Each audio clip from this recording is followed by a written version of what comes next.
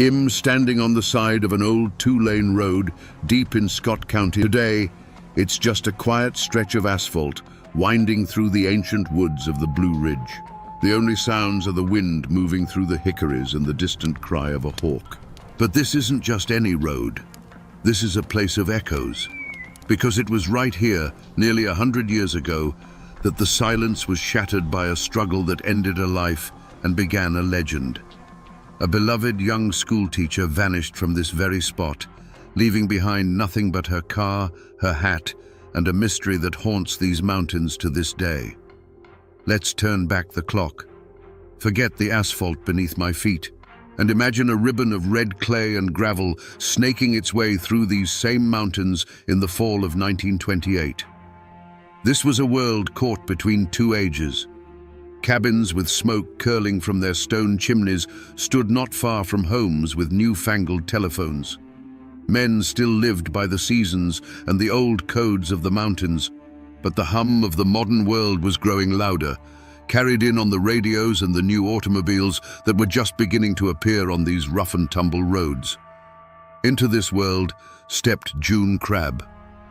At 21, she was the very picture of that modern world. She was educated, bright, and filled with a quiet determination that set her apart. She was the teacher at the little one-room, big-cut schoolhouse, a position of immense respect in a community that valued learning but had few who could provide it.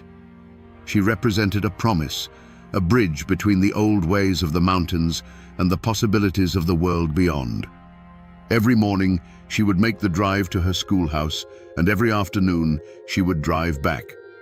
And she did it in her very own Ford coupe. You have to understand what a sight that was back then. In a land where most people still relied on a mule or their own 2 feet, a young woman, independent and in command of her own machine, was a powerful symbol. That car wasn't just transportation, it was a declaration of freedom. It was her future, rolling along the dirt roads of the past. Her students adored her. For the children of coal miners and farmers, she was a window to a bigger life. She taught them arithmetic and literature, but more than that, she taught them that a girl from Scott County could achieve anything. At home, she was a beloved daughter. Her family, especially her father, saw in her the fulfillment of a dream, that their children would have more opportunities than they ever did. June Crabb wasn't just a person. She was the pride of her family and a beacon for her community. But this land, for all its beauty, held a deep and abiding sense of isolation. The forests that surrounded these roads were dense and ancient, capable of swallowing any secret. It was a place where everyone knew each other's business, yet the most important things often went unsaid. The very independence that made June a symbol of progress also made her a solitary figure on that lonely drive home, a single point of light traveling through miles of deep, dark woods. On the afternoon of Friday, September 14th, she dismissed her students for the weekend, gathered her books, and started her Ford coupe for a journey she had made countless times before, completely unaware it would be her last. Now, I'm not a detective from 1928. I don't have access to the original evidence bag, but local archives, God bless them, they keep everything. And in the files for this case, there are detailed descriptions and, in some accounts, a grainy photograph of the most important clue found at the scene. It's a simple thing, really. A lady's cloche hat, the kind every fashionable young woman wore in the 1920s. Looking at a picture of it, you can almost feel the felt. It's unassuming, maybe with a small ribbon or a simple pin. But this hat is the key to understanding the first terrifying moments of June's disappearance. Her school books were on the seat, her paycheck was in her purse, but her hat was on the floorboard of the car, reportedly scuffed and slightly crushed, as if it had been knocked from her head in a sudden violent motion. You see, back then, a hat wasn't just an accessory. It was an essential part of a woman's public identity. A respectable young teacher like June would no more leave her car without her hat than she would without her shoes. Its presence on that floorboard was a silent, desperate scream. It told the searchers, and it tells us now, that this wasn't an elopement. This wasn't a young woman running away. She was taken, ripped from her car, fighting for her life. This simple, forgotten object transforms the scene from a mystery into a portrait of violence and raises the chilling question, who in this tight-knit community would dare to lay hands on June Crab? The truth is, the deepest dangers in these mountains rarely come from a faceless stranger passing through. The real threats have names and faces and history. And while the lawmen looked for some wandering tramp, the whispers in the hills told a different story. They spoke of a young man, the son of a family whose name carried the weight of land, money, and influence. A young man who walked through the world as if he owned it, because in many ways, he and his family did. He'd taken an interest in June Crab. It was the kind of attention a hawk pays a songbird. He saw her independence not as something to be admired, but as a challenge. He saw her beauty as something he was entitled to. By all accounts, he made his intentions known, expecting her to be flattered by the attention of a man from such a powerful clan. But June Crab was not a prize to be won, and she was not easily intimidated. She turned him down. Politely, the stories say, but with a firmness that left no room for argument. And for a boy raised to believe the world owed him everything, that simple no, delivered in plain sight of the community, was a public slap in the face. It was an insult to his pride, and more importantly, to the pride of his family name. The tension began to simmer then. A resentful stare held a second too long at the town mercantile, a muttered comment about the city girl teacher and her fancy automobile. It wasn't just a personal rejection anymore. To him and to his kin, June Crab and everything she represented, her education, her confidence, her refusal to bow to the old order of things, was a threat. The conflict wasn't over a single word. It was a clash between the old power of blood and land and the new power of a woman's own will. And in the heart of Appalachia in 1928, that was a conflict that could only fester and grow, like a poison ivy vine climbing the side of an old stone wall. These old mountain stories don't live in dusty court records. They live in people. They're passed down from grandmother to granddaughter, whispered over quilting frames and snapping beans on the porch. To find the heart of this story, you have to find one of those keepers of memory. I found one, an elderly woman living in a small white house not 5 miles from where June Crab's car was found. Her mind is as sharp as a newly honed axe, and her great-aunt was one of June's closest friends. She sat me down in her living room, a room filled with the quiet ticking of a grandfather clock and the scent of lemon oil and old wood. She told me the official story of the jilted lover was close, but it missed the most important part. It wasn't just a private rejection.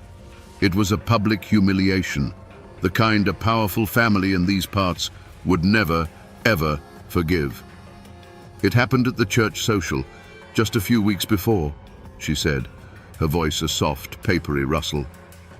The young man from that powerful family, full of corn liquor and arrogance, cornered June by the dessert table. He wasn't asking for her company. He was telling her she would grant it. In front of half the county, he tried to put his hand on her, to claim her like a piece of property. And June, in her quiet, dignified way, moved his hand off her arm and put him in his place. Her great-aunt said she didn't yell or make a scene. She just used words, calm, clear, and sharp as glass. She told him that her time and her person were her own, and not for him to command. The crowd went silent. You could have heard a pin drop on the grass. The young man's face went from white to red, and the look in his eyes, the old woman told me her aunt had said, was a look of pure, murderous rage. He had been shamed in front of everyone by the very woman he sought to possess. My great-aunt always said that was the moment it was sealed, the woman finished, looking out her window towards the mountains. It wasn't about love anymore. It was about pride. And around here, a man's pride, especially a man from a family like that, well, it's a dangerous and fragile thing. She said his pride had been so badly broken, the only thing that could mend it was to break her. That public shaming at the church social was a lit fuse. For the young man, The laughter he imagined behind cupped hands, the knowing glances exchanged between neighbors. It was all a torment. But for his father, the patriarch of the clan, it was something far worse. It was a stain on the family name, a challenge to the authority they had held in these mountains for generations. In their world, power wasn't just held, it had to be seen to be held. And a young schoolteacher, an outsider in their eyes, had openly defied them and walked away unscathed. Shame in that world was a living thing. It sat at the dinner table with them, a silent, unwanted guest. It followed them into town, and it demanded to be cleansed. The discussions that followed were not about forgiveness or letting things go. They were quiet, cold, and took place in the shadows of the porch after dark. They were discussions of honor, of lessons that needed to be taught. The phrase that would have been repeated in one form or another was simple and deadly. She can't be allowed to get away with that. June likely felt the shift in the air, a friendly nod in town that was no longer offered, the sudden silence that fell when she entered the general store. Friends of her family may have even offered veiled warnings, telling her to be careful on her drive, to not stop for anyone. But June Crabbe was cut from a different cloth. She would not be scared away from her school, from her students, or from her life.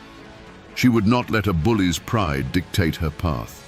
Her courage, the very thing that made her so remarkable, was now painting a target on her back.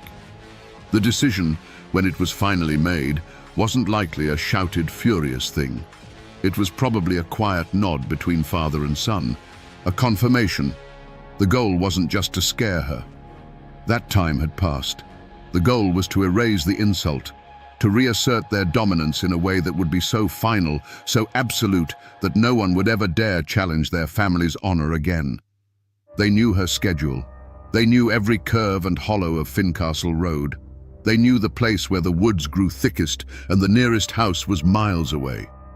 The plan was set. The trap was baited with the mundane routine of a Friday afternoon. The point of no return had been crossed, not in the heat of a public argument, but in the cold, calculated whisper of a family's wounded pride. So I've come back to the spot on Fincastle Road. The modern pavement is a black scar laid over the memory of the old red clay, but the bones of the land haven't changed. And when you stand right here, you understand why they chose this place. The road takes a sharp, blind curve. On one side, the mountain falls away into a steep, wooded ravine. On the other, the forest floor rises up, thick with underbrush and ancient trees that crowd right up to the shoulder. There are no houses, no fields, just the road and the woods. There are no bullet holes in a wall here, no lone chimney standing against the sky. The scars on this landscape are more subtle. They are the tactical advantages of the terrain itself. This blind curve is a natural ambush point, a place where a waiting car could be hidden until the last possible second. The dense wall of trees is a perfect backdrop for a man to step out of, blocking the way. The silence itself is the evidence. Even now, with the world just a few miles away, this spot feels utterly and profoundly isolated. Right here, this patch of gravel on the shoulder of the road. You can almost see the ghosts. You can almost feel the change in the air as a familiar drive home turned into a nightmare. This is where June Crabbe's Ford coupe slowed to a stop. This is where a shadow detached itself from the other shadows of the forest. Each stone on this roadside, each root snaking out from the bank, is a silent testament to the terror of that afternoon. This is the stage, perfectly set for the heart of darkness that was about to unfold. As June rounded that last blind curve, the familiar rhythm of her journey home was broken. Another car, dark and hulking, was stopped sideways, completely blocking the narrow road. It was an unnatural sight, a silent black predator waiting in the path. Her foot moved to the brake, her mind racing through possibilities. Engine trouble, an accident. But the cold knot that formed in her stomach told her this was no chance encounter.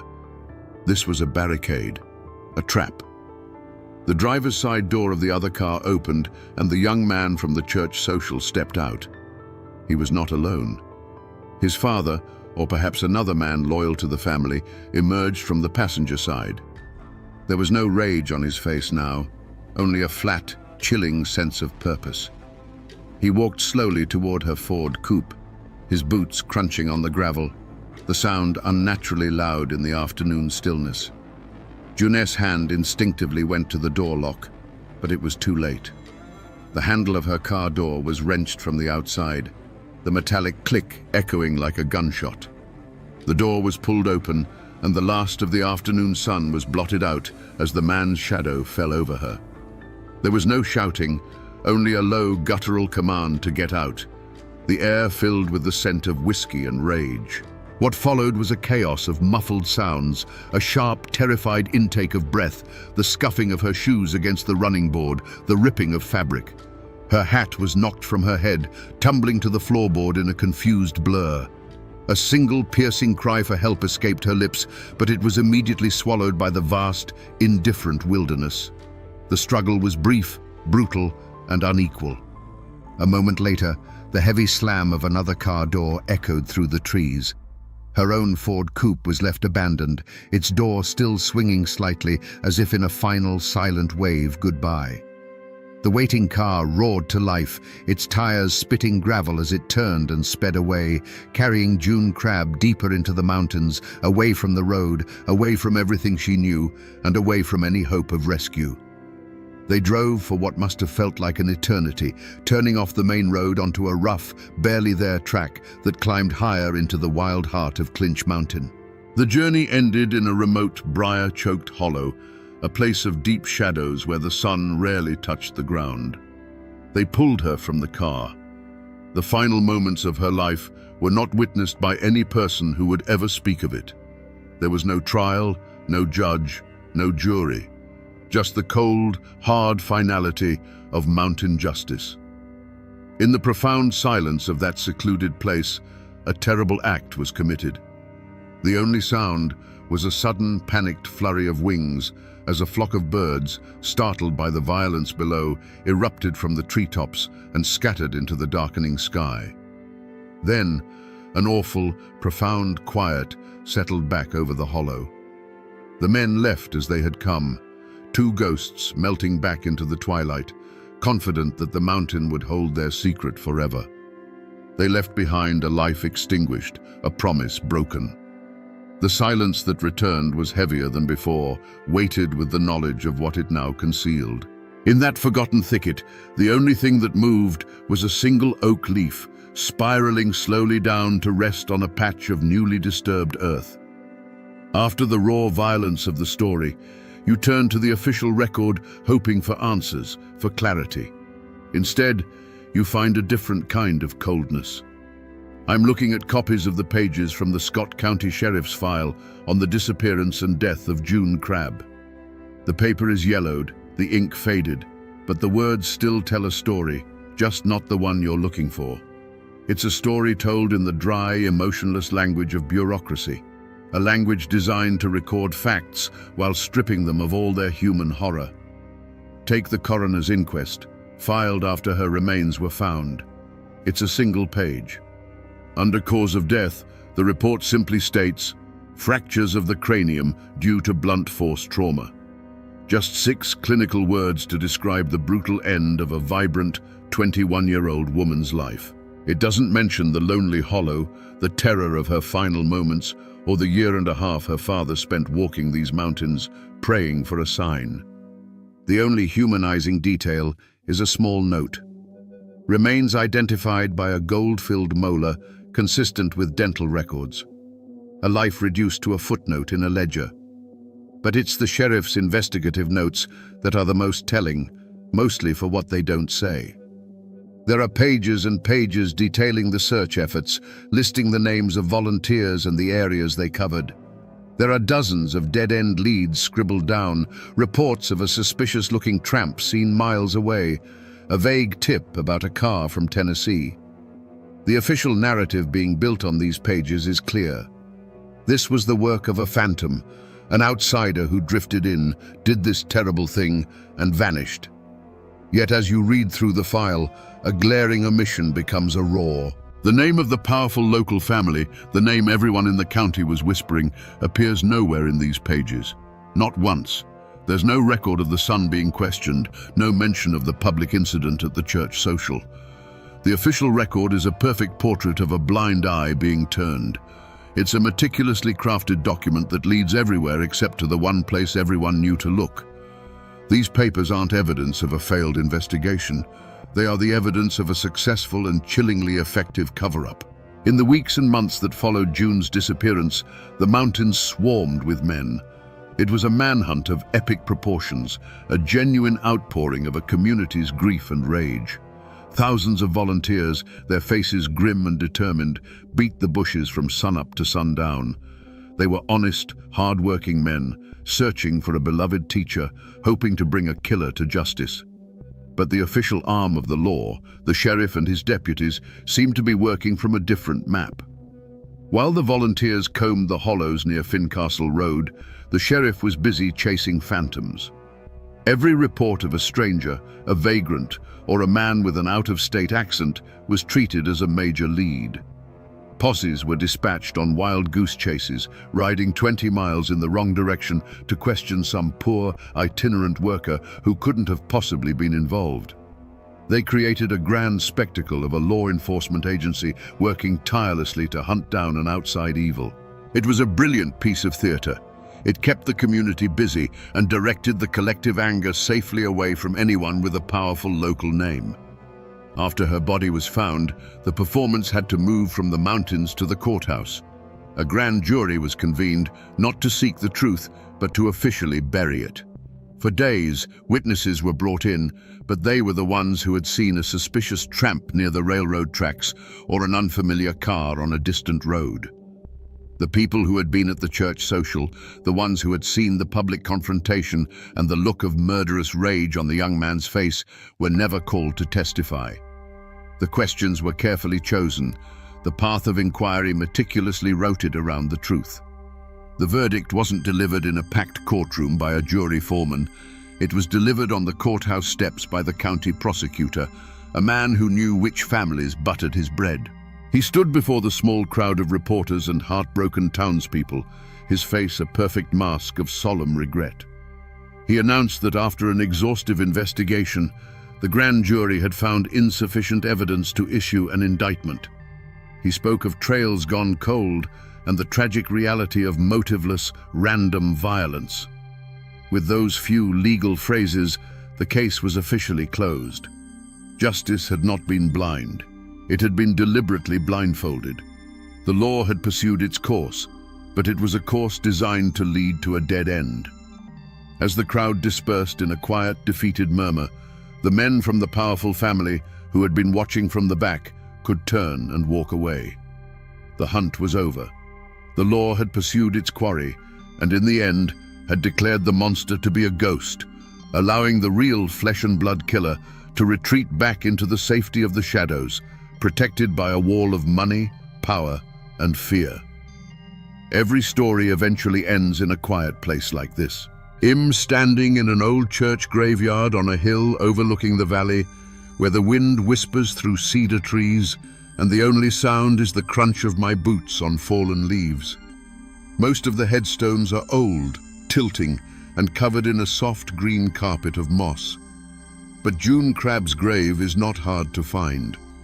Her family, and those who remembered, tended to it for years. It's a simple, modest stone with a small carved lamb at the top, a symbol of innocence. The dates carved into the weathered marble tell the whole tragic story. 1907, 1928, 21 years, a life that had barely begun. You stand here before this quiet stone, and you feel the weight of all that lost potential. The students she would have taught, the family she never had. It's a place of profound and lingering sadness. But the story doesn't end with this single stone.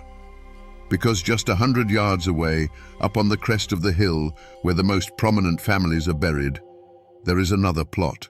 It's a grand affair, marked by a large, polished granite monolith, the family name carved in big, proud capital letters for all the world to see. And there, in the shadow of that monument, is another grave. It's the grave of the young man who could never accept the word no. His dates tell a different story. He lived a long, full life, dying of old age, surrounded by family. They lie so close now, separated by a small patch of grass and an immeasurable gulf of sin. He, the perpetrator, under a proud stone proclaiming his family's legacy. She, the victim, under a humble marker of a life stolen away. You can't help but notice the cruel irony. Enemies in life, neighbors in death, resting in the same Appalachian soil. Looking from his grave back to hers, you're left with a haunting question. The law couldn't touch him. The community was too scared to.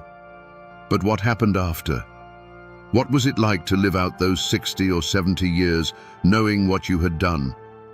What shadows followed him home from that courthouse, and did they ever leave him be? After the courthouse doors closed and the official story was written, a heavy, suffocating silence fell over Scott County. For the Crabb family, it was the silence of a home hollowed out by grief. The light simply went out of their house. Junet's father, a man who had tirelessly walked every inch of these mountains searching for his daughter, was a broken man. He had lost his child, and then he had been forced to watch as her killer walked free, shielded by the very system that was supposed to protect them. They had no recourse, no appeal. To speak the truth aloud would have been to invite ruin, or worse, upon the rest of their family. So they carried their sorrow quietly, a private agony that would follow them to their own graves. For the young man and his family, life went on with an almost defiant normalcy. He married a girl from a neighboring county, had children, and in time became a respected businessman, just like his father. Their name continued to be synonymous with power and influence. They attended church on Sundays, donated to local causes, and held their heads high. They had proven their point.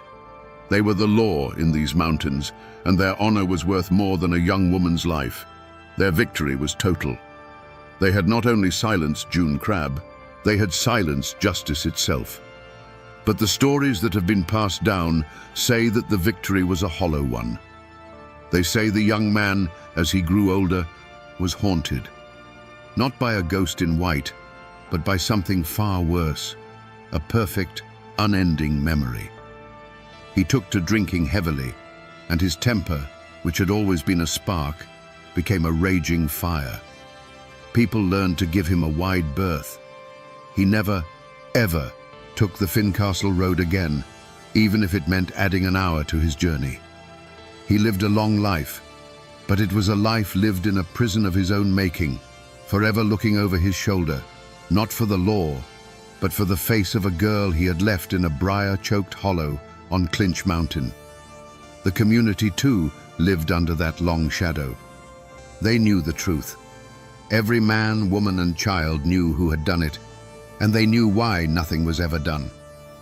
The case of June Crabb became a quiet, bitter lesson in the two kinds of justice that existed in the mountains, one for the common folk and another for the powerful. It bred a deep and lasting distrust that soured relationships for a generation.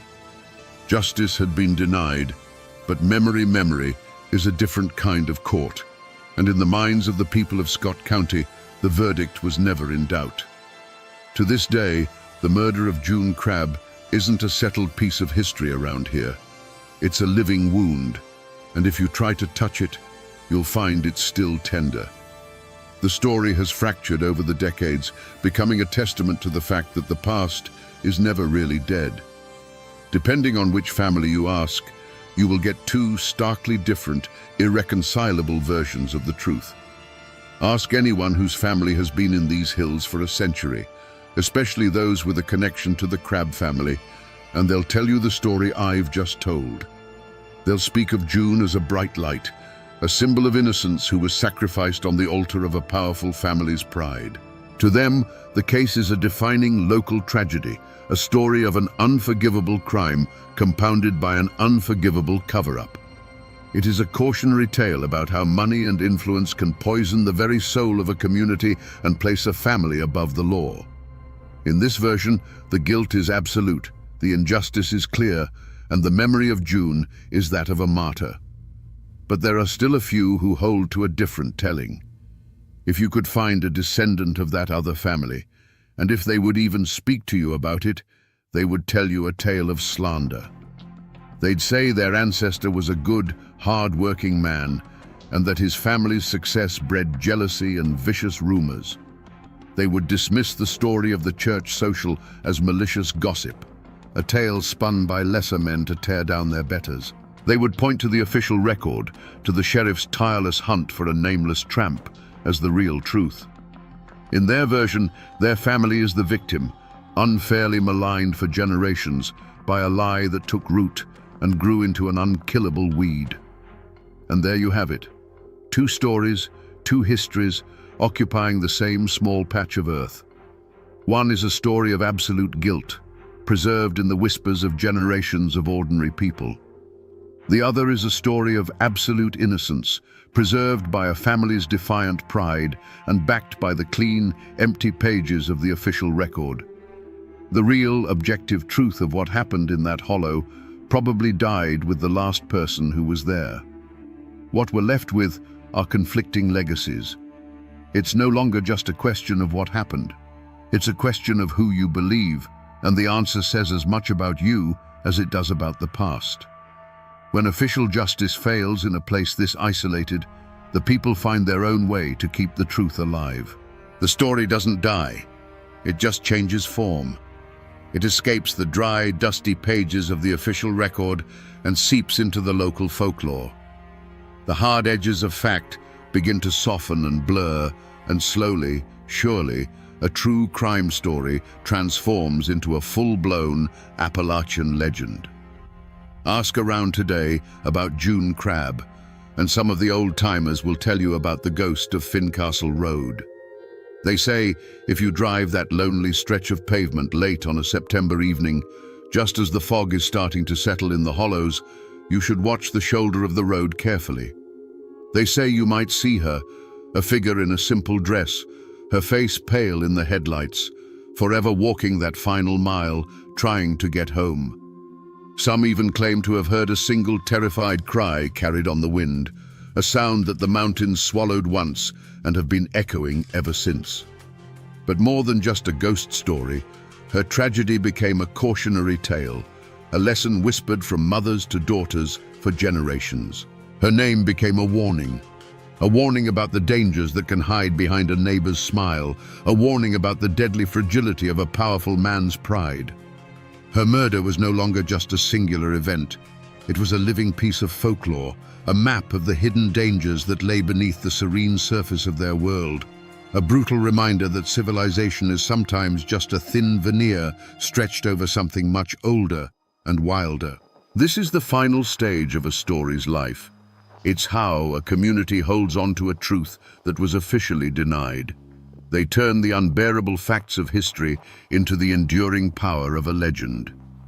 The names of the guilty men might be spoken only in hushed tones, but the spirit of the story, the ghost of it, remains forever a part of the landscape, a permanent chill in the air on an otherwise quiet country road. So we find ourselves back where we started, on the side of this quiet, lonely road. The sun is lower now, casting long shadows that stretch across the asphalt like dark fingers. But it's not the same place it was when we began this journey. An hour ago, this was just a stretch of road. Now, it's a stage. The trees are the silent witnesses. The wind in the leaves carries the whispers of a story that this place has held for nearly a century. A story of a bright life ended and a dark secret kept. We went looking for the truth of what happened to June Crab, and we found it. Not in the official reports, but in the memories passed down through generations, in the cold logic of the landscape, and in the glaring empty spaces within the official record. We pieced it together, from the crushed hat on the floorboard to the two graves resting on the same hill. That's the power of these forgotten corners of the world. The next time you drive past a crumbling stone chimney standing alone in a field or see a forgotten cemetery being slowly reclaimed by the forest, remember this. They aren't just empty spaces. They are libraries filled with the stories of the people who came before us. Stories of love, pride, and the terrible choices that can echo forever. The Ford coupe has long since turned to rust. The men who did this and the men who covered it up are nothing more than dust and names on a family tree. Everything from that terrible September afternoon is gone. The people are gone. The evidence is gone. But the story remains. Imagine waking one morning to find a bundle of freshly cut willow branches tied to your front door. In the lawless hills of 19th century Kentucky, this wasn't a gift. It was an ultimatum, a final warning from a secret army that judged you in the dead of night. They called themselves the White Caps, angels of justice who promised to bring order to a land drowning in chaos. But the whispers that still echo through these hollows tell a different story. A story of how saviors became monsters and how the quest for justice turned into a thirst for blood and power. How did a committee of concerned farmers become a hooded terror that ruled by the whip and the rope? Today, we separate the legend from the brutal truth and uncover the story of the Whitehead clan. To understand the White Caps, you first have to understand their world. Picture the mountains of eastern Kentucky in the years after the Civil War. This wasn't just a place, it was a world apart. A labyrinth of fog-shrouded hollows and impassable ridges that kept the modern world at bay. Life here was governed not by clocks or calendars, but by the rising of the sun and the turning of the seasons. Families lived on isolated farmsteads, miles from their nearest neighbor, carving out a life from the stubborn, rocky soil. The creek was their water, the forest their larder, and the Bible their law.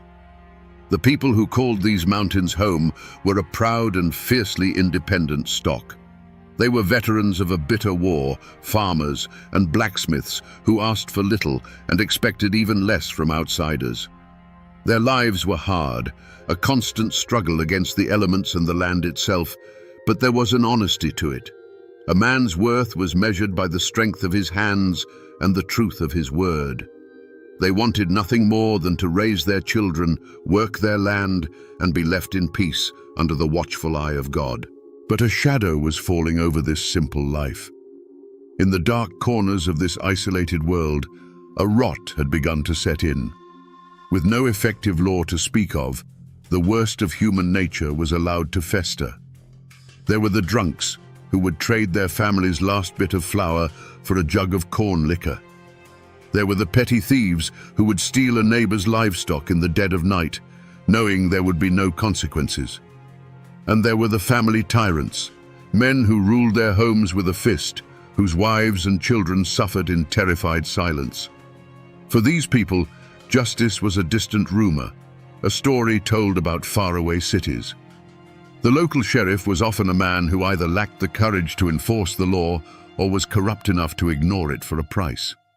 To take a grievance to the county court was an expensive days-long journey that most couldn't afford, and even then, a mountain man's word meant little to a flatland judge. Honest, hard-working families felt powerless, watching as the fabric of their community was torn apart by men who feared neither God nor government. A quiet desperation began to settle over the valleys. It was a feeling shared in hushed conversations around the pot-bellied stove at the general store and in prayers whispered in small clapboard churches. People felt abandoned, left to fend for themselves against the growing chaos. And in that fertile ground of fear and frustration, a dangerous seed was planted. It was the old mountain idea that when the law fails, men must make their own. They didn't know it yet, but they weren't just seeking justice. They were about to unleash a terror far worse than anything they had ever known. The change didn't happen overnight. It didn't start with a gunshot or a hanging, but with a whisper. A whisper that traveled from farm to farm, a shared frustration that finally found a voice in a secret meeting in an old barn. They were respected men, farmers, veterans, even a preacher or two, men who had simply had enough. They decided that if the law wouldn't protect their families, they would become the law.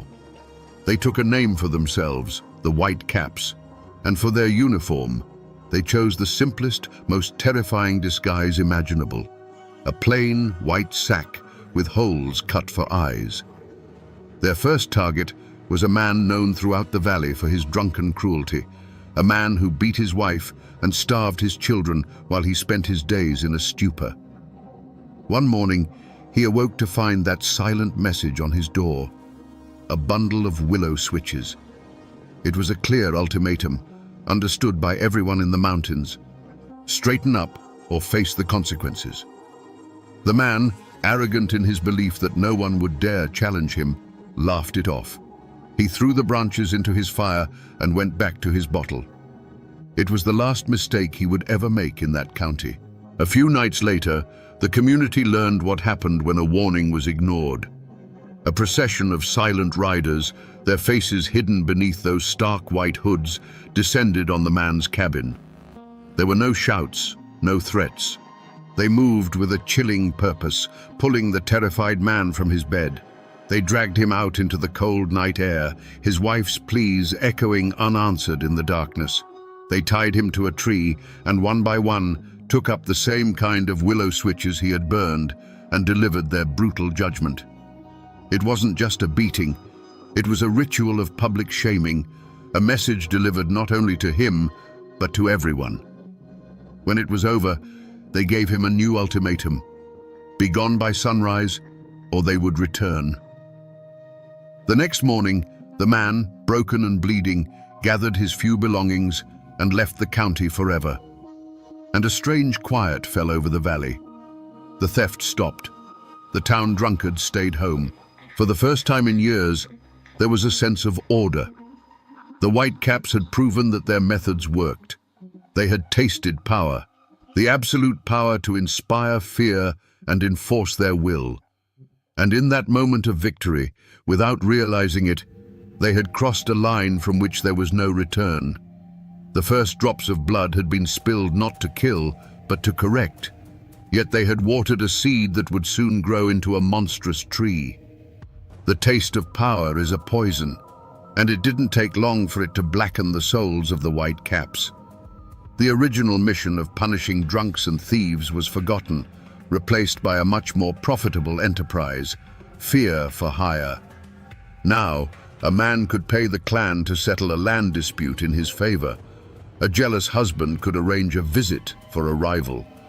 The White Hood was no longer a symbol of justice. It had become a mask for greed, revenge, and pure, unadulterated terror. The willow switch was no longer enough. The lessons they taught now were final. Their new reign was cemented not by punishing the guilty, but by making an example of the innocent. Consider the story of a farmer, a man respected for his honesty and hard work. His only crime was courage. He had stood up in a public place and called the White Caps what they had become, a gang of cowardly bandits who hid their faces. He refused to join them, refused to be silent. He knew the risk, but his mountain pride would not let him bow to them. The White Caps heard his words, and a death sentence was passed in the shadows. One moonless night, the family's dogs, usually fierce protectors, let out a single terrified yelp before falling silent. A moment later, the cabin door didn't just open. It exploded inward, splintering off its leather hinges.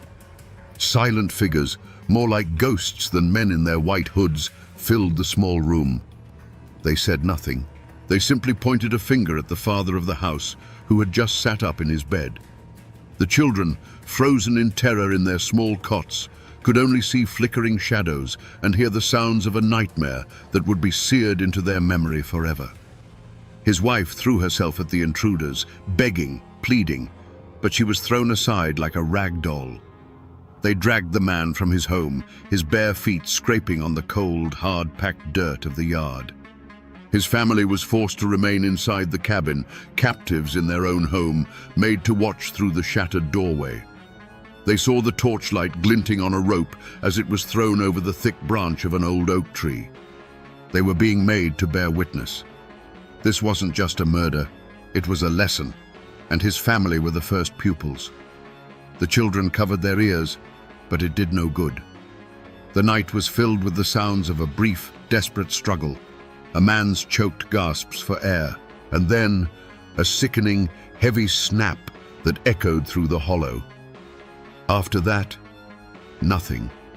Just the creak of the rope and the chirping of the crickets, who seemed entirely indifferent to the horror that had just unfolded. The world had turned into a hell of screams, followed by a ringing, absolute silence that was somehow even worse. The hooded figures didn't linger. They melted back into the woods as silently as they had come, leaving the torch sputtering in the dirt. They left behind a grieving family and a dark shape twisting gently in the night breeze. When the first grey light of dawn touched the mountain, the neighbors would find the scene. They would see the unspeakable trophy hanging from that oak tree, and they would understand the Whitecap's new gospel. Keep your head down, keep your mouth shut, because in these mountains, speaking the truth was a sin punishable by death. When the sun finally rose, its light did little to chase away the darkness. It only served to illuminate the horror. The first neighbor to pass by stopped dead in his tracks, his breath catching in his throat. He didn't run for the sheriff. He didn't cry out in alarm. He simply turned his wagon around and went to fetch other men, speaking in low, grim whispers. There was no question of who had done this. The sight of the body, a terrible monument to the price of defiance, was a signature left by the Whitecaps. Quietly, with grim reverence, the men cut him down and carried him back to his grieving family, their faces hard masks of fear and fury they dared not express. For the widow and her children, the world had ended. Their home was no longer a sanctuary, but a tomb haunted by the final moments of a man they loved. Every creak of the floorboards, every rustle of leaves outside was a fresh wave of terror. They couldn't stay. There was no justice to be found here, only the constant, suffocating presence of the murderers, who could be any of the men they saw every day. Their fight was not for justice, but for survival. Within a week, they packed what little they could carry, abandoned the farm their family had worked for generations, and disappeared, becoming refugees from their own home. Their departure sent a clear message to the entire county. The Whitecaps had won. A thick, suffocating blanket of silence fell over the hills and hollows. No one spoke of the murder above a whisper, and never to an outsider. The code of silence was now absolute. A new, more insidious fear took root, a paranoia that turned neighbor against neighbor. Who was hiding beneath those hoods? The man who sold you flour at the general store? The blacksmith who shod your horse? Even the preacher who spoke of God's law on Sunday? You could trust no one. An invisible empire was being built, and its mortar was the blood of good men. The local sheriff eventually rode out to the abandoned farmstead. He looked at the rope burns on the oak branch, asked a few half-hearted questions to neighbors who suddenly couldn't remember a thing, and wrote a report he knew would lead nowhere. Perhaps he was a coward, too afraid of the hooded men to conduct a real investigation. Or perhaps, and this was the most chilling thought of all, he was one of them, his badge just another mask he wore during the day. His visit was a formality, a hollow gesture that only proved one thing: the law of men had no power here anymore. The hunt for the culprits never began. How could it? You can't arrest a ghost, and the Whitecaps had become something more than men in the terrified minds of the people. They were specters of vengeance, ghost riders who emerged from the night fog to enforce their own brutal commandments.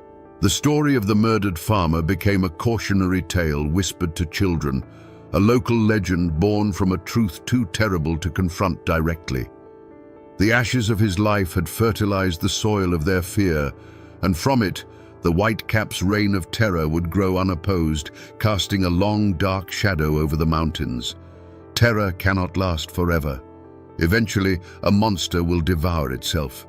The Whitecaps grew too bold, too greedy, and their violence became indiscriminate. When they murdered the family of a state legislator over a petty land dispute, they finally crossed a line that even the cowed local authorities couldn't ignore.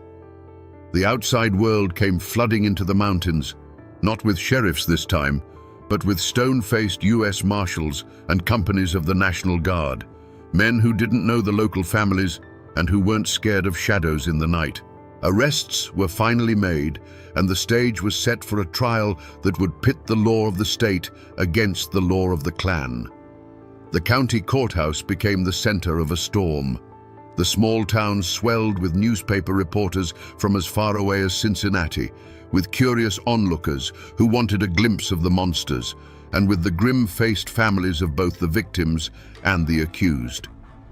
Armed guards stood on the courthouse roof, their rifles glinting in the sun, a clear sign that this was not ordinary justice.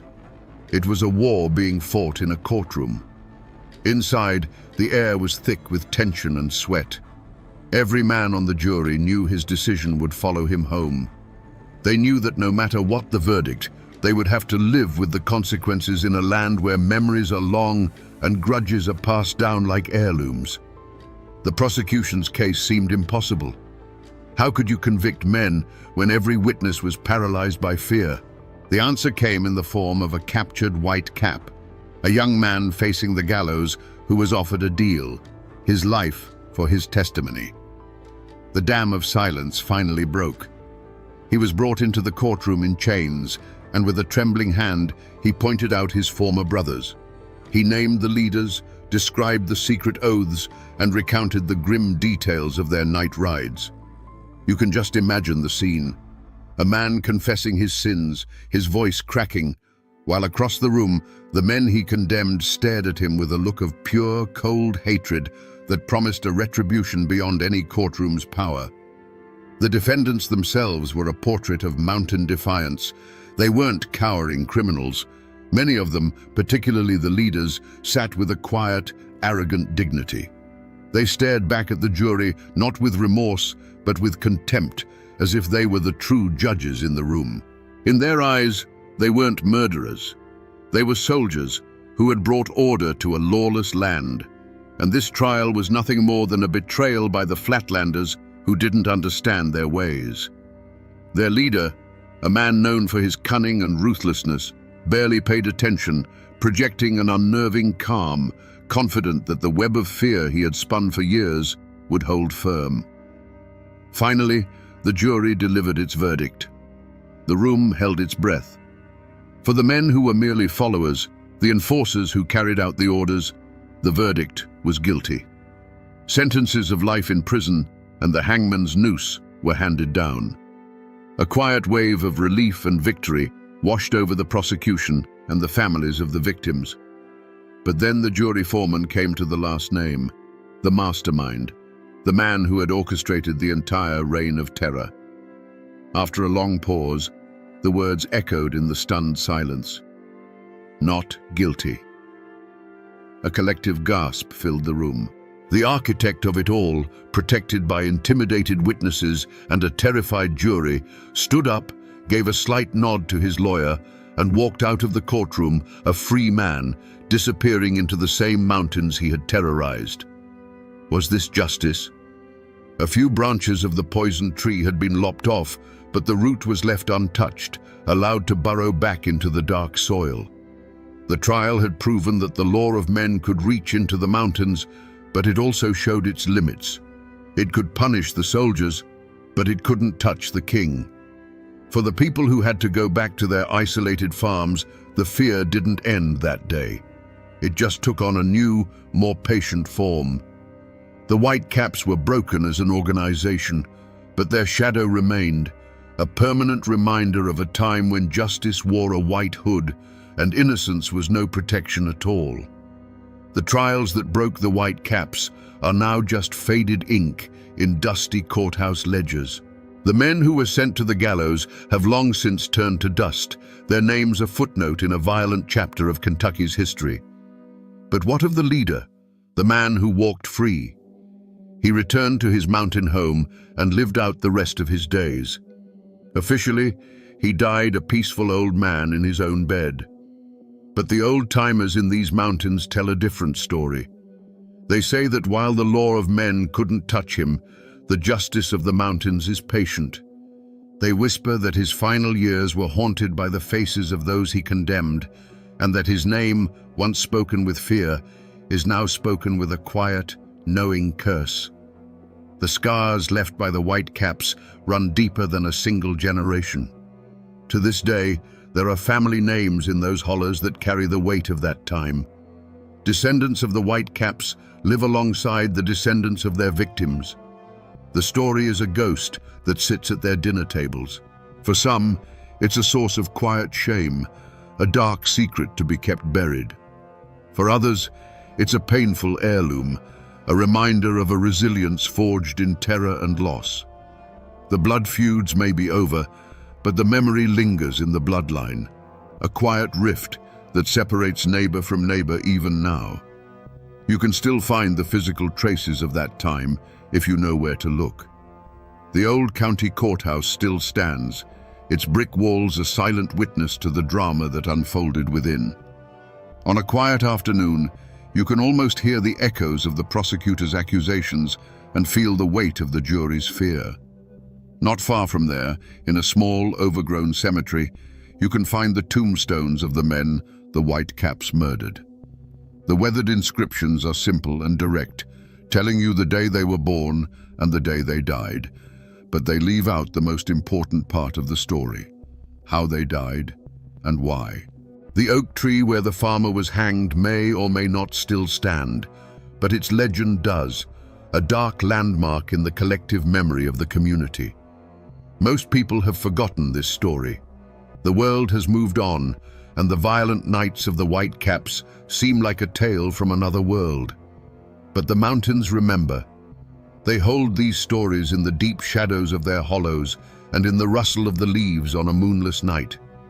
The official histories may have been written, but the true story, the human story of terror, courage, and survival, is preserved in the oral tradition passed down from one generation to the next. It has become a part of the landscape itself, a ghost that walks these hills, reminding us that the past is never truly gone. It's just waiting in the silence to be heard. So we come back to the question we started with, the one that hangs over this entire story like a mountain fog. How did a group of men who only wanted to protect their families become the very monsters they sought to destroy? The answer is as simple as it is terrifying. The Whitecaps weren't born evil. They were created by a vacuum, a space where law and order had died, and something had to take its place.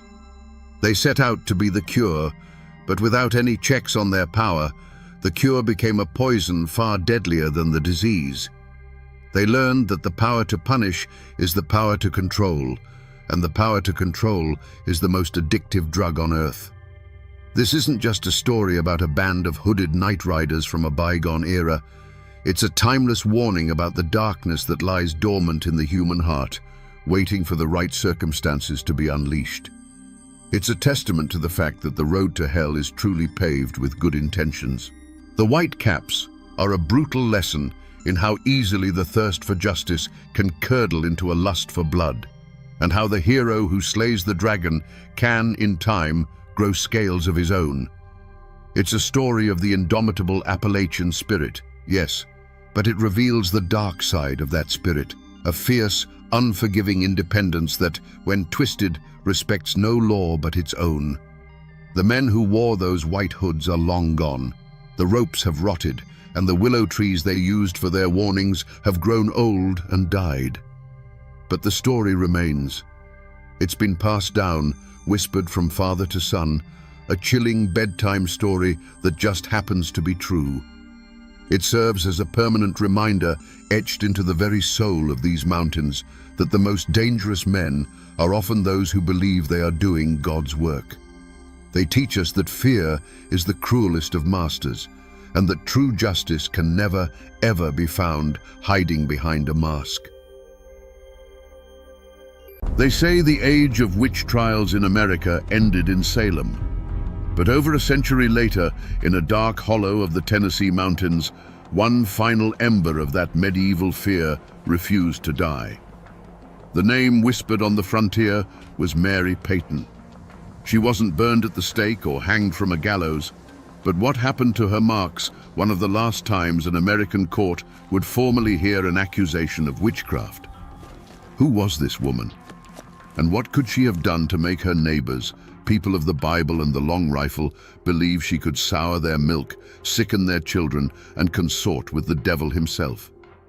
Tonight, we trace the story of a forgotten name to understand how a community's fear can be a more terrible sentence than any judge's verdict. To understand Mary Peyton, you have to understand the soil she grew from. She was born into a world perched on the knife's edge between raw survival and unshakable faith.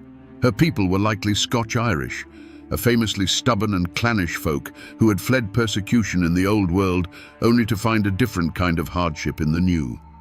They brought with them their Presbyterian God, their distrust of authority, and a mind filled with tales of bogles, fetches, and the good folk, beings that Christianity had never fully managed to stamp out. Mary grew up in a log cabin chinked with mud and moss, where the hearth was the center of the universe and the dark woods outside were an endless, living mystery. Life was a brutal teacher. She would have seen siblings taken by fevers before they could walk, watched her parents' faces etched with worry over a failed crop, and learned from infancy that a single bad winter or a sick milk cow could mean the difference between life and death. The world was governed by forces you couldn't see, whether it was the hand of God or something far more ancient and sinister. From a young age, it was clear Mary walked a slightly different path. While other girls were learning the loom, Mary was learning the woods. Her mother, or perhaps a grandmother, was a granny woman, a keeper of the old knowledge. She taught Mary which roots could break a fever, which leaves could soothe a burn, and which mushrooms could kill a man. Mary had a gift for it. She had a quiet way with animals and a knack for finding the rarest herbs, as if the land itself spoke to her. There was a story, told long after, about a time when a neighbor's prized hunting dog was bitten by a copperhead. The dog's leg swelled to twice its size, its breathing grew shallow, and the man had all but given it up for dead. Mary, then just a girl, appeared at the edge of his property with a poultice of crushed plantain and mud. Without a word, she applied it to the wound. The next morning the swelling was down, and within a week the dog was chasing rabbits again. The man was grateful, but he was also unnerved. It just wasn't natural, the way she knew. This event forged the code Mary would live by. She learned that her knowledge was a double-edged sword. It could heal, but it could also create fear. Her code was one of fierce self-reliance and guarded silence. She came to trust the certainty of the seasons more than the fickle nature of people. She understood that in these mountains, a woman who knew too much, who lived too much on her own terms, was a person who invited whispers. And so, she was shaped not just by the hardships of the frontier, but by its deep-seated paranoia. She was a true daughter of Appalachia, resourceful, tough, and intimately connected to the land. But that very connection, the source of her strength and her identity, was the same thing that would one day be used to brand her as an outcast. A vessel for the very evil her neighbors feared was lurking just beyond the firelight. But before the whispers turned to accusations, Mary Peyton had a life. For years, she was a quiet, respected fixture in her small corner of the mountains. In a place with no doctors for 100 miles, Mary was the one you went to when a child's cough turned into a death rattle in the middle of the night, or when a woodsman's axe wound wouldn't stop bleeding. She was, for all intents and purposes, the community's healer, a necessary shadow at the edge of their society. Imagine a young husband, wild-eyed with panic, pounding on her door in the dead of winter. His wife's first child is coming, but it's turned sideways and the labor has gone on for 2 days. The air in their cabin is thick with fear and the scent of blood. Mary would arrive with her leather satchel of dried herbs and roots, a figure of calm in the storm. She wouldn't speak of God or the devil. She'd speak of raspberry leaf tea to ease the pain and the right pressure to apply to the mother's back. Hours later, through her skill alone, the cabin would be filled not with the sounds of mourning, but with the cry of a newborn. Her payment wasn't in coin, but in kind. A sack of meal, a cured ham, a length of homespun cloth, tokens of a desperate gratitude. She asked for little and kept to herself, tending the garden behind her small, well-kept cabin. The place was a world of its own, every inch filled with purpose. Bundles of yarrow, goldenrod and ginseng hung drying from the rafters, their earthy scent mingling with the constant aroma of wood smoke. Glass jars filled with salves and tinctures lined the shelves. This was the world she had built, a life of quiet competence and solitude after her husband had passed years before. This life, however, was built on a foundation of trust as thin as a winter's first ice. The very people who sought her help in the darkness of the night would sometimes look away when they passed her on the path in the bright light of day. They needed her knowledge, but they did not understand it. It was a power that came not from the preacher's Bible, but from the earth itself, and this made them uneasy. Mary Peyton lived in that fragile space between reverence and fear, a respected healer who was only one failed crop, one sick child, one unexplained misfortune away from being something else entirely. Mary Peyton's greatest strength was also the seed of her undoing. It wasn't pride in the way a rich man feels it, but an unbending, almost defiant self-possession. She trusted the evidence of her own eyes and hands far more than she trusted the pronouncements of preachers or the gossip of her neighbors. In a society held together by conformity and shared belief, Mary's refusal to bend her own knowledge to fit the fears of others was a quiet but constant act of rebellion. She had no patience for foolishness, and she would not pretend otherwise. This flaw was laid bare on a crisp autumn Sunday.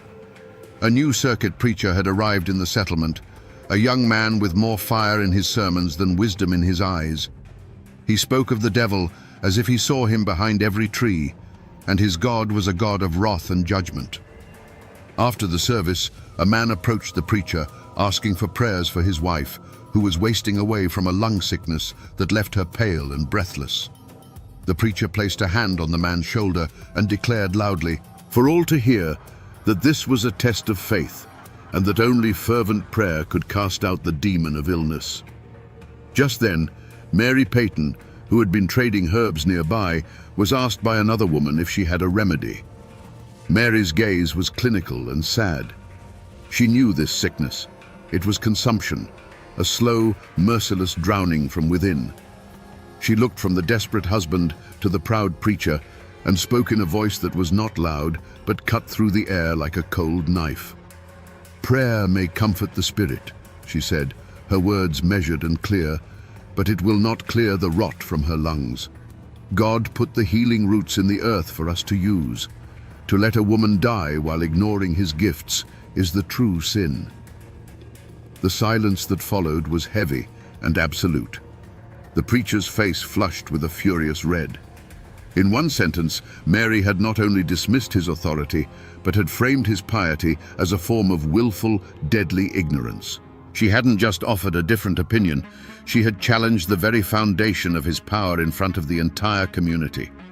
He saw her not as a healer, but as a rival, a purveyor of an older, darker knowledge that stood in direct opposition to his word. That day, Mary didn't just make an enemy of a powerful man, she showed everyone the crack in her armor. She had demonstrated that she stood apart, governed by her own code, her own wisdom. She would not bow, she would not flatter, and she would not pretend to believe what she knew to be untrue, even for the sake of peace. That stubborn, unwavering honesty in a world fueled by fear was the most dangerous flaw of all. The spark landed in the Miller cabin. Their youngest boy, a child who had been healthy and strong just a month before, was seized by a wasting sickness. A fever burned like a coal behind his eyes, and he grew thinner each day until his skin was like parchment stretched over bone. Desperate, the Millers did as the circuit preacher commanded. They prayed, they fasted, they looked for sin in their own hearts. But the boy only worsened. Then other things began to happen. Their best milk cow went dry overnight.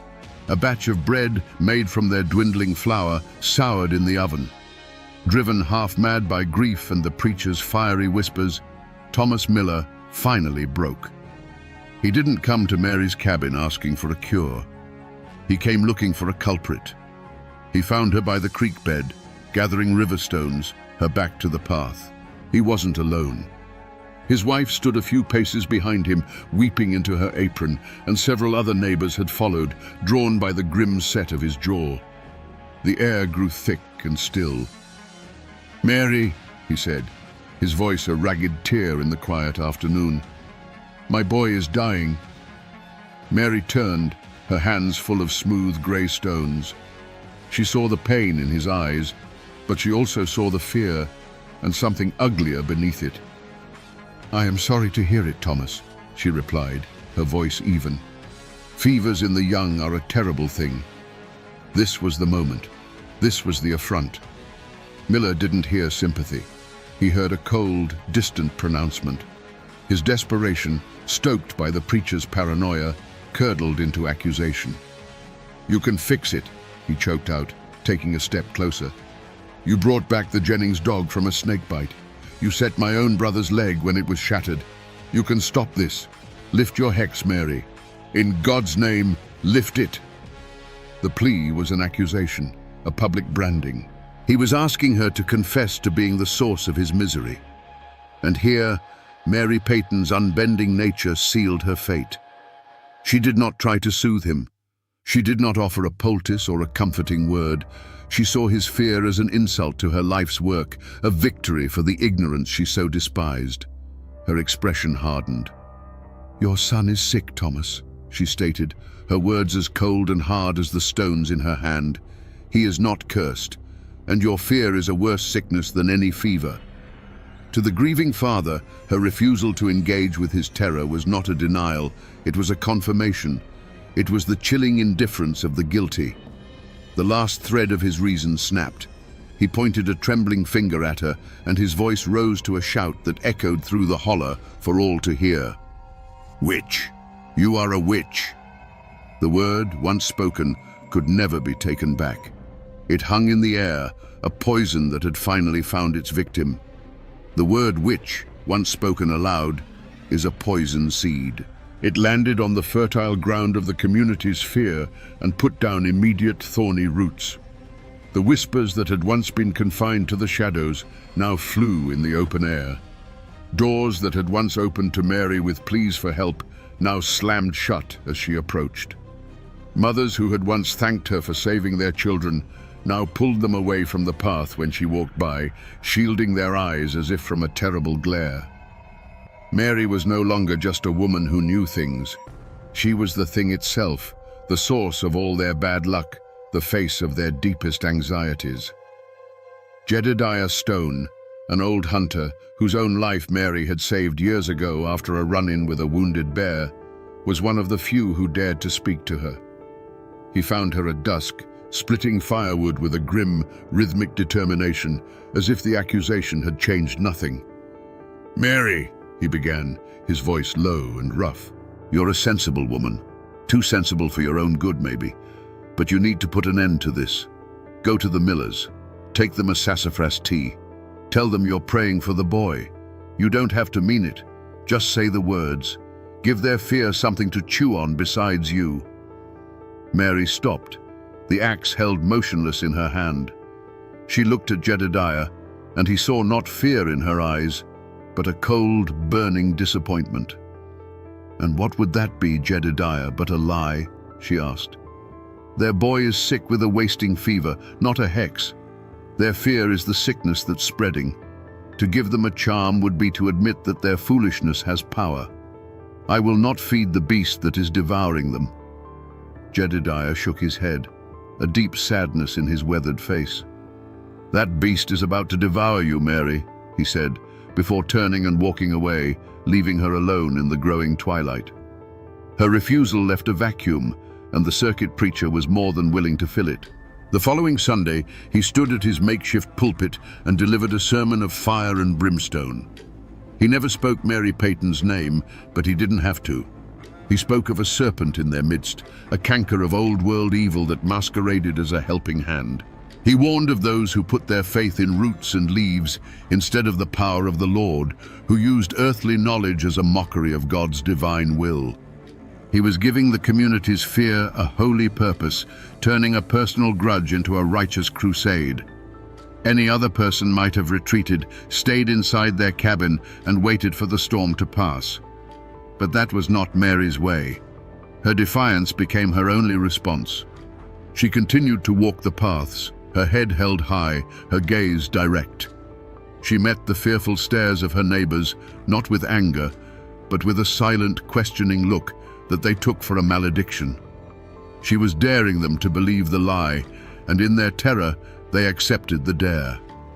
Each decision she made, born from her unshakable integrity, was another nail in her own coffin. A dead bird, its neck snapped, appeared on her doorstep.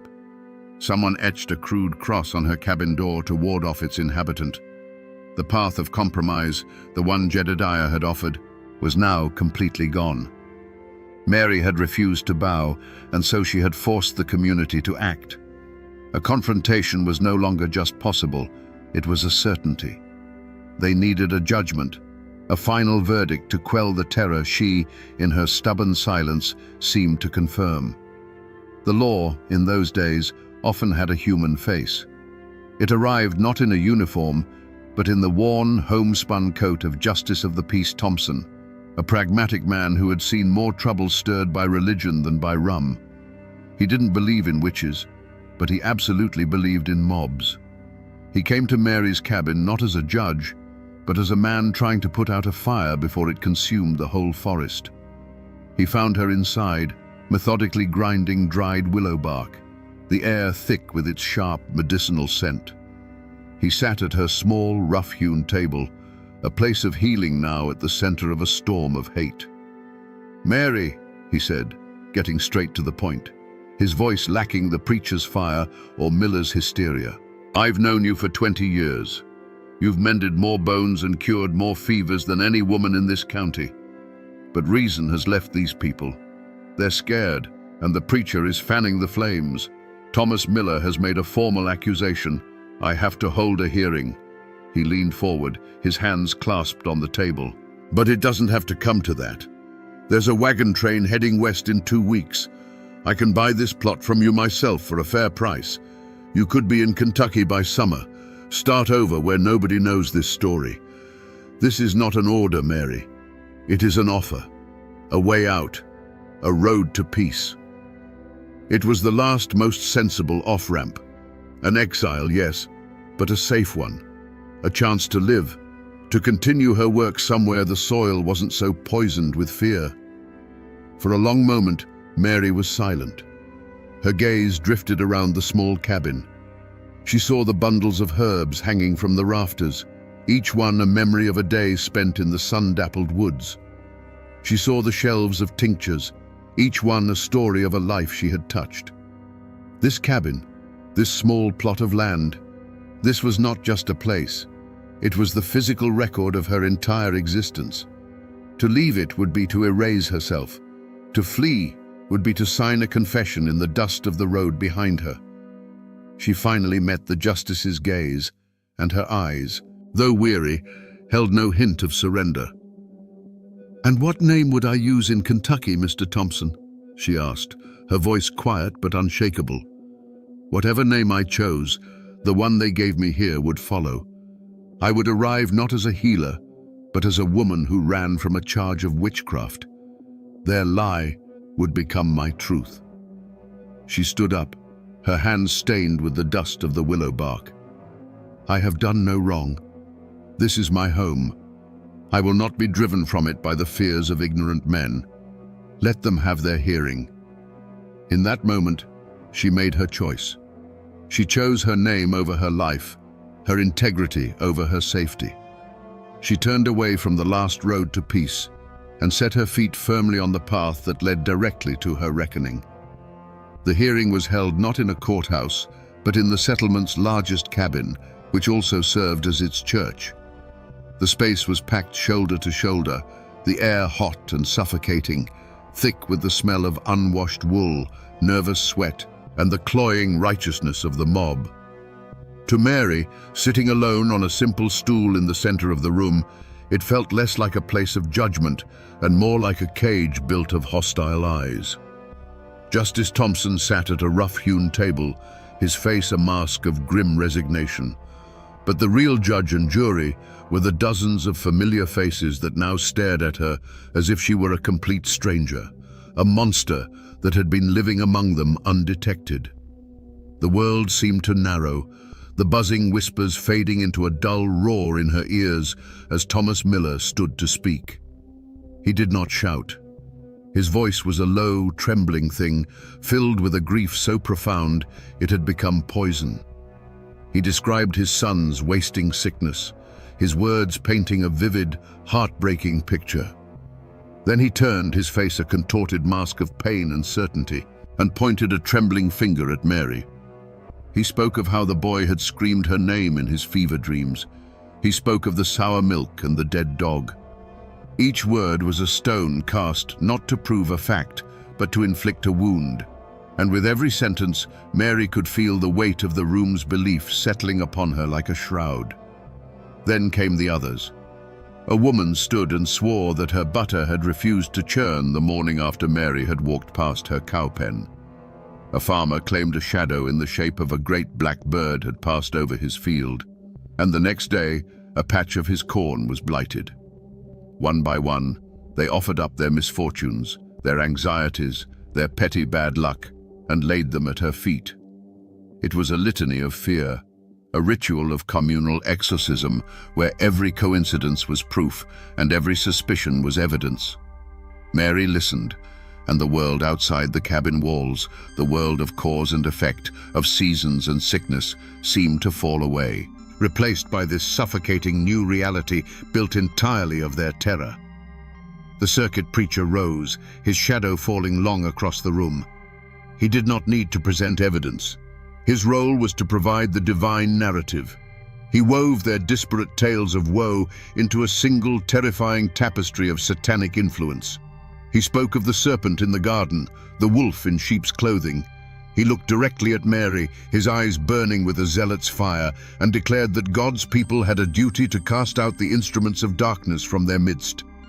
It was the final, crushing blow. The argument that had been building for weeks was suddenly, permanently over. He had given them permission to hate and a holy reason to do it. Finally, Justice Thompson turned to her.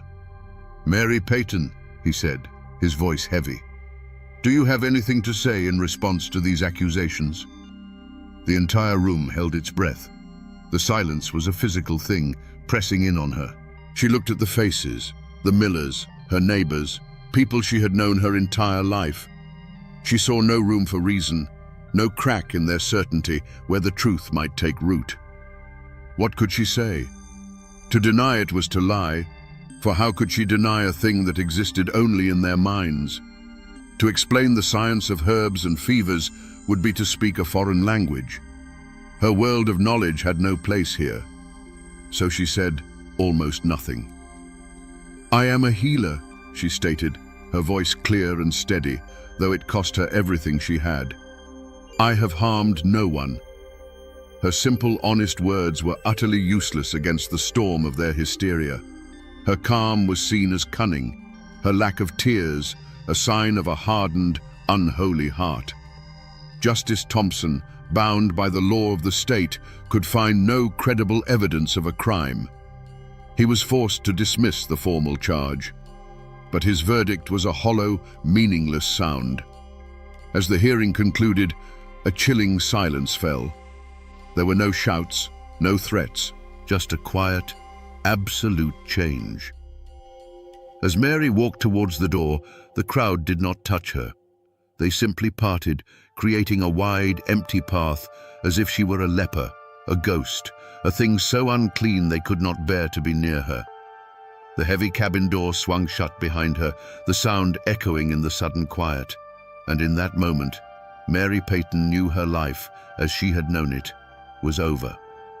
The walk from the meeting cabin back to her own was the longest journey of Mary Peyton's life. The path was the same she had walked 1,000 times, but the world had been remade in the last hour. The sun was still warm on her face, the breeze still rustled the leaves, but the air itself felt different, thin and sharp in her lungs. She did not look at the other cabins she passed. She didn't have to. She could feel the flicker of a curtain in a window, the sudden stillness of a child's game in a yard, the weight of unseen eyes pressing on her back. She was no longer a neighbor. She was a haint, a living ghost walking through a town that had already buried her. When she reached her own door, her hand hesitated for a moment on the latch. This small cabin, once her sanctuary and her workshop, now felt like the only solid ground left in the world. She stepped inside, and the scent of drying herbs and wood smoke greeted her like an old friend. But there was no comfort in it now. It smelled of a life that was already over. With a final weary movement, she slid the heavy wooden bolt across the door. The sound, a solid, definitive thud, was the sound of a tomb being sealed. She was not locking the world out. She was locking herself in. There was no storm of weeping, no rage that shook the walls. What settled over Mary was a profound and chilling emptiness. She looked at her hands, the hands that had set bones and delivered babies and eased the final passage of the dying. They were the same hands, but their purpose had been stolen from them. Her knowledge, the intricate map of the natural world she carried in her mind, was now a useless treasure. The people she had served had chosen the comfort of a simple lie over the complexity of a difficult truth. It was a betrayal so deep it felt less like an injury and more like the slow onset of a mortal chill. As dusk bled into a moonless night, Mary sat in her single chair, unmoving, while the shadows in the cabin grew long and deep, consuming the jars of salves and the bundles of herbs until they were just shapes in the darkness. Every creak of the logs, every skittering sound on the roof was now a potential threat. The familiar night sounds of the mountains had become the footsteps of her neighbor's hatred. She hadn't fled. She hadn't been captured or struck down. Her final stand had been a simple refusal to run. And now, the sentence had begun. It was not death, but a living burial, a condemnation to absolute suffocating loneliness. The road had ended right here, at her own hearth. The tragedy did not end at Mary Peyton's bolted door. It seeped out. A slow poison poured into the community's well. A week after the hearing, the Miller boy died. The fever finally consumed him in the dead of night. But his passing brought no release, no vindication for his parents. Their victory over the witch now tasted like ash in their mouths. They had done the unthinkable, cast out a neighbor, and for what? Their son was still gone. Their cabin became a place of profound, hollow grief, haunted not by a hex, but by the terrible question of whether they had destroyed an innocent woman for nothing. Thomas Miller, once a solid and respected man, became a ghost himself, his eyes vacant, his shoulders stooped under a weight far heavier than sorrow alone. The wreckage spread. As autumn deepened, bringing with it the croup and the lung fevers, the community felt Mary's absence like a missing limb. A farmer's wife, who had spoken at the hearing of souring butter, watched her own daughter struggle for breath with a cough that Mary could have soothed with a simple mullein tea. But who could she ask for help now? The other granny women in the surrounding hollows, hearing the story, grew cautious. Their knowledge, once a source of pride, was now a liability. They offered only the simplest remedies, their hands trembling, terrified that a failed cure would earn them the same brand that had been put on Mary. The social fabric, once woven tight by necessity and shared hardship, began to fray. The men and women who had stood to testify against Mary now looked at each other with a new, guarded suspicion. If a neighbor's bad luck could be blamed on a witch, whose bad luck would be next? And who would be blamed for it? Jedediah Stone, the old hunter, no longer shared his kills with the families who had spoken against Mary. A quiet, bitter line had been drawn through the heart of the settlement. The unity of the mob had shattered, leaving behind only the sharp-edged fragments of distrust and resentment. The community had sought to purge a single, perceived evil from its midst. Instead, they had invited a dozen real ones to take its place.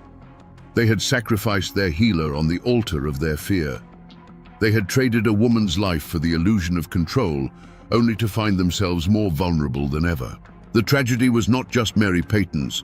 It was the deep, self-inflicted wound of a people who, in trying to cast out a shadow, had managed only to extinguish a light. The true hex was not one Mary had cast, but one they had cast upon themselves, and its curse was one of silence, guilt, and a fear that had now truly taken root. In a dusty ledger, under the heading of the year 1802, a brief entry was made by Justice of the Peace Thompson. It likely read something to the effect of, "Accusation of maleficium against Mary Peyton, dismissed for want of evidence." With a dip of his quill and a scratch of ink, the official, written law of the state of Tennessee had spoken. On paper, Mary Peyton was an innocent woman. But that piece of paper was 1,000 miles from the truth that now governed her life.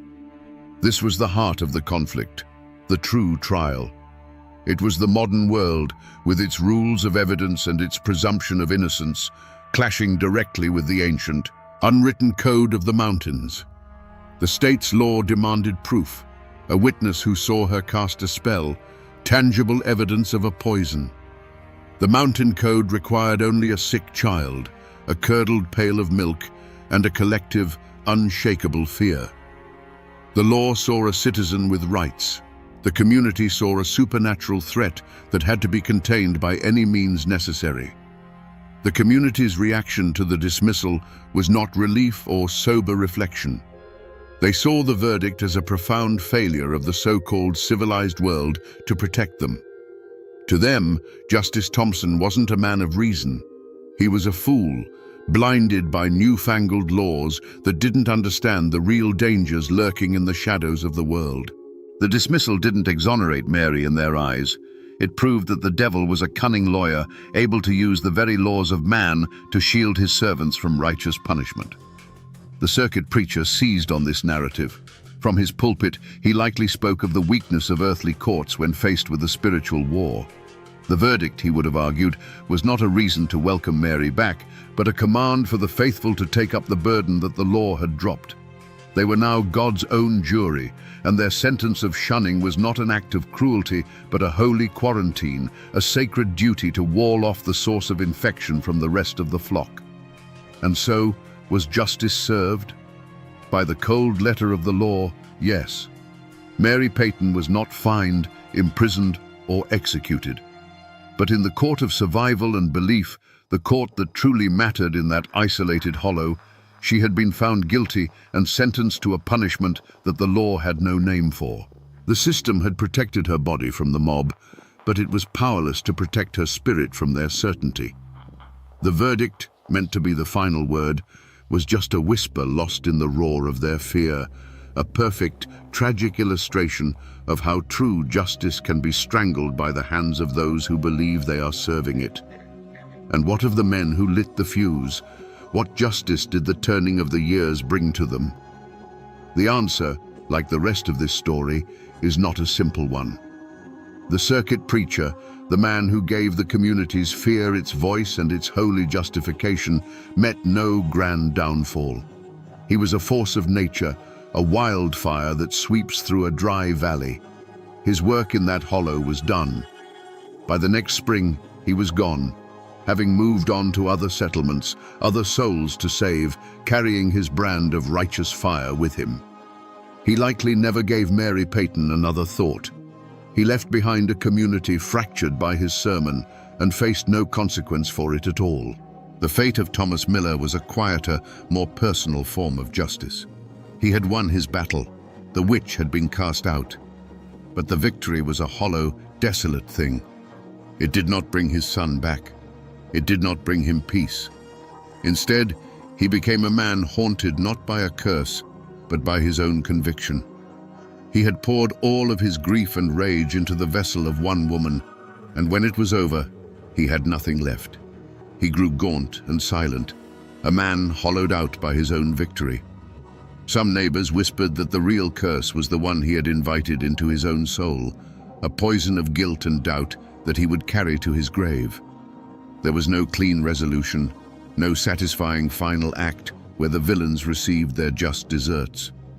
One antagonist simply vanished, an agent of chaos who moved on to his next stage. The other became his own jailer, trapped in a prison of sorrow and regret. It shows a difficult truth. In a tragedy fueled by fear, there are no real winners. The line between accuser and victim blurs until all that is left is the wreckage. The story was never about a single witch. It was about a sickness of the spirit, and it claimed everyone it touched. The winter that followed the hearing was a harsh one, and Mary Peyton's cabin remained a dark, silent island in a sea of snow. No smoke rose from her chimney. No tracks marked the path to her door. When spring finally came and the world thawed, a quiet and terrible curiosity began to grow. It was Jedediah Stone, the old hunter, who finally put his shoulder to her door. The bolt, weakened by damp, gave way with a splintering crack. The silence inside was absolute. Mary was found in her chair, a figure of bone-thin stillness, having quietly wasted away in her self-imposed tomb. She had not starved for lack of food, but for lack of a world to live in. Her legacy had no bloodline to carry it. It was tied instead to the land she had occupied. No one dared to claim her cabin. It was left to the elements, a monument to the community's great and terrible secret. For years it stood as a warning, its roof slowly sagging, its walls surrendering to the relentless embrace of ivy and honeysuckle. Her garden, a living library of cures, went wild, a chaotic riot of potent herbs that no one else had the knowledge to use.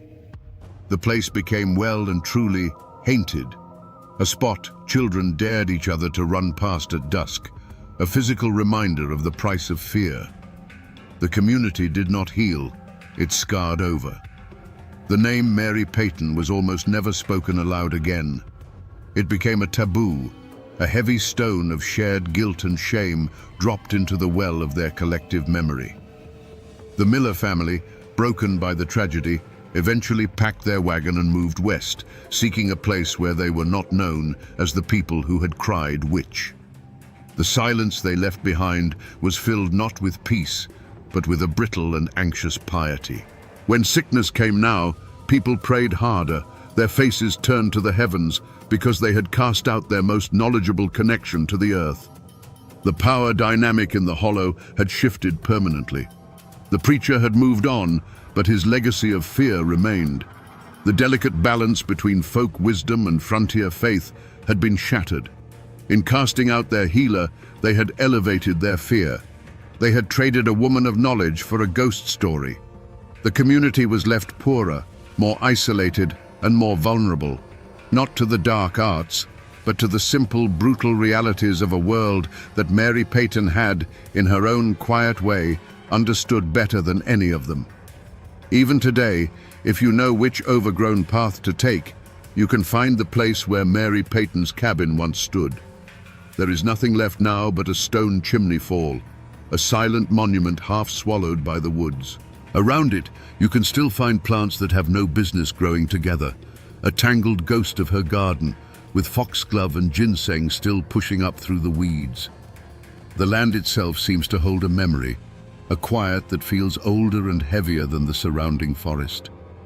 The real Mary Peyton, the healer with the steady hands and the unbending will, was buried twice. Once in the cold earth, likely in an unmarked grave, and again under the weight of a legend she would never have recognized. Over the generations, her story was sanded down, its complex truths worn away until all that remained was a simple, sharp-edged tool used to frighten children. Old Witch Peyton, they called her. She became the monster who lived in the ruins, the creature who would snatch you if you stayed out after dark. Her tragedy was repurposed into a local ghost story. Her name became a permanent scar on the landscape. The little valley where she lived is still known by some old-timers as Peyton's Hollow. They might not know the full story of the Hearing or the Miller Boy, but they know it's a place to be wary of, a place with a history. The name itself is an echo, a fragment of a warning passed down through time. To speak the name of the Hollow is to unknowingly repeat the final word of her community's judgment. And so, Mary Peyton is gone, but her spirit, the idea of her, still haunts those mountains. She is the ghost of the woman who knew too much, the cautionary tale of what happens when you refuse to bend to the fears of your neighbors. She exists now as a whisper on the wind, a chill that runs down your spine when you pass a place where the woods feel a little too dark. She is a permanent resident of the Appalachian psyche, a timeless reminder of the ancient war between suspicion and knowledge, and of the terrible power of a story to kill a person long after they are dead. So we return to the question that hangs like mist in that forgotten hollow. Was Mary Peyton a witch? The answer, of course, is no. She was a woman of knowledge in a time of fear, a healer whose competence was mistaken for dark power. Her story is not about what she was, but about what her community needed her to be. In the face of random, cruel misfortune, they desperately needed a source, a reason, a face to put on their terror. They needed a witch far more than they needed a healer, and so they transformed one into the other. In the end, this is a story about the true nature of evil. The monster in this ballad was not a woman who dealt in hexes and curses. The monster was a quiet, creeping thing called fear. It was fear that soured the milk, fear that wasted the child, and fear that turned good, God-fearing people into a mob that would condemn a woman to a living death. It's a timeless lesson about how a community, in its desperate search for a demon to fight, can become the very thing it dreads.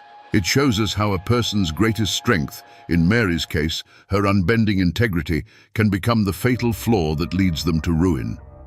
The law gave her a piece of paper that said she was innocent, but her neighbors gave her a sentence of silence that proved to be fatal. Her body lies in an unmarked grave, but her story has become a landmark, a warning that echoes down through the generations. And that, my friends, is the ballad of Mary Peyton, a woman who knew all the secrets of the earth, but who could not find a cure for the sickness in the hearts of men.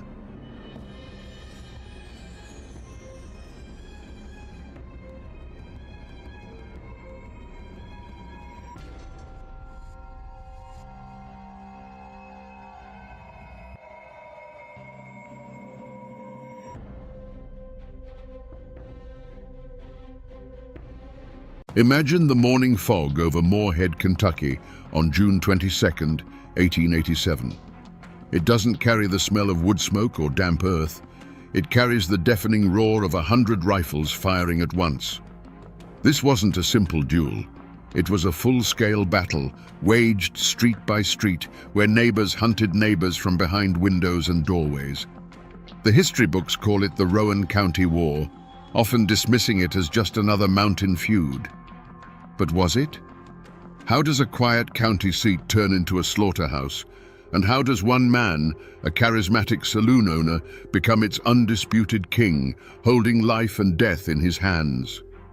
Today, we separate the smoke of legend from the fire of truth to understand how a political argument on a hot August day unleashed 3 years of terror. To understand the blood that was spilled, you first have to understand the land. This was Rowan County, Kentucky, in the years after the Civil War.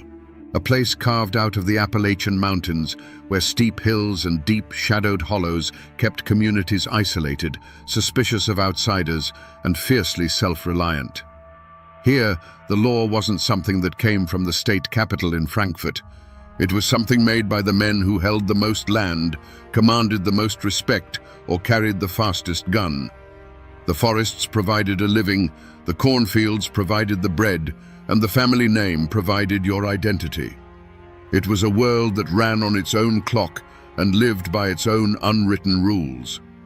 At the heart of this world were two powerful currents, pulling the county in opposite directions. On one side, you had the Martins and their allies. These were the Democrats, the old guard. They were farmers and landowners, men whose families had worked this soil for generations. They saw Rowan County as their birthright, a legacy to be protected.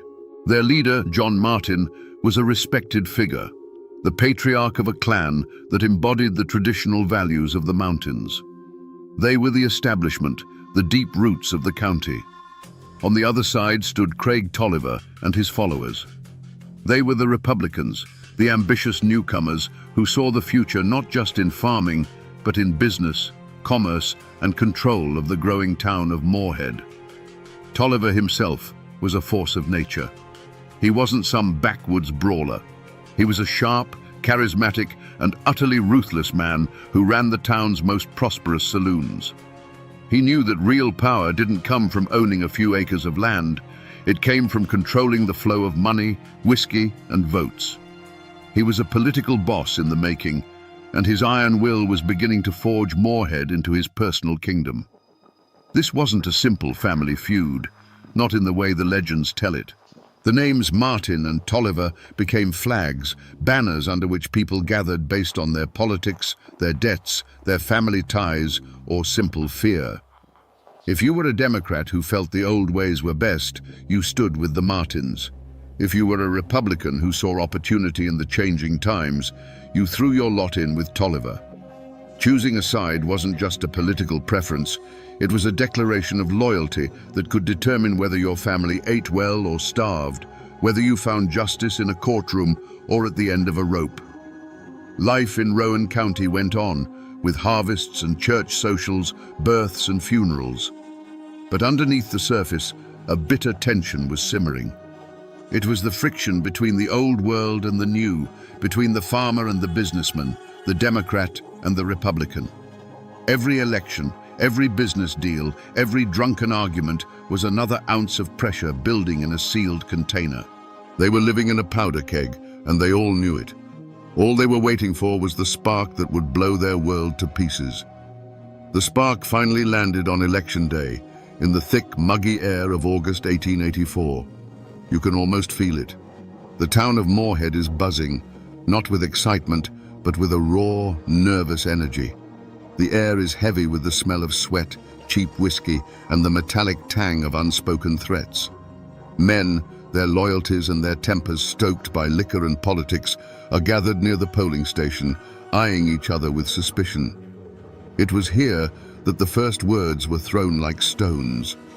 The argument started between a Republican named Solomon Bradley and the Democratic patriarch John Martin. It was the same argument happening all over the county, a clash of the old world and the new. But then, a new player stepped into the circle, Floyd Tolliver, a relative of Craig's.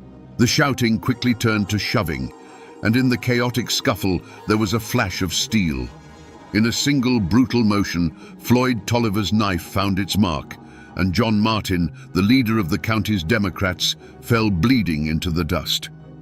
This was more than a murder. It was a public execution, a message sent in broad daylight. The Republicans had struck down the head of the Democratic snake. The Martin clan, stunned and enraged, demanded justice. They turned to the law, but in Rowan County, the law had a name, and that name was Craig Tolliver. He controlled the courts, he controlled the sheriff, he controlled the narrative. And so, it came as no surprise to anyone when a jury declared Floyd Tolliver had acted in self-defense and set him free. For the Martin clan, that verdict wasn't justice. It was a declaration of war. It was proof that the system was rotted through, and that the only law they could trust was the one they enforced themselves. They retreated into the hills, not in defeat, but to plan. A few cold months later, in December, Floyd Tolliver was walking down the main street of Moorhead, wrapped in the arrogant confidence of a man who believed he was untouchable. He was wrong. A sudden volley of rifle fire erupted from a darkened alleyway. Floyd fell dead onto the frozen ground, his body riddled with the Martins' answer to the court's verdict. The blood of John Martin had been answered with the blood of Floyd Tolliver. A personal score had been settled, but a terrible line had been crossed. There was no going back now. The first drops had been spilled, and they had opened a wound that would bleed for 3 long years, turning the hollows and streets of Rowan County into a hunting ground. The war had begun. For 2 years, the war had been a story of back-alley ambushes and simmering fear. On June 22nd, 1887, it exploded into the open. Before the sun had fully risen, nearly 100 men from the Martin faction descended on Moorhead. They moved not as a frantic mob, but as a determined army, entering the town from multiple directions with a single, unified purpose: to cut the head off the snake and end the reign of Craig Tolliver. The first shot wasn't a single crack, but a deafening, rolling thunderclap as dozens of rifles opened fire at once. For the townspeople huddled in their homes and cellars, the world dissolved into a terrifying storm of noise. They could hear the high-pitched whistle of bullets passing overhead, the splintering crash of lead tearing through wooden walls, and the sharp ring of ricochets off anything solid. The street outside was no longer a place for commerce or conversation. It had become a no-man's land. Through the shifting curtains of gunsmoke, a deadly ballet unfolded. Tolliver's men, barricaded inside saloons and hotels, turned second-story windows into sniper nests. The Martins and their allies returned fire from behind overturned carts and the corners of buildings, methodically advancing toward the center of town. Moorhead had become a brutal chessboard where every move was a gamble with death, and the air was thick with the acrid smell of burnt black powder. This was a war of neighbors, and the cost was intimate. At some point during the hours of relentless battle, a sharp cry of grief cut through the roar of the guns from the Martin side. One of their own had fallen, John Martin's son. A leader in the fight had been forced to watch his own bloodline severed in the chaos, a father's worst nightmare realized in a hail of gunfire. The stakes, already impossibly high, had just become personal in the most painful way imaginable. And then, at the height of the battle, the central pillar of the conflict simply vanished. Craig Tolliver, the undisputed king of Moorhead, had been directing his defense from a fortified position, a commanding presence against the storm. One moment, his voice was the anchor for his men. The next, there was only silence from his post. There was no heroic last stand, no dramatic duel, just a sudden, shocking absence. A single, unseen shot, fired by a Martin sharpshooter or a treacherous ally no one would ever know for sure, had found its mark. As the news rippled through the ranks, the fighting faltered. The organized defense collapsed into confusion. The gunfire sputtered out, replaced by an eerie, ringing silence. When the smoke finally began to clear, it revealed a town that had been brutalized. The walls of buildings were scarred with hundreds of dark marks, silent witnesses to the fury that had just passed. The battle was over. The king was dead. When the last echo of gunfire faded, a stunned silence fell over Moorhead. It was the silence of a graveyard. Slowly, cautiously, doors creaked open. Townspeople emerged from their cellars and hiding places, not to a town celebrating a victory, but to a scene of utter devastation. The streets were littered with shattered glass, splintered wood, and the dark, still shapes of men who had been alive just hours before. The air, thick with the lingering scent of gunpowder, now carried the heavy weight of shock and grief. The war was over, but the town felt like it had died with it. For the Martin faction, their objective was complete. Craig Tolliver was dead. They hadn't stayed to claim Moorhead as a prize. That was never the point. Their army of 100 men melted back into the hills and hollows from which they came, leaving the chaos behind them. They had rid the county of the man they saw as a tyrant, but in doing so, they had declared war not just on a rival faction, but on the state of Kentucky itself. They were no longer just feuding mountaineers, they were now fugitives. The Tolliver faction, once the iron fist that ruled the county, was shattered. With their leader gone, they were a body without a head. Panic and fear replaced the arrogant confidence they once held. Some of his most loyal men lay dead in the streets, while others, wounded or terrified of what was to come, fled the county, knowing that either the Martins' revenge or the state's justice would soon be coming for them. The empire Craig Tolliver had built with bullets and fear had crumbled into dust in a single morning. This time, the news of the slaughter didn't just prompt a temporary response from the governor, it demanded a permanent solution. The state of Kentucky had had enough. Soldiers of the state militia were dispatched to Rowan County, but they didn't come as peacekeepers to separate two bickering families. They arrived as an occupying force, with orders to disarm the populace and impose state law by force. Martial law, ineffective not in name, descended on Morehead. The era of clan rule was over, brought to an end by the cold steel of state-issued bayonets. With the militia securing the town, the gears of official justice began to grind. Warrants were issued for dozens of men from the Martin faction. Rewards were posted for their capture, turning neighbors against one another with the promise of gold. But the fear in Rowan County didn't disappear.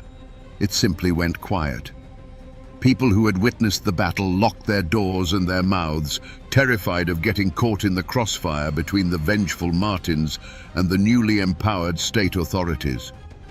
The gun smoke had cleared, but a new suffocating fog of suspicion and fear had settled over the hills. The gavels that fell in the Rowan County courthouse weren't just calling a room to order, they were trying to hammer a new reality into place. The trials that followed the Morehead massacre were meant to be a display of state power, a clear message that the days of clan law were over. The courtroom itself was a theater of tension. It was the same building whose walls were still pockmarked with bullet holes from the battle. Armed militia guards stood at every entrance, their presence a constant reminder that this was not business as usual. The benches were packed with onlookers, family of the accused, Tolliver sympathizers, and curious strangers, all watching to see if the law of Kentucky was stronger than the code of the mountains. In the defendant's box sat the men of the Martin faction. But they didn't look like defeated criminals. You have to understand, in their own eyes, and in the eyes of many in the county, they weren't murderers. They were liberators. They had faced a tyrant that the law itself had failed to control. So they sat there, not with remorse, but with a quiet, stubborn dignity. They had done what they felt they had to do, and they were prepared to face the consequences, convinced of the righteousness of their cause. Their defiance was a silent challenge to the entire proceeding. The legal battle was as fierce as the gunfight that preceded it. Cunning lawyers for the defense didn't just argue points of law, they put Craig Tolliver's entire reign of terror on trial. They painted a picture of a county held hostage, where the legal system was a corrupt tool in the hands of one man. They argued that the attack on Morehead wasn't an act of aggression, but an act of desperation, a people rising up to reclaim their own government. It was a powerful narrative that resonated deeply with the jury of their peers, men who had lived through those same dark years. And then came the verdicts. One by one, the men who had marched on Morehead and waged open war in its streets faced the judge. And one by one, the astonishing results came in. Some were convicted of lesser charges and given light sentences. Others were acquitted entirely. In the end, not a single man was executed for their role in the battle. The most prominent leaders of the Martin faction eventually received pardons from a sympathetic Democratic governor, effectively wiping their slates clean. The state had flexed its muscle, but the outcome felt less like a verdict and more like a negotiated truce. The old power structure was broken, and a new one, led by the Democrats, had taken its place.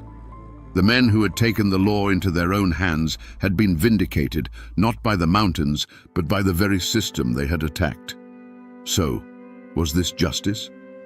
The Tolliver faction was gone, their leader buried. The Martin faction, despite laying siege to a town, walked free. The law of men had been spoken in the courtroom, but the final judgment sounded an awful lot like the justice of the mountains. It left a profound and unsettling question hanging in the Appalachian air.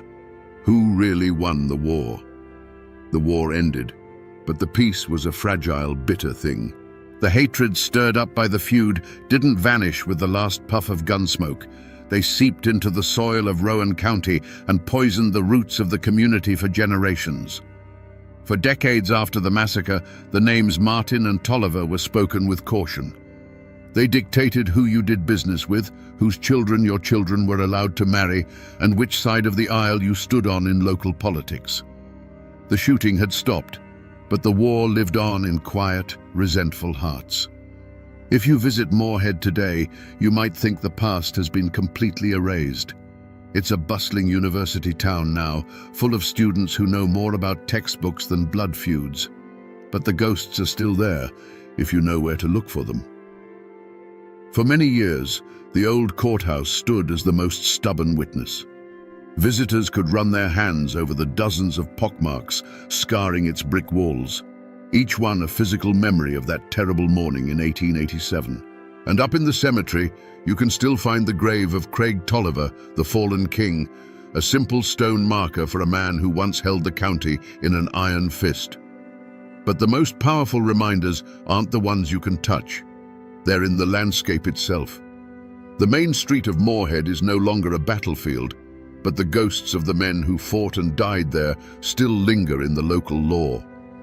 The winding back roads and shadowed hollows leading out of town were once the sites of countless ambushes and secret meetings. They are quiet now, but it's a heavy kind of quiet, the kind that holds stories. Most people who walk those streets today have forgotten the names of Craig Tolliver and John Martin. The story of the Rowan County War has faded from living memory into the dry pages of history books. But the story hasn't truly vanished. It has simply become part of the place itself. It's a lesson embedded in the land, a reminder of how quickly order can break down and how thin the line is between neighbor and enemy. The people may forget the details, but the mountains always remember everything. So we return to the question that hung in the gunsmoke at the start of our story. How does a quiet county turn into a battlefield? The answer, buried for a century under the myth of a simple family squabble, is now clear. The Rowan County War was never just a feud. It was a political war, fought for the soul of a community. The names Martin and Tolliver were the banners, but the real conflict was over power, control, and whose vision of the future would prevail. Craig Tolliver became a king because he understood that in a place where the law was weak, the strongest will becomes the law. And the Martins went to war because they believed the only way to fight a broken system was to burn it to the ground. This story is more than a dark chapter in Kentucky's history. It is a brutal lesson in what happens when people lose faith in their institutions, when they believe the ballot box is broken and the judge's gavel is for sale. It shows that when official justice becomes a mockery, men will seek out their own, older and bloodier form of justice in the streets. This is a story not just of Appalachian violence, but of the indomitable and sometimes terrifying spirit of people who refuse to be ruled by a tyrant, even if it means becoming killers themselves. It is a grim reminder that the line between civilization and chaos is not a fortress wall, but a thin, fragile thread of trust. And when that thread is cut, the most ordinary of places can become a hell on earth. The men who fought and died in Moorhead have long since turned to dust, but the lesson they left behind, written in blood and gunpowder, must never be forgotten.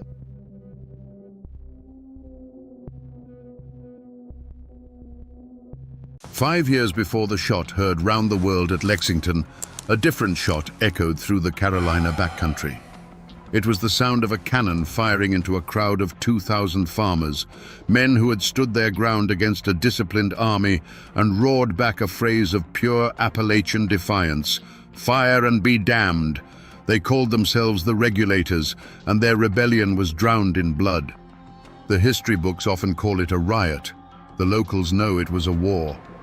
What could drive God-fearing men to wage war on their own government years before America was even a dream? Today, we will dig into the blood-soaked soil of Alamance and unearth the forgotten story of America's first armed uprising. To understand the fire, you must first understand the forest. Picture the Carolina backcountry in the 1760s. This wasn't the manicured world of coastal plantations with their grand houses and ships sailing for London. This was the edge of the map. It was a land of tangled forests, where ancient oaks stood shoulder to shoulder, and the ground was a web of creeks and rivers with names like the Haw and the Eno. The air here was different, thick with the smell of pine and damp earth, and the only authority was the changing of the seasons and the word of God. The people who carved a life from this wilderness were as rugged as the terrain itself.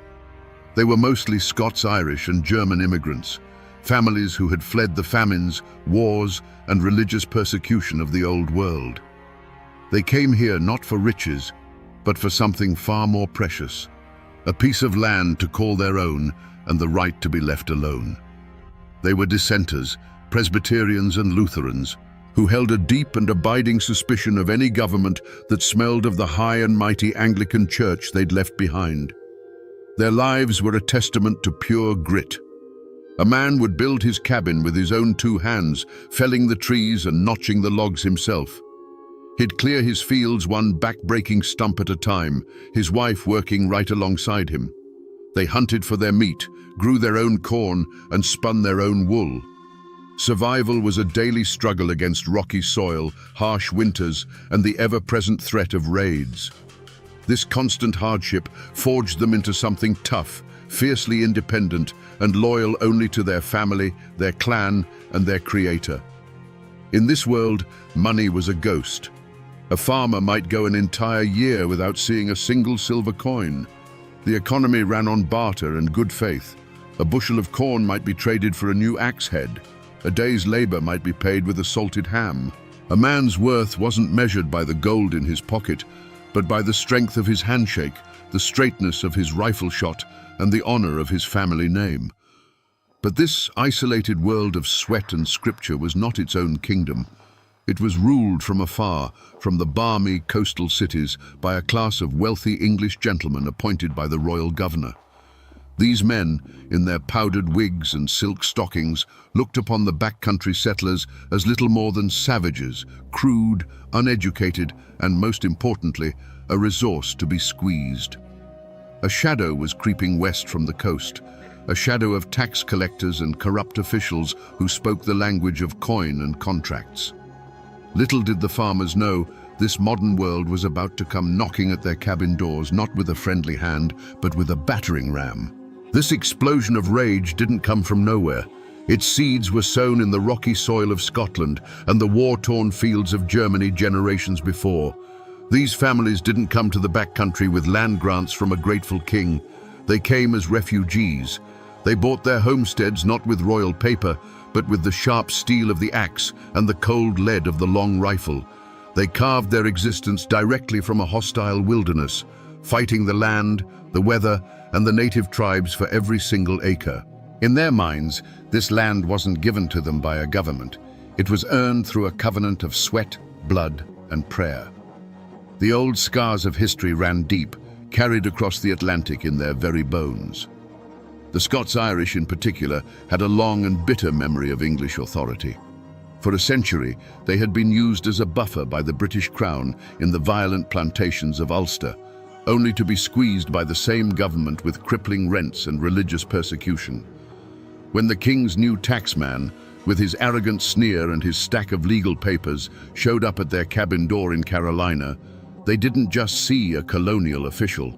They saw the same old ghost of the English landlord they thought they had finally escaped. This created a division in the colony far deeper than any river or mountain range. It was a chasm of culture. On one side were the coastal elites, who saw themselves as Englishmen, loyal to the crown, the Anglican Church, and the intricate dance of colonial politics. On the other were the backcountry settlers, who felt no loyalty to a distant king or a governor who had never walked a furrow in his life. Their allegiance was to their own kind, to the Presbyterian meeting house, and to a simple, unwritten code of honor that valued a man's word over a lawyer's contract. In these mountains, a family name wasn't just a label, it was a legacy. A name like Fanning or Tryon carried the weight of unearned privilege and a history of looking down on the common man. But a backcountry name, a hunter, a husband, a Pugh, carried the heavy burden of generations of struggle. It was a quiet promise to work hard, to stand by your neighbors, and to never, ever let an outsider push you off your land. To be a backcountry farmer meant you bent the knee to God alone. To be one of the governor's men meant you expected the world to bend the knee to you. A collision was not just likely, it was inevitable. The conflict didn't begin with a gunshot. It began with a whisper. A whisper at the grist mill, a bitter complaint muttered over a fence post, an angry prayer offered in the quiet of a cabin. The ground for this rebellion was salted with years of personal insults and public humiliations, all stemming from a group of men the farmers called the Courthouse Ring. This wasn't some shadowy conspiracy, it was a cancer of corruption that operated in plain sight. At its heart was Edmund Fanning, a man who became the living symbol of everything the backcountry had come to despise. He was a Yale-educated lawyer who wore fine clothes, lived in a mansion built with stolen money, and looked at the calloused hands of a farmer with open contempt. The old wounds were everywhere, festering in nearly every family. You see, the system was designed to break a man. A farmer might ride for 2 days to register the deed to his land, only to have a clerk, Fanning's cousin perhaps, charge him a filing fee that existed in no law book. Then the sheriff, another crony, would demand the annual poll tax be paid in hard coin, knowing full well the farmer dealt in tobacco and deer hides. When the farmer couldn't produce the silver, that same sheriff would seize his plow horse or his only milk cow, selling it at a rigged auction to another member of the ring for a fraction of its worth.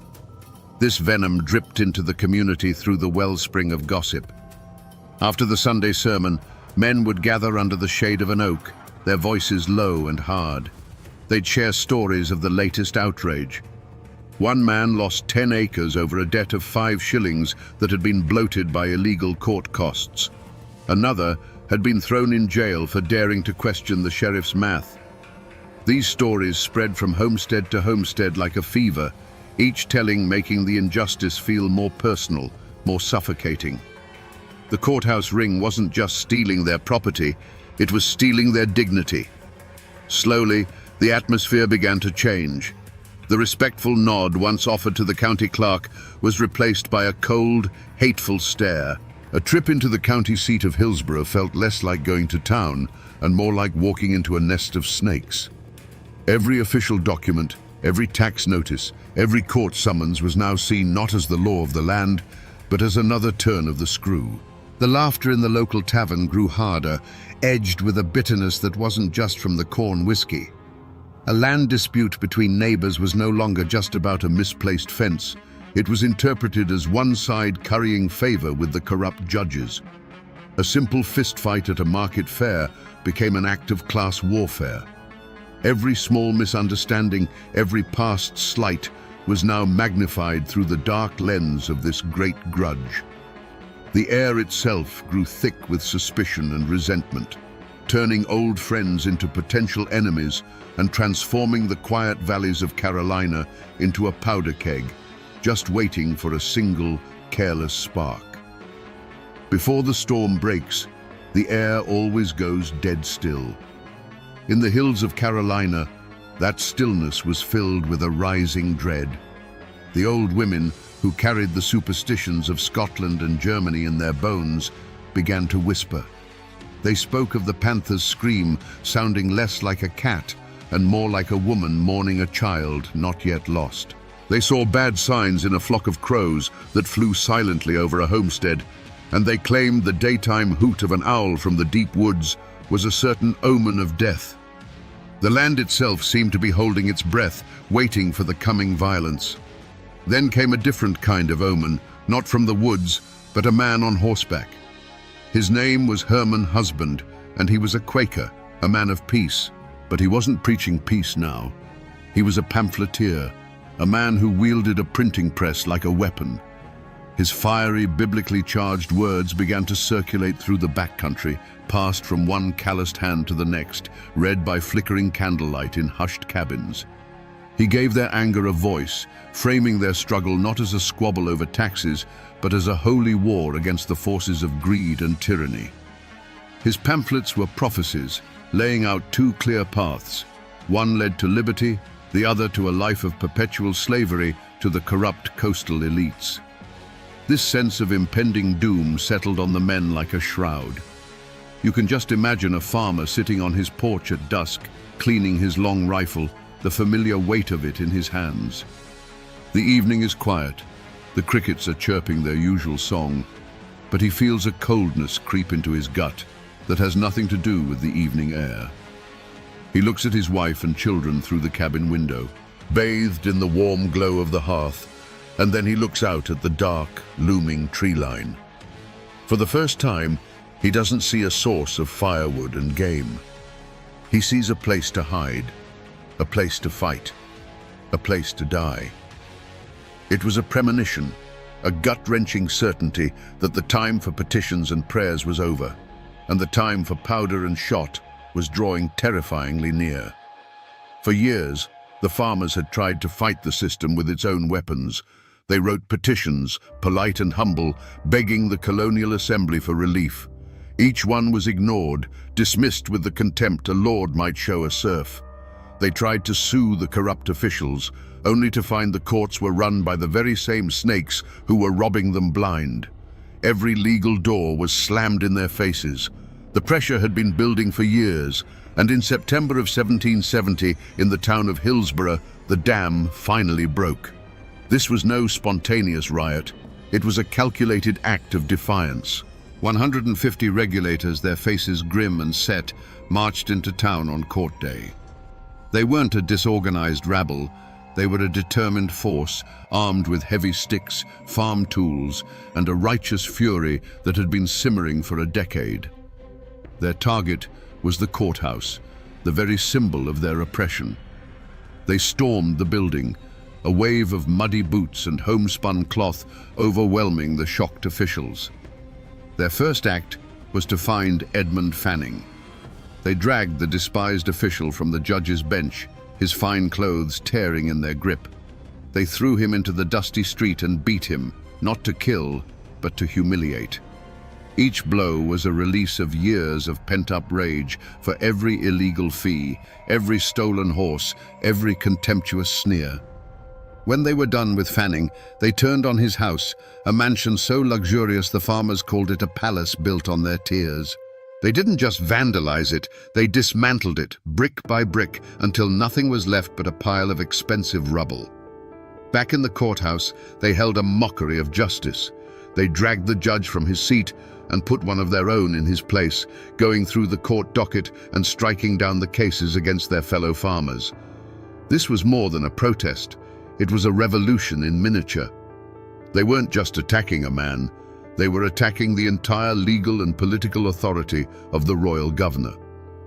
When news of the Hillsborough riot reached the coast, it was seen as a declaration of war. Governor William Tryon, an arrogant and ambitious military man, could not let this stand. This was a direct challenge to his power and, by extension, the power of the king. The line had been crossed. There would be no more petitions. There would be no more negotiations. The only answer now would come from the barrel of a gun. The first drops of blood had been metaphorical, spilled in the beating of a corrupt official and the destruction of his home. The next would be real. On the morning of May 16, 1771, two armies faced each other across a quiet field bordering Alamont's Creek.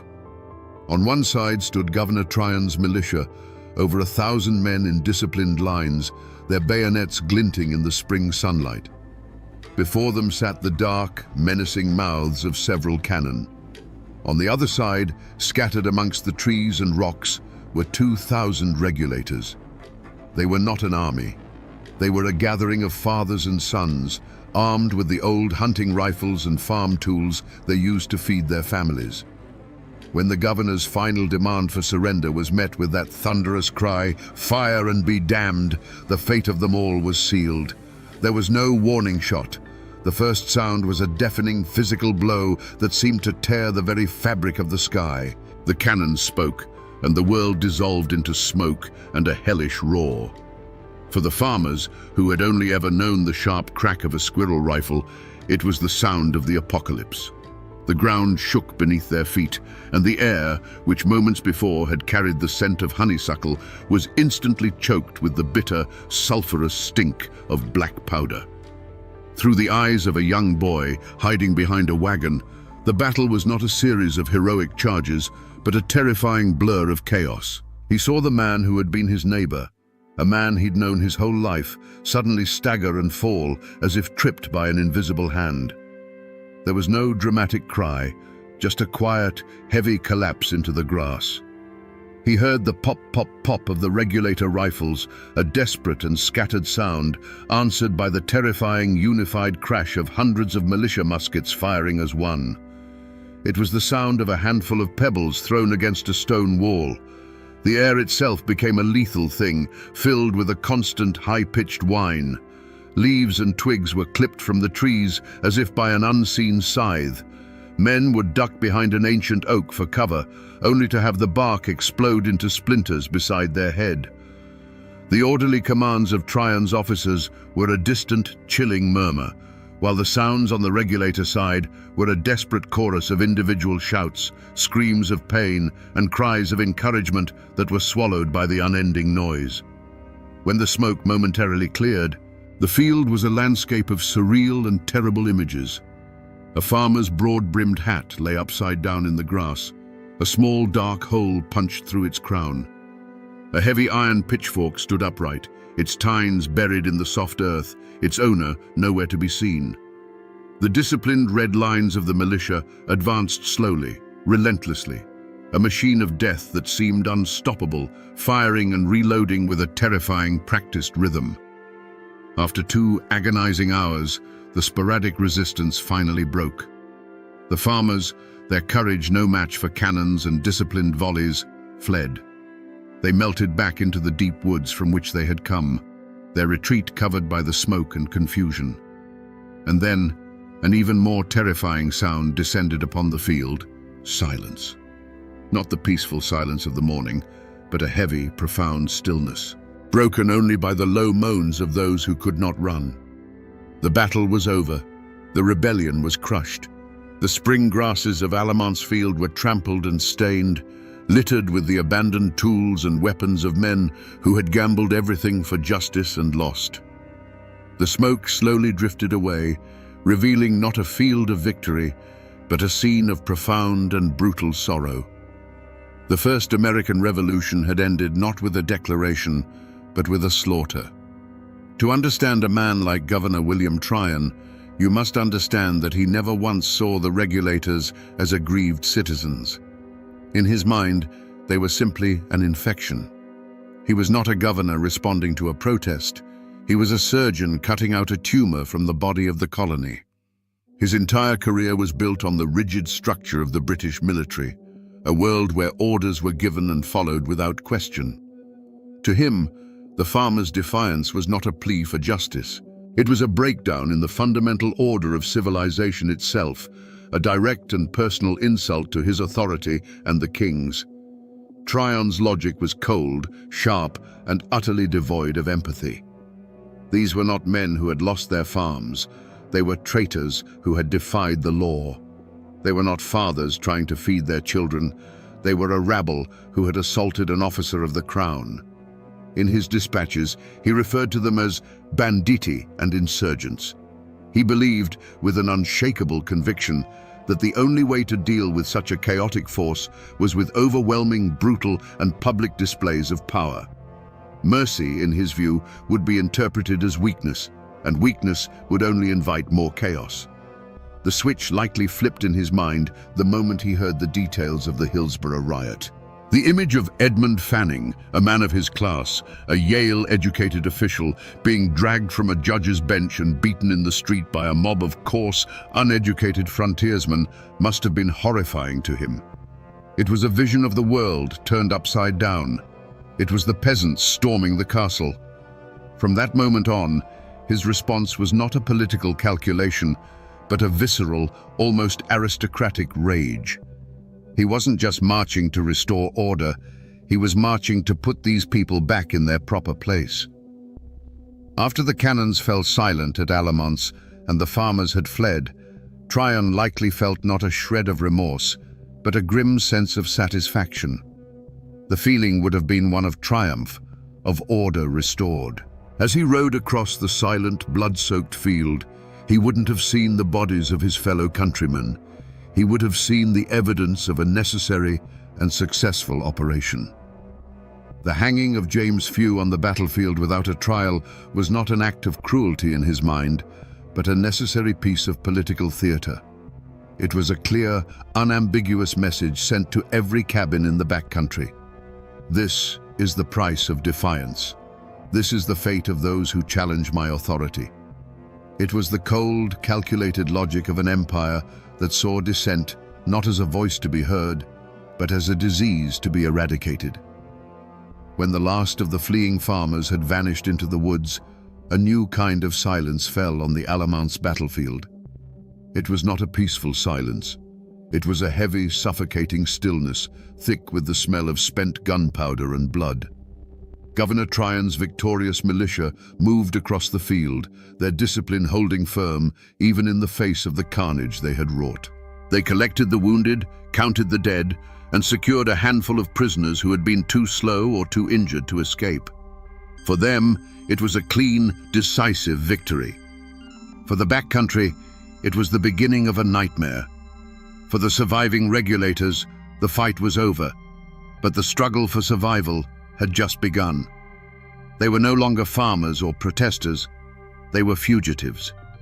They scattered into the familiar dense wilderness of the Carolina Piedmont, the woods that had been their larder and their sanctuary now becoming their last hope of survival. Wounded men staggered through hidden ravines, while others made desperate journeys back to their homesteads, not to stay, but to grab a handful of supplies and whisper a frantic goodbye to their families before disappearing again into the shadows. They were hunted men in their own land. Tryon's vengeance was as swift as it was pitiless. He wanted to make an example, to burn the lesson of Alamance into the memory of the backcountry for a generation. Among the prisoners was a man named James Few, a simple carpenter who had been driven to rebellion.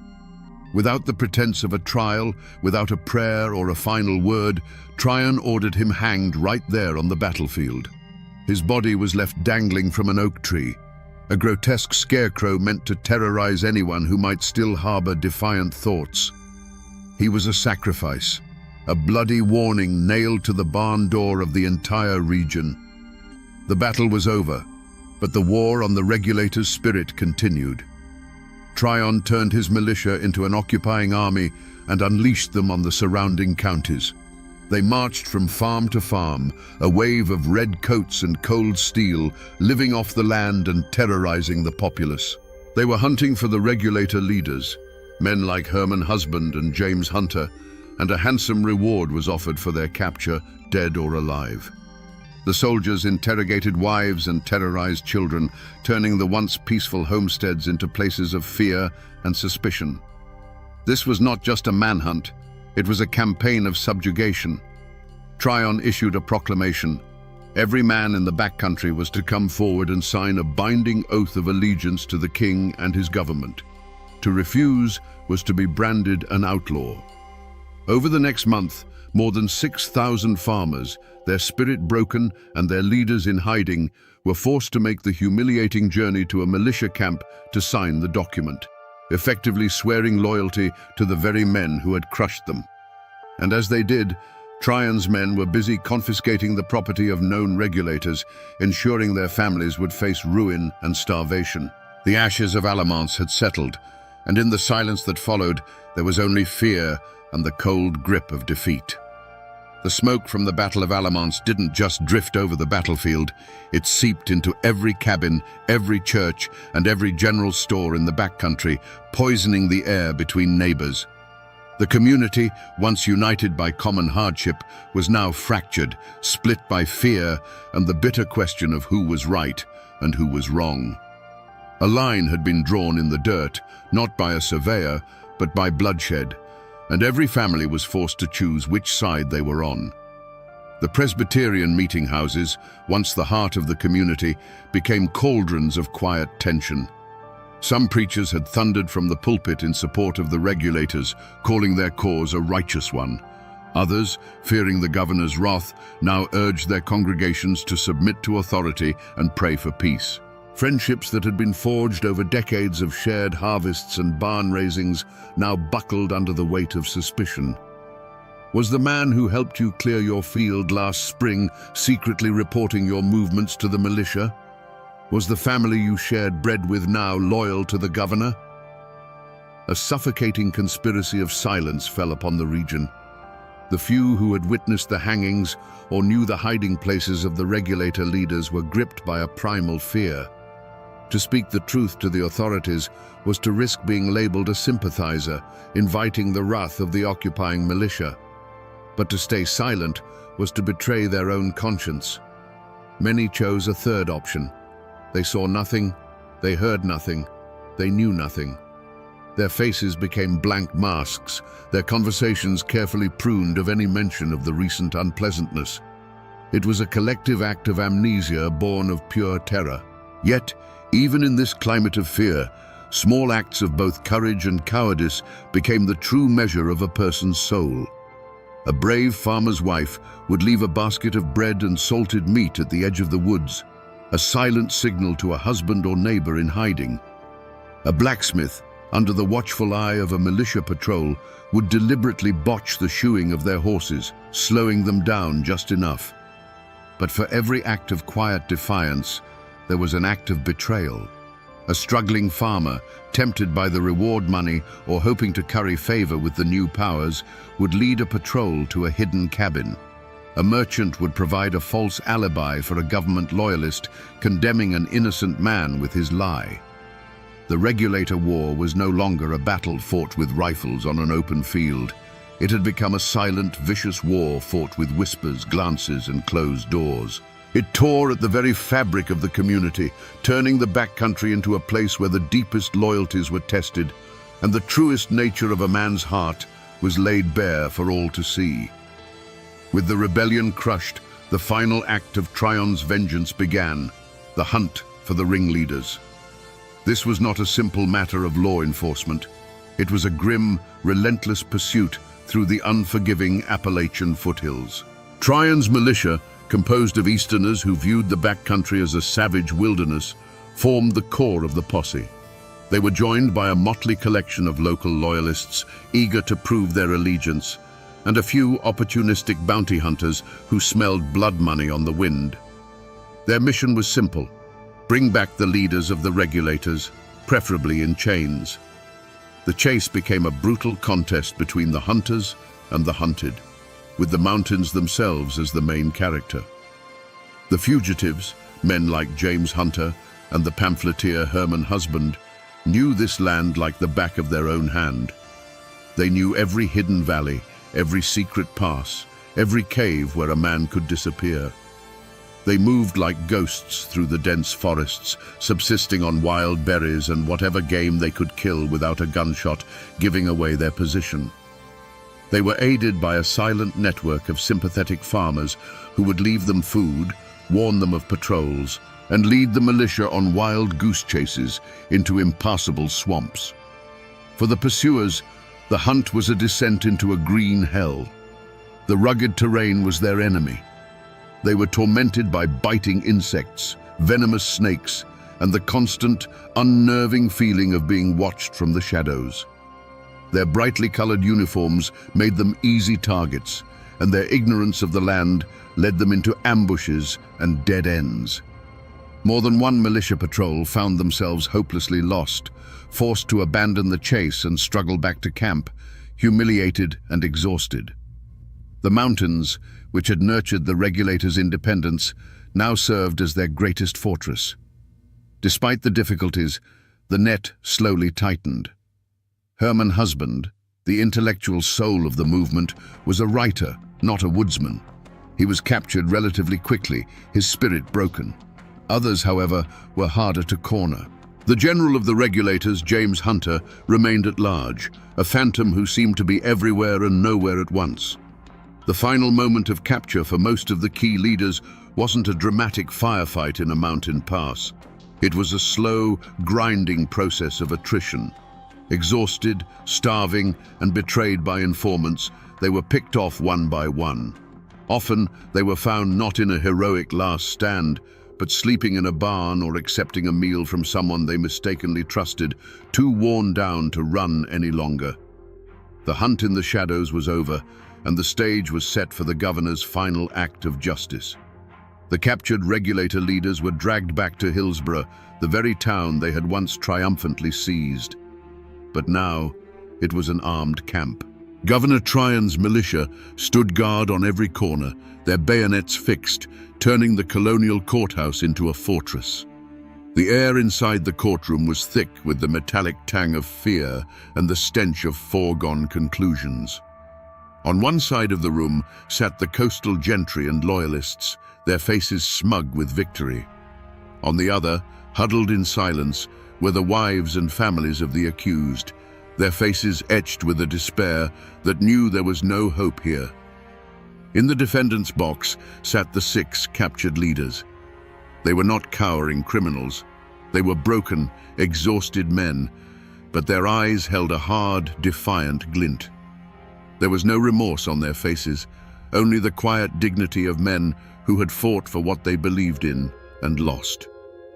They looked out at a courtroom where the judge, the prosecutor, and the jury were all part of the same corrupt system they had risen up against.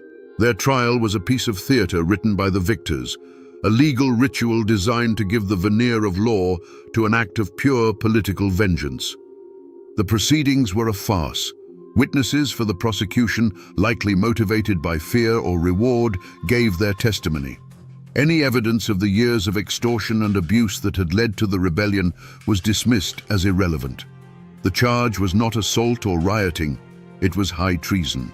By firing on the king's representative, they had, in the eyes of the law, fired upon the king himself. It was a charge from which there was no escape. The verdict, when it came, was a foregone conclusion, delivered with cold, formal gravity: guilty. The sentence: death by public hanging. A wave of shock and grief washed over one side of the courtroom, while satisfied murmurs rippled through the other. 6 men, who had stood up for their neighbors against a tide of corruption, were now to be strung up like common murderers.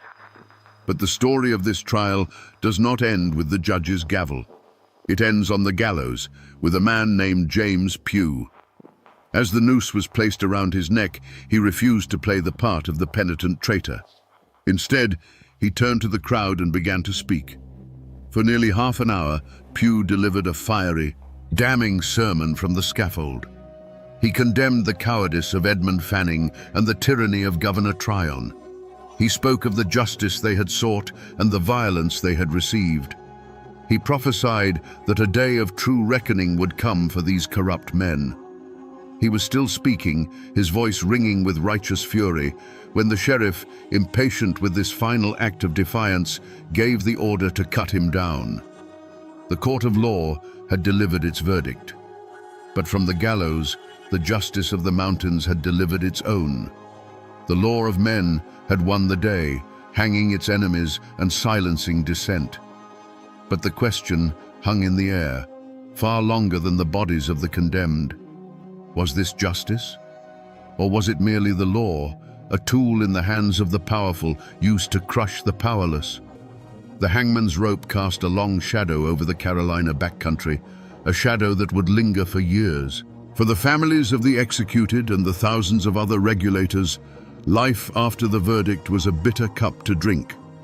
Those who remained on their land lived as a conquered people. They ploughed their fields and harvested their corn under the watchful eye of a government they now knew was their enemy. Every tax notice was a fresh wound. Every court summons a reminder of their powerlessness. They had been forced to sign an oath of loyalty, a piece of paper that felt like a brand on their soul, a public declaration of their own humiliation. But not everyone stayed. For many, the memory of Alamance was a poison in the soil, and the oath of allegiance was a chain they refused to wear. They saw only one path to freedom: west. In a great, silent exodus, hundreds of defeated regulator families packed their meager belongings, turned their backs on the homes they had built with their own hands, and began the perilous journey over the Appalachian mountains. They were branded as outlaws, but they saw themselves as pilgrims.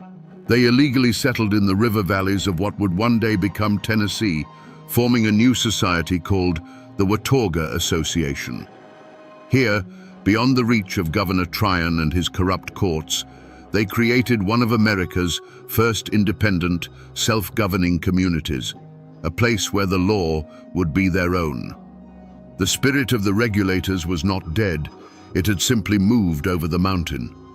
And what of the men who had crushed them? Did they face a curse, an atonement for the blood on their hands?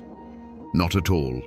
In the world of colonial politics, brutality was often rewarded. Governor William Tryon, his reputation enhanced by his decisive victory over the traitors, was soon promoted to the prestigious post of Governor of New York. Edmund Fanning, the architect of the farmer's misery, also left Carolina, continuing his career as a loyal servant of the crown. They faced no justice, no ostracism, no reckoning. They simply moved on, leaving a broken land behind them. Their only curse would come years later, when the fires of revolution they had helped to stoke would finally consume the entire British system they served. Back in Carolina, the community tried to heal by forgetting. The story of the Regulator War became a dangerous and painful memory, a ghost to be locked away. The word regulator itself became a whisper, a name associated with defeat and treason. People got back to the hard work of survival, focusing on the seasons and the soil, burying the trauma of Alamance under a blanket of collective silence. They tried to move on, to pretend it never happened. But a wound that deep doesn't heal just because you stop talking about it. It festers in the darkness, waiting for a chance to break open once more. Decades pass. The powdered wigs and red coats are gone, but the echoes of Alamance never truly faded. They can be found in the bloodlines of the families who fought there. Many of the sons of the regulators, raised on bitter stories of Tryon's tyranny, picked up their rifles again just 4 years later. The British made the fatal mistake of assuming these backcountry men, once crushed by a royal governor, would be loyal to the crown. They couldn't have been more wrong.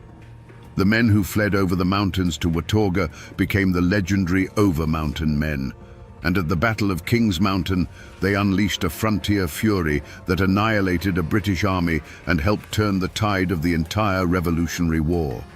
It was the regulators' final, posthumous revenge. Today, if you visit the Alamance battlefield, you won't find an army. You'll find a quiet state park, a peaceful expanse of green grass where children fly kites and families have picnics. But if you stand there as the sun sets and listen to the wind in the tall oaks, you can almost hear it. The ghostly roar of cannon fire, the defiant shouts of dying farmers.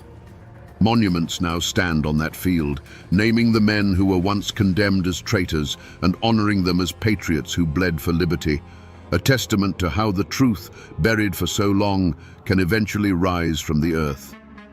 The memory also clings to the land in the form of legend. For generations, people in Hillsborough would point to the spot where James Pugh and his fellow regulators were hanged. They swore that on that patch of ground, cursed by Pugh's final defiant words, no grass would ever grow. It was a physical scar on the landscape, a constant, eerie reminder kept alive not by historians, but by the folk memory of a people who refused to let the story die completely. And while the names and dates may have faded from the nation's memory, the spirit of the regulators has soaked into the very soul of Appalachia. That fierce independence, that deep and abiding distrust of distant, powerful governments, that unshakable belief that a man has the right to stand his ground against injustice, that is the true living legacy of Alamance. The textbooks might forget, the politicians may never learn, but the mountains remember everything. So we return to the question that started our journey, the question that hangs in the smoke of the Alamance battlefield. What could drive God-fearing men to wage war on their own government? The answer, we now see, is both simple and profound. They didn't fight to create a new nation or to overthrow a distant king. They fought because the boot of a corrupt and arrogant power was pressing down on their necks. And they believed, with every fiber of their being, that a free man does not endure such a thing without fighting back. They fought for the most fundamental of all rights, the right to enjoy the fruits of their own labor and to be treated with dignity. This is a story that teaches a hard lesson about the price of liberty. It reminds us that the first people to stand up are often the first to be cut down. The regulators lost their battle, their property, and in some cases, their lives. They were branded as traitors, and their story was buried. But their spirit did not die on that field. The blood they shed at Alamance was not wasted. It seeped into the ground and watered the roots of a tree of liberty that would burst into full, revolutionary bloom just a few short years later. Their defiance became a legacy, a fierce whisper of warning passed down through generations of mountain folk that the law and justice are not always the same thing. Their struggle is a testament to the indomitable Appalachian spirit, a spirit that bends for no man and bows only to God. It's a timeless reminder that when every legal door is slammed shut, when every petition is met with contempt, ordinary people will eventually seek their justice not in a courthouse, but in the open field with whatever tools they have at hand. Their voices were silenced by the rope and the cannon, but if you listen closely, you can still hear their echo in the Carolina hills. And now, my friends, you know the rest of the story. On the morning of March 20th, 1906, the modern steel of the Walnut Street Bridge in Chattanooga, Tennessee, was host to a medieval horror. Dangling from a thick rope tied to a girder was the body of a man riddled with bullet holes, a silent silhouette against the rising sun. This wasn't a secret crime, hidden in the shadows. This was a public spectacle, a brutal message left for the entire city and the entire nation to see. The victim was a man named Ed Johnson, and just hours before his death, he had been granted a stay of execution by the United States Supreme Court. He was, by law, under federal protection. So what happened on that bridge? How could a mob tear a man from his cell and lynch him in open defiance of the highest court in the land? Today, we will answer that question. We will unravel a story of a city's rage, a sheriff's betrayal, and an injustice so profound it sparked an unprecedented legal battle for the very soul of America. Before he was a name in a Supreme Court case, Ed Johnson was just a man trying to find his way. He was 24 years old, a handyman, and a member of the Second Baptist Church. He wasn't a troublemaker. By all accounts, he was quiet, unassuming, and known for his steady work. In the segregated world of 1906 Chattanooga, a city trying to brand itself as a progressive hub of the New South, men like Ed Johnson lived a precarious existence. They were the backbone of the city's labor force, yet they were afforded none of its protections and lived under the constant unspoken threat of a racial hierarchy enforced by both law and tradition. His world was one of separate entrances, separate water fountains, and a carefully maintained social distance. He had hopes and fears like any other man, but his were filtered through the lens of Jim Crow. He sought stability, a bit of peace, and the quiet dignity of a life well lived within the narrow confines society had drawn for him. He was, in short, an ordinary man, which made him the perfect blank canvas onto which a city could project its deepest fears and hatreds. Miles away, in another part of that same city, lived Nevada Taylor. She was a young white woman, and her world was the mirror opposite of Ed Johnson's, defined by a different set of rigid expectations. Her life was meant to be one of protected virtue, of church socials, and a future promised within the safe confines of her community. She was a symbol of the Southern purity that the white power structure was obsessed with defending. The city they both called home, Chattanooga, was a place of deep contradictions. It boasted of its industry, its economic growth, and the grand Walnut Street Bridge that stitched the city together over the Tennessee River. But beneath this veneer of progress was a simmering cauldron of racial animosity. The memory of the Civil War was still fresh, and the rigid social order of the Jim Crow South was considered sacred. The slightest perceived transgression against that order, especially the ultimate taboo of a black man being accused of harming a white woman, was enough to make the city's civilized facade crumble into dust. In this tinderbox, Ed Johnson and Nevada Taylor were strangers, their lives running on parallel tracks that were never meant to intersect. But on a cold January night, in the darkness of a cemetery on the edge of town, those tracks would collide in a catastrophic event. One of them would become the victim of a brutal assault, and the other the victim of a city's ravenous, indiscriminate rage. Both of their lives and the world they knew were about to be destroyed.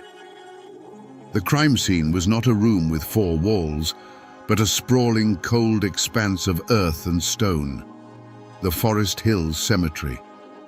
By day, it was a place of quiet reflection, but on the night of January 23, 1906, this sanctuary for the dead became a stage for a living nightmare.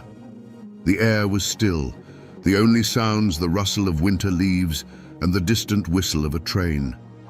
It was in this profound and unnerving silence that Nevada Taylor was found, terrified and disoriented. There was no physical evidence to speak of, no footprints that could be trusted on the hard, cold ground, no discarded weapon, no clear signs of a struggle that told a specific story. The only evidence was Nevada Taylor's own harrowing account, a story pieced together from the fragments of trauma and the blackness of the night. She couldn't see her attacker's face. She couldn't describe his clothes. All she could offer was a voice in the dark and the terrifying assertion that her assailant was a black man. From the chaos, investigators clung to a single flimsy piece of information. Miss Taylor mentioned that she had grabbed at something during the attack, a small leather strap, which she thought might have come from her assailant's weapon. This tiny, ambiguous detail became the cornerstone of the entire investigation. It was not a clue that pointed to a specific person, but a desperate anchor in a sea of uncertainty. The scene of the crime quickly expanded beyond the cemetery gates and into the very heart of Chattanooga. Whispers turned to shouts, and fear curdled into rage. The city's white populace didn't see a mystery to be solved. They saw an outrage to be avenged. The lack of a clear suspect didn't inspire caution. Instead, it created a vacuum that was instantly filled with suspicion directed at every black man in the city. The investigation began not with a question, who did this, but with a conclusion. A black man was responsible, and he would be found. The wilderness of the cemetery had offered no easy answers, but the mob-minded certainty of the city demanded one, and it demanded one immediately. The hunt was on, not for a specific individual, but for any man who could be made to fit the crime. The city's fury needed a face, a name to attach to its collective rage. That pressure fell squarely on the shoulders of Hamilton County Sheriff Joseph F. Shipp. A man of his time and place, Shipp understood that justice in the Jim Crow South was often secondary to maintaining order, and order meant placating the white majority. His personal vendetta wasn't against any one man, but against the threat of chaos and the political damage an unsolved crime of this nature could do to his career. He needed a culprit, and he needed one fast. The investigation became a brutal dragnet. Deputies swept through the black neighborhoods of Chattanooga, rounding up men by the dozen. It wasn't about finding clues. It was about creating a lineup of potential sacrifices. And in this trawl, they found Ed Johnson. He wasn't caught red-handed, nor was he found with any incriminating evidence. He was simply in the wrong place at the wrong time, a known figure in the community who suddenly found himself ensnared in a nightmare. The flimsy clue of the leather strap was now given a purpose. A rumor began to circulate, likely started by the authorities themselves, that Johnson had been seen with a similar strap. It was a lie, but a powerful one. Suddenly, the community had something to latch onto. Ed Johnson fit the profile not because of evidence, but because he was available. He was a black man, he was young, and he was powerless. The entire weight of the investigation now shifted onto him. Every aspect of his quiet life was re-examined through a lens of presumed guilt. His unassuming nature was twisted into sullen secrecy, his work as a handyman seen as a cover for a darker character. The community didn't have a motive rooted in personal animosity, so they invented one for him. The racist, monstrous caricature of a black man driven by uncontrollable lust. A vile stereotype used for a century to justify racial violence. The mob had its villain. The Whispers had found their target. In the face of a lynch mob and a hostile legal system, a man has one last line of defense: his own lawyers.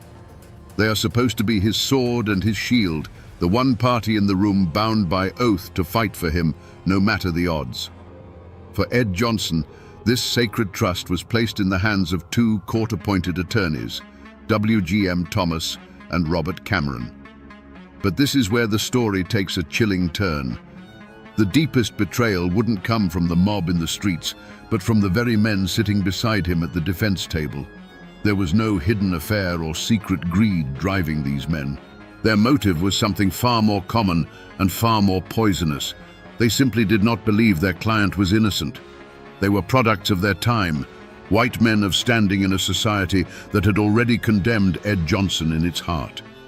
To them, defending him was not a pursuit of justice, but an unpleasant professional obligation. A vigorous defense would mean alienating their peers, the judges, and the entire white community of Chattanooga. It was a battle they had no intention of fighting. Their actions in the courtroom, when re-examined, tell a story not of a failed defense, but of a defense that was never truly mounted. They met with Johnson only once, for a few minutes, before the trial began. They called no witnesses to the stand to testify to his character or to help establish an alibi. They offered only a timid, half-hearted cross-examination of the prosecution's witnesses. The trial was a sham, and his own lawyers were willing participants in the charade. The final, damning proof of their betrayal came after the inevitable guilty verdict was handed down. Ed Johnson, terrified but resolute in his innocence, begged them to file an appeal. They refused. In their eyes, the case was closed. They had performed their duty as they saw it, and now they were washing their hands of the condemned man. This wasn't just legal malpractice, it was an act of profound abandonment. Ed Johnson's supposed guardians had delivered him, bound and gagged, to his executioners. He was utterly and completely alone. Just when Ed Johnson's fate seemed sealed, a new and unexpected force entered the fray. It did not come from within Chattanooga's white power structure, but from outside of it, from a quarter no one had bothered to consider. Two local black attorneys, Noah Pardon and Stiles Hutchins, stepped out of the shadows. This was not just a legal maneuver, it was an act of almost unimaginable courage. In a city where they were considered second-class citizens, where their very ambition was seen as a provocation, they chose to stand up for a man everyone else had left for dead. Their motive was not profit or personal gain. It was a radical belief in the promise of American justice, even when America itself had broken that promise time and time again. They saw a sham trial, an innocent man railroaded, and a violation of the most basic constitutional rights. Their interest clashed directly with the unwritten law of the city, which demanded a swift execution to satisfy the mob. Pardon and Hutchins were not just fighting for Ed Johnson, they were challenging the entire corrupt edifice of Jim Crow justice. Their presence created an immediate and dangerous unease. They were threatened, intimidated, and ostracized. But they refused to back down. When the Tennessee Supreme Court slammed its doors in their face, they made a decision that would change legal history. They decided to appeal to an authority far outside the state, a power that the Chattanooga mob could not control, the Supreme Court of the United States. This was the ultimate external threat. The news that two black lawyers were taking their case to Washington, D.C. was seen as an outrageous act of defiance. To Sheriff Shipp and the city's leaders, this wasn't an appeal. It was an invasion. It was the federal government, the same force that had crushed the Confederacy 40 years prior, once again threatening to meddle in their affairs. The conflict was no longer just about Ed Johnson. It was a battle for control, a struggle between local mob rule and the supreme law of the land. The entire official investigation into the assault of Nevada Taylor was, from the very beginning, a grand and tragic false trail. The objective was never to find the truth, but to secure a conviction. The so-called clues that led to Ed Johnson were not discoveries, but constructions, red herrings deliberately laid to guide public opinion toward a predetermined conclusion. The central piece of evidence, the small leather strap, was the most potent of these fictions. Investigators treated it like a smoking gun, a direct link to Johnson, despite the fact that no one could ever definitively prove it belonged to him or that it was even connected to the crime. The trail led from this flimsy object to the Hamilton County Jail, where the most crucial piece of misdirection was staged. The identification of Ed Johnson by Nevada Taylor was not a moment of clarity, but of manufactured certainty. She was brought into a dim room where Johnson was the only suspect presented. Her initial hesitation, her uncertainty, was brushed aside by the forceful suggestions of the lawmen around her. Under immense pressure, she gave them the identification they wanted. This shaky, coerced statement, which should have been a dead end, was instead treated as an irrefutable fact. Meanwhile, any path that might have led to the truth was quickly blocked off. Ed Johnson had an alibi. Witnesses in the black community could place him at a saloon far from the cemetery at the time of the attack. But these leads, the only ones that actually pointed toward his innocence, were never pursued. The authorities simply weren't interested. Every testament to Johnson's good character, every inconsistency in the timeline, was ignored. These promising trails didn't evaporate. They were deliberately buried under the weight of the official narrative. This created a strange and dangerous kind of frustration. For Sheriff Shipp and the white mob, the frustration wasn't that the case was stalled, but that the legal process, however flawed, was taking too long. They had their man, their simple answer, and the appeals filed by Pardon and Hutchins were seen as infuriating obstacles. For the black community, the feeling was one of growing terror. They were watching a legal system actively lead itself down a false path, and they knew that at the end of this trail lay not justice, but a hangman's noose for an innocent man. In Chattanooga, the truth was not buried by a lack of evidence, but by two formidable walls of silence. The first was a wall built by the white community, not of quiet whispers, but of a deafening, unified roar. It was an unspoken agreement that Ed Johnson was guilty, a conclusion reached before the trial even began. This wasn't just about one crime, it was about defending a fragile social order. To question Johnson's guilt was to question the very foundation of their world, to suggest a white woman could be wrong and a black man could be innocent. Any white person who harbored doubts learned quickly to keep them to themselves, lest they be branded a sympathizer, a traitor to their own. The second wall was built by the black community, and it was a wall of pure, unadulterated terror. People knew Ed Johnson. They knew his character. Some even knew where he was on that fateful night. But the code of the Jim Crow South was brutally simple. You saw nothing, you heard nothing, and you knew nothing that contradicted the white mob. To come forward as an alibi witness for Johnson would not have been seen as a civic duty, but as an act of suicidal defiance. The price for speaking the truth was the firebombing of your home, the destruction of your business, or a rope thrown over a tree limb with your own name on it. This silence was born from a deep and justified distrust of the law. The police and the courts were not seen as protectors, but as the enforcement arm of the white power structure. To go to sheriffship with information proving Johnson's innocence would be pointless and perilous. The system was not designed to find the truth. It was designed to produce a result, and that result had already been decided. The psychological toll on those who dared to breach this wall was immediate and severe. Noah Pardon and Styles Hutchins were the ultimate examples. By taking Johnson's case, they shattered the silence. In return, they were marked men. Their lives were openly threatened, their reputations dragged through the mud. They were hunted in their own city, forced to flee for their very survival. The message sent to the rest of the community was chillingly clear. This is the fate of those who speak. After that, the silence became absolute. With the Tennessee courts turning a deaf ear and the execution date looming, all hope seemed to be lost. The legal road had run out, and the gallows were being prepared. But in the small office of Noah Pardon and Styles Hutchins, a discovery was made that would change the course of American legal history. The forgotten clue they unearthed wasn't a misplaced letter or a hidden diary. It was a fundamental principle that the state of Tennessee had chosen to ignore. It was the United States Constitution. Their argument was as simple as it was revolutionary.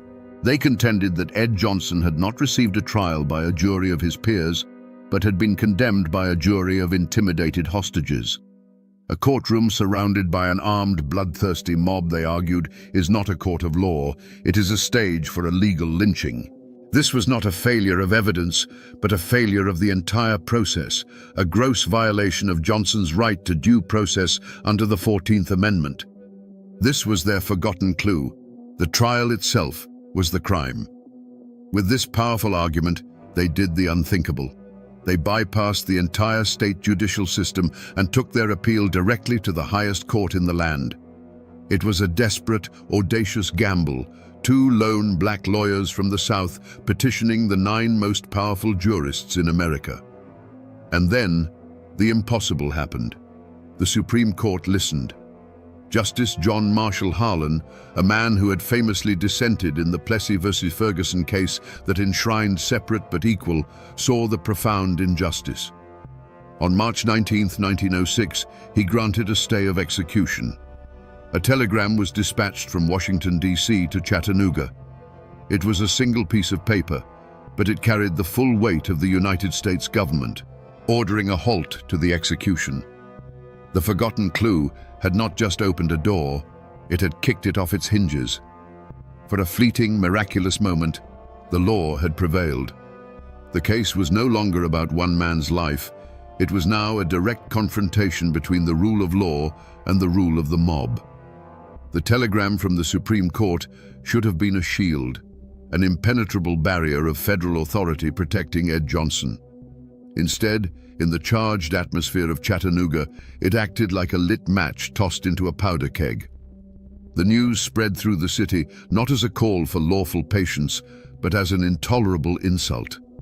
A distant court in Washington, they felt, had stolen their justice, robbing them of the vengeance they so desperately craved. The city began to simmer, and then to boil. The central mystery was no longer who attacked Nevada Taylor, but who would dare to defy the United States Supreme Court. The answer was not some shadowy figure hiding in the back alleys. The mastermind of the lynching, the man who held the keys to both the jail and to the mob's fury, was Hamilton County Sheriff Joseph F. Shipp. His unmasking came not from a forgotten clue, but from his own deliberate, chilling actions on the night of March 19th.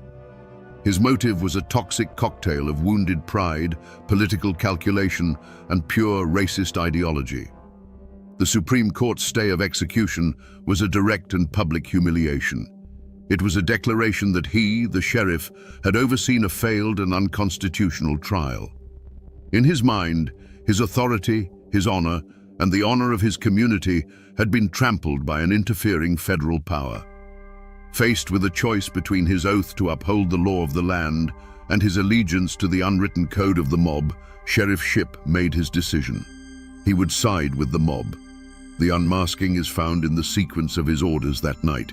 First, he sent the vast majority of his deputies home, leaving the county jail, which held a man now at the center of a national firestorm, almost completely unguarded. Then, he personally disarmed the one remaining jailer, a man named Nicholson, leaving him with only a single, useless key. He had effectively laid out a welcome mat for the violence he knew was coming. The mob that gathered that night was not a spontaneous eruption of chaos. It was an organized force, its leaders emboldened by the silent, implicit permission of the sheriff. They marched on the jail, not with the uncertainty of a riot, but with the confidence of men who knew they would face no resistance. When the sledgehammers began to ring against the jailhouse doors, the sound was not just breaking steel, but the shattering of the rule of law. The true culprits were unmasked, a furious mob acting as the fist, and the county sheriff, the man sworn to stop them, acting as the calculating, treacherous mind. The night air of Chattanooga filled with the rhythmic, brutal clang of steel on steel as the mob's sledgehammers beat against the jailhouse doors. Inside, a terrified Ed Johnson listened as his last line of defense was systematically battered into submission. When the doors finally gave way, a river of angry shouts and menacing faces flooded the corridor. Rough hands seized him, dragging him from the relative safety of his cell out into the cold March street. They marched him through the city, a grim procession lit by flickering torches and street lamps. The mob was a beast with 100 heads, and it was parading its victim towards the altar of its rage, the Walnut Street Bridge. The modern steel structure, a symbol of Chattanooga's progress, became a stage for its most medieval impulse. The dark, swirling waters of the Tennessee River flowed silently below, an indifferent witness to the horror about to unfold. On the bridge, under the vast, starless sky, a thick rope was thrown over a steel girder. In this final, terrifying moment, Ed Johnson was granted a chance to speak. His voice, clear and steady, cut through the jeers of the crowd. He did not beg for his life. He proclaimed his truth. "I am an innocent man," he declared to the faces surrounding him. "I am not guilty of this crime. I have said it all the time and I say it now. God bless you all. I am ready to go." Then he was pushed into the void. The rope snapped taut, but the fall did not bring a swift end. As his body twisted in the air, a leader of the mob raised a pistol. A single sharp crack echoed across the river, and Johnson's body went limp. It was followed by another and another. From the bridge above, a fusillade of gunfire erupted. The night was filled with muzzle flashes, each bright spark followed by the sound of a shot, over 50 in all, each one a punctuation mark in a statement of pure defiance. And then, as suddenly as it began, it was over. A ringing silence descended upon the bridge, broken only by the whisper of the wind through the steel girders and the distant bark of a dog. Ed Johnson's body hung motionless, a haunting pendulum suspended between the city and the dark river below. The mob, its terrible work done, quietly began to disperse, leaving their gruesome message hanging in the night for all the world to see. News of the lynching in Chattanooga was not just news of a murder, it was news of a rebellion. The mob, aided by the sheriff, had not just killed a man, they had openly defied a direct order from the United States Supreme Court. The insult was so profound, so audacious, that it shook the halls of power in Washington.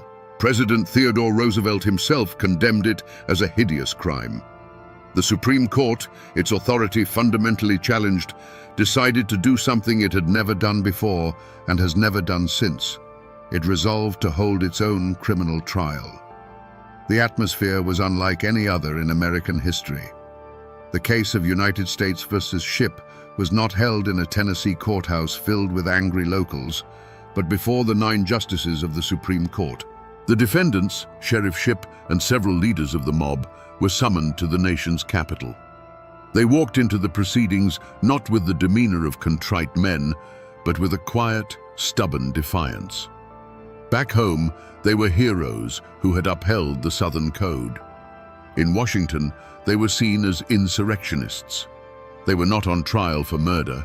The federal court had no jurisdiction for that, but for something just as fundamental, contempt of court, for spitting in the face of the highest law in the land. Shipp and his men maintained their innocence, claiming they were simply overwhelmed by a spontaneous and uncontrollable mob. They presented themselves as hapless peacekeepers, not willing conspirators. But the evidence, painstakingly gathered by federal investigators, told a different story. A story of deputies sent home, of a jail left intentionally unguarded, of a sheriff who had promised the mob they would not be stopped. The verdict, when it finally came down in 1909, was a thunderclap. The Supreme Court of the United States found Sheriff Joseph F. Shipp and 5 of his associates guilty. It was a seismic moment, the first time the federal government had successfully prosecuted the participants of a lynch mob. But then came the sentence. For orchestrating the murder of a man under federal protection and for defying the highest court in the land, Sheriff Shipp was sentenced to serve just 60 days in a federal jail. Justice, it seemed, had been both served and denied in the very same breath. The verdict established a monumental precedent. The rule of law could and would reach down to challenge mob violence, but the punishment was so laughably light that it felt like a slap on the wrist. Shipp served his time and returned to Chattanooga not as a disgraced criminal, but as a celebrated martyr, his reputation enhanced by his brief and comfortable imprisonment. The verdict was a landmark victory for the principle of law, but a bitterly hollow one for the cause of true justice. The lives of everyone touched by the tragedy of Ed Johnson were permanently fractured, their futures sent spinning in new and often tragic directions. For the 2 men who fought for him, Noah Pardon and Styles Hutchins, the price of their courage was exile. They were hounded from the city they sought to better, their legal practices destroyed, and their lives under constant threat. They became fugitives from the very mob they had tried to defeat in a courtroom, forced to rebuild their lives in the anonymity of the North, their names whispered in Chattanooga's black community with a mixture of reverence and fear. They had won a moral victory, but suffered a devastating personal defeat. The opposite was true for Sheriff Joseph Shipp. He did not return from his 60-day sentence in shame. He was welcomed back to Chattanooga as a conquering hero. He walked the streets not as a convicted criminal who had defied the Supreme Court, but as a champion of Southern honor who had stood up to federal overreach. His complicity in the lynching did not end his career. It solidified his legacy among the white majority. He became a living symbol of the South's defiance, his life a testament to the fact that in the Jim Crow era, some crimes were not only tolerated, but celebrated. Nevada Taylor, the young woman whose assault was the catalyst for the entire nightmare, retreated into a life of quiet obscurity. The trauma of that night in the cemetery was compounded by the horror of what was done in her name. She never spoke publicly of the events again, living out her days in the long shadow of a crime she survived and a murder she inadvertently caused. Her life, like Johnson's, was irrevocably defined by that one terrible night. For the black community of Chattanooga, the lynching of Ed Johnson became a ghost story told for generations, a brutal lesson in the consequences of defiance. It cast a pall of fear that lingered for decades, reinforcing the city's rigid racial hierarchy with the haunting image of a body hanging from the Walnut Street Bridge. But a seed of resolve was also planted. The fight for Ed Johnson's name did not die with him. It was a slow, stubborn pursuit of justice that spanned nearly a century, a legal and moral reckoning passed down through the years, waiting for a time when the city would finally be forced to confront its past.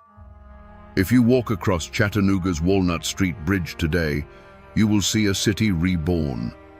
It is now a pedestrian walkway, a beautiful expanse of blue steel where families stroll, cyclists glide by, and tourists take photos of the Tennessee River below. It is a symbol of the city's vibrant present. But the steel beneath your feet tells a different story. The massive girders that support this scene of modern leisure are the very same girders from which a noose was hung in 1906. The bridge is not just a landmark, it is a monument to a murder, a tangible physical remnant of a night of profound horror.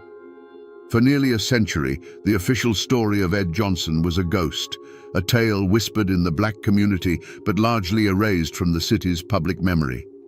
But ghosts have a way of demanding to be seen. In the year 2000, 94 years after his death, the Hamilton County Court officially overturned Ed Johnson's conviction, a stunning and long overdue admission of the injustice that had been done. The echo of his last words, "I am an innocent man," had finally found its way back into a courtroom and been affirmed as truth. Today, not far from the foot of that very bridge, a new monument stands. It is the Ed Johnson Memorial, a solemn and powerful space dedicated to his memory and to the courage of Noah Pardon and Styles Hutchins. It is a deliberate act of reclamation, a place where the story is no longer whispered but told in bronze and stone for all to see. It stands as a counter-narrative to the silence, a permanent testament to a history that the city is finally beginning to confront. The mountains that cradle Chattanooga have seen empires rise and fall, and the river has carried 1,000 secrets to the sea. They were the silent witnesses to the crime, the trial, and the lynching. For decades, the world tried to forget what happened on that bridge, to pave over the past with progress. But the steel remembers, the river remembers. And now, thanks to the tireless pursuit of justice, the city is finally being forced to remember too, ensuring that the echo of Ed Johnson's story will never again fade into silence. So we return to the question that hung in the air with Ed Johnson's body. How could this happen in open defiance of the nation's highest court? The answer, we now know, is as simple as it is terrifying. The law is not a fortress of stone. It is a fragile agreement, utterly dependent on the integrity of those sworn to uphold it. On that night in Chattanooga, the man with the badge decided the mob's will was more important than the court's word, and in that moment, the law ceased to exist. But this story is more than just a chronicle of a failure of justice. It is a profound lesson in the slow, stubborn, and often painful pursuit of it. It teaches us that the arc of the moral universe may bend toward justice, as the saying goes, but it does not bend on its own. It must be pulled, inch by painful inch, by the hands of courageous and often forgotten people. Men like Noah Pardon and Styles Hutchins, who risked everything for a man they knew was innocent, pulled on that arc. Their fight seemed lost in 1906, but it started a conversation that refused to die, a quiet echo that grew louder with each passing generation. The story of Ed Johnson is a reminder that history is never truly in the past. It lives in the steel of a bridge, in the names carved on a memorial, and in the ongoing struggle to reconcile our ideals with our actions. The Supreme Court's verdict was a landmark for the rule of law, but the real justice, the clearing of an innocent man's name, took nearly a century to arrive. It is a story that teaches us that the loudest shouts for truth often come from the quietest graves. And now, my friends, you know the rest of the story. You know how the law can be both a shield and a sword, and how sometimes it is simply a whisper in a storm of rage. For the law can be written on paper, but justice must be carved into the heart of a community. And that is a task that is never truly finished.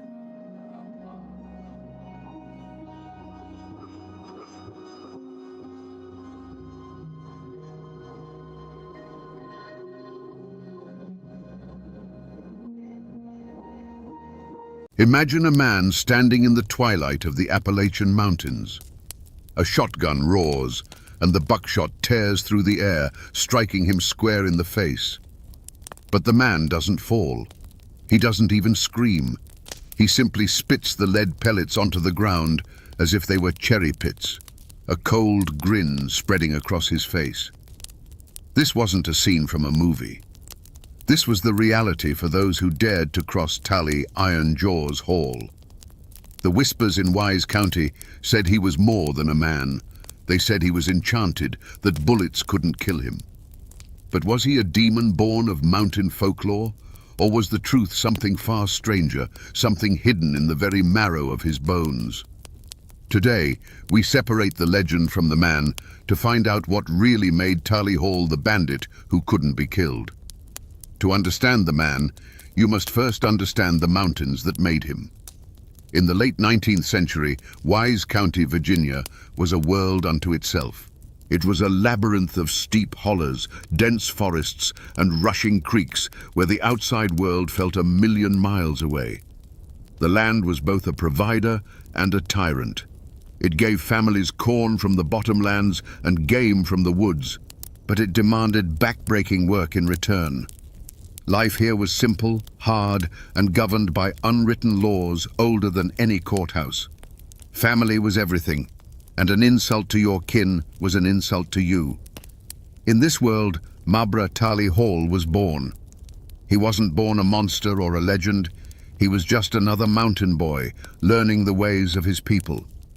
And in these parts, the most important craft, the very lifeblood of the local economy, was turning corn into whiskey. Moonshining wasn't seen as a crime by many. It was a tradition, a skill passed from father to son. It was how you turned a surplus crop into cash, how you paid for medicine, tools, or a piece of land to call your own. Tally learned the trade early, mastering the art of the still, understanding the subtle science of fermentation and distillation under the dark Appalachian night. He was a big man, powerfully built from a life of hard labor. People knew him as strong, quiet, and fiercely protective of his own. He worked his still, provided for his family, and lived by the mountain code. In these early days, he was just a distiller, respected for the quality of his product.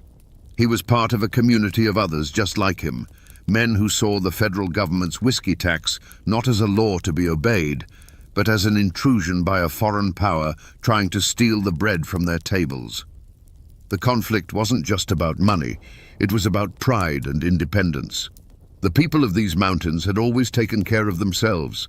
They built their own homes, grew their own food, and settled their own disputes. The arrival of federal marshals, the revenuers, was seen as a declaration of war on their entire way of life. These outsiders didn't understand the mountains or the people who lived in them. They saw moonshiners as simple criminals, not as farmers and family men trying to survive. And in this simmering tension, the seeds of Tally Hall's future were sown.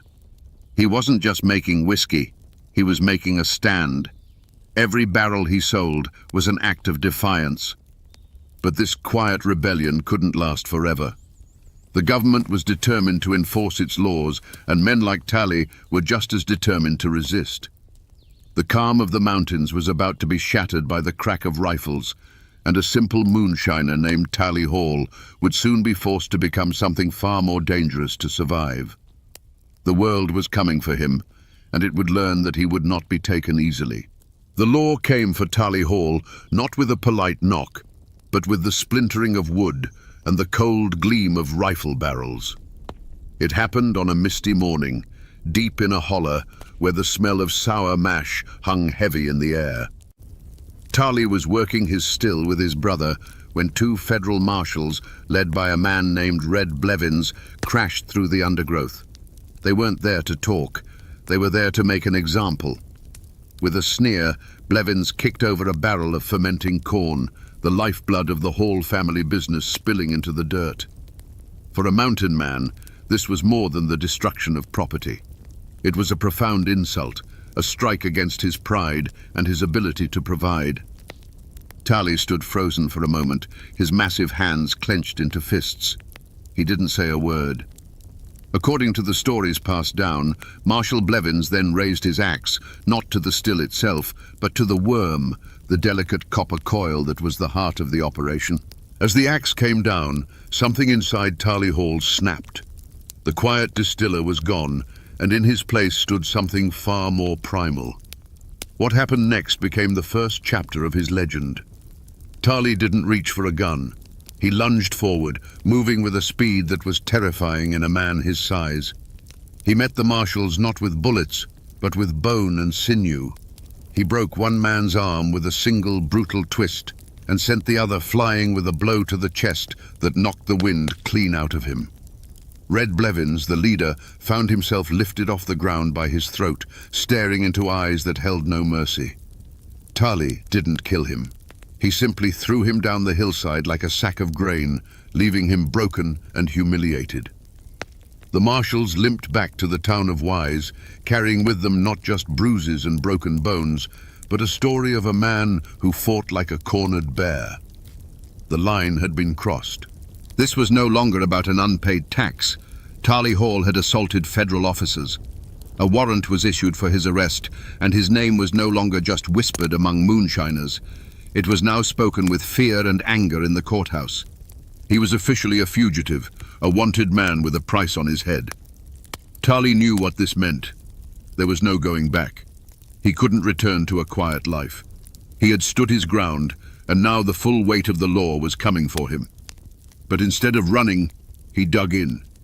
He gathered his brothers and his kin, men who believed in the same code he did. The forest that had been his workshop now became his fortress. The first drops of blood had been shed, not by Tali, but by the government's attempt to break him. And Tali Hall had answered in the only language he knew they would understand. The war had begun. With a price on his head, Tali Hall became the most hunted man in Wise County. But hunting him and catching him were two very different things. The mountains were his kingdom, and he moved through them like a ghost. This drove his rivals, other moonshiners whose business he had crushed with his own brand of violent enforcement, to a point of desperation. They decided to do what the law couldn't. They set a trap on the Pound Gap, a treacherous road that snaked through the mountains, a place where a man could disappear without a trace. They waited in the deep shadows as Tali rode alone, a silhouette against the rising moon. As he passed a narrow bend, the night erupted. A shotgun blast, fired from less than 20 feet away, struck him full in the head and upper body. The sound echoed through the holler, a deafening roar that sent birds scattering from the trees. Tali's horse shrieked and crumpled to the ground, its legs tangled in a dying heap. The ambushers stepped out from their cover, rifles ready, expecting to see a body. But Tali Hall was still standing. He swayed on his feet, stunned by the impact, but he did not fall.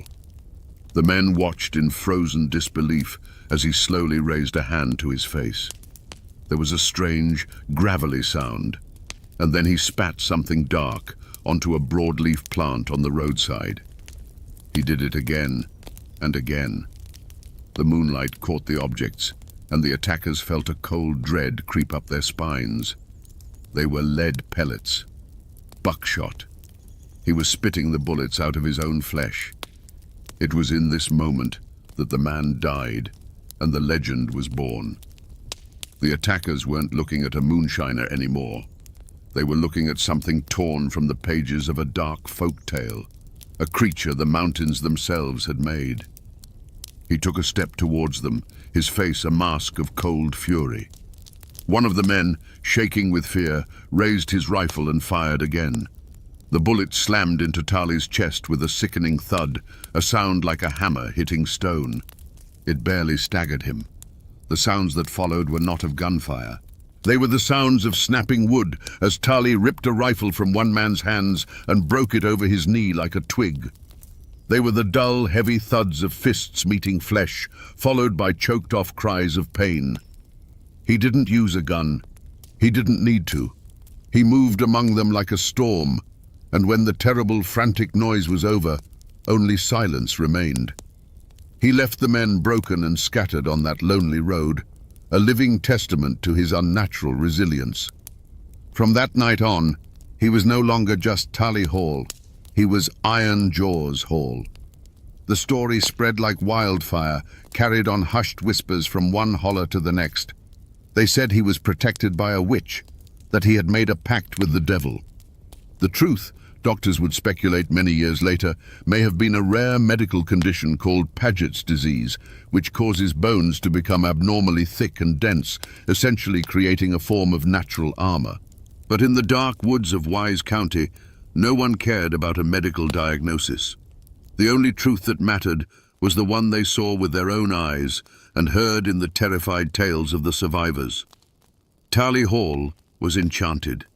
He was bulletproof, and if you shot him, you had better pray you killed him with the first shot, because you would not get a second. The silence that fell over Pound Gap after the failed ambush was deeper and more terrifying than the roar of the shotgun that had started it. The broken men who dragged themselves back to civilization did not speak of a botched attack. They spoke of a nightmare. They told a story not of a fight, but of an encounter with something inhuman, something that ate lead and paid it back with crushing force. Their words, laced with genuine terror, were far more potent than any rumor. The legend of Iron Jaws Hall was no longer a whispered bit of folklore. It was now a sworn testimony, sealed in fear. Tally Hall himself seemed to understand the power of what had happened. He didn't retreat deeper into the mountains. Instead, he did the opposite. He became more visible, more brazen. He knew that fear was a more effective weapon than any rifle. His reputation preceded him, a silent, invisible guard that cleared his path. Other moonshiners, men who had once been his rivals, now fell in line. They either paid him a tribute to operate, a tax of their own, or they got out of the business entirely. To defy Tally was to challenge a man who bullets supposedly couldn't harm. No one was willing to take that chance. The authorities were now faced with an impossible situation. The reward for Tally's capture was increased, becoming a small fortune for the time. But money meant nothing against superstition. Deputies who were brave enough to face a dozen armed men would hesitate at the thought of confronting Tally Hall alone. Informants dried up, their fear of the law replaced by a much more primal fear of iron jaws. The manhunt, once an active pursuit, became a cold case file gathering dust on a shelf.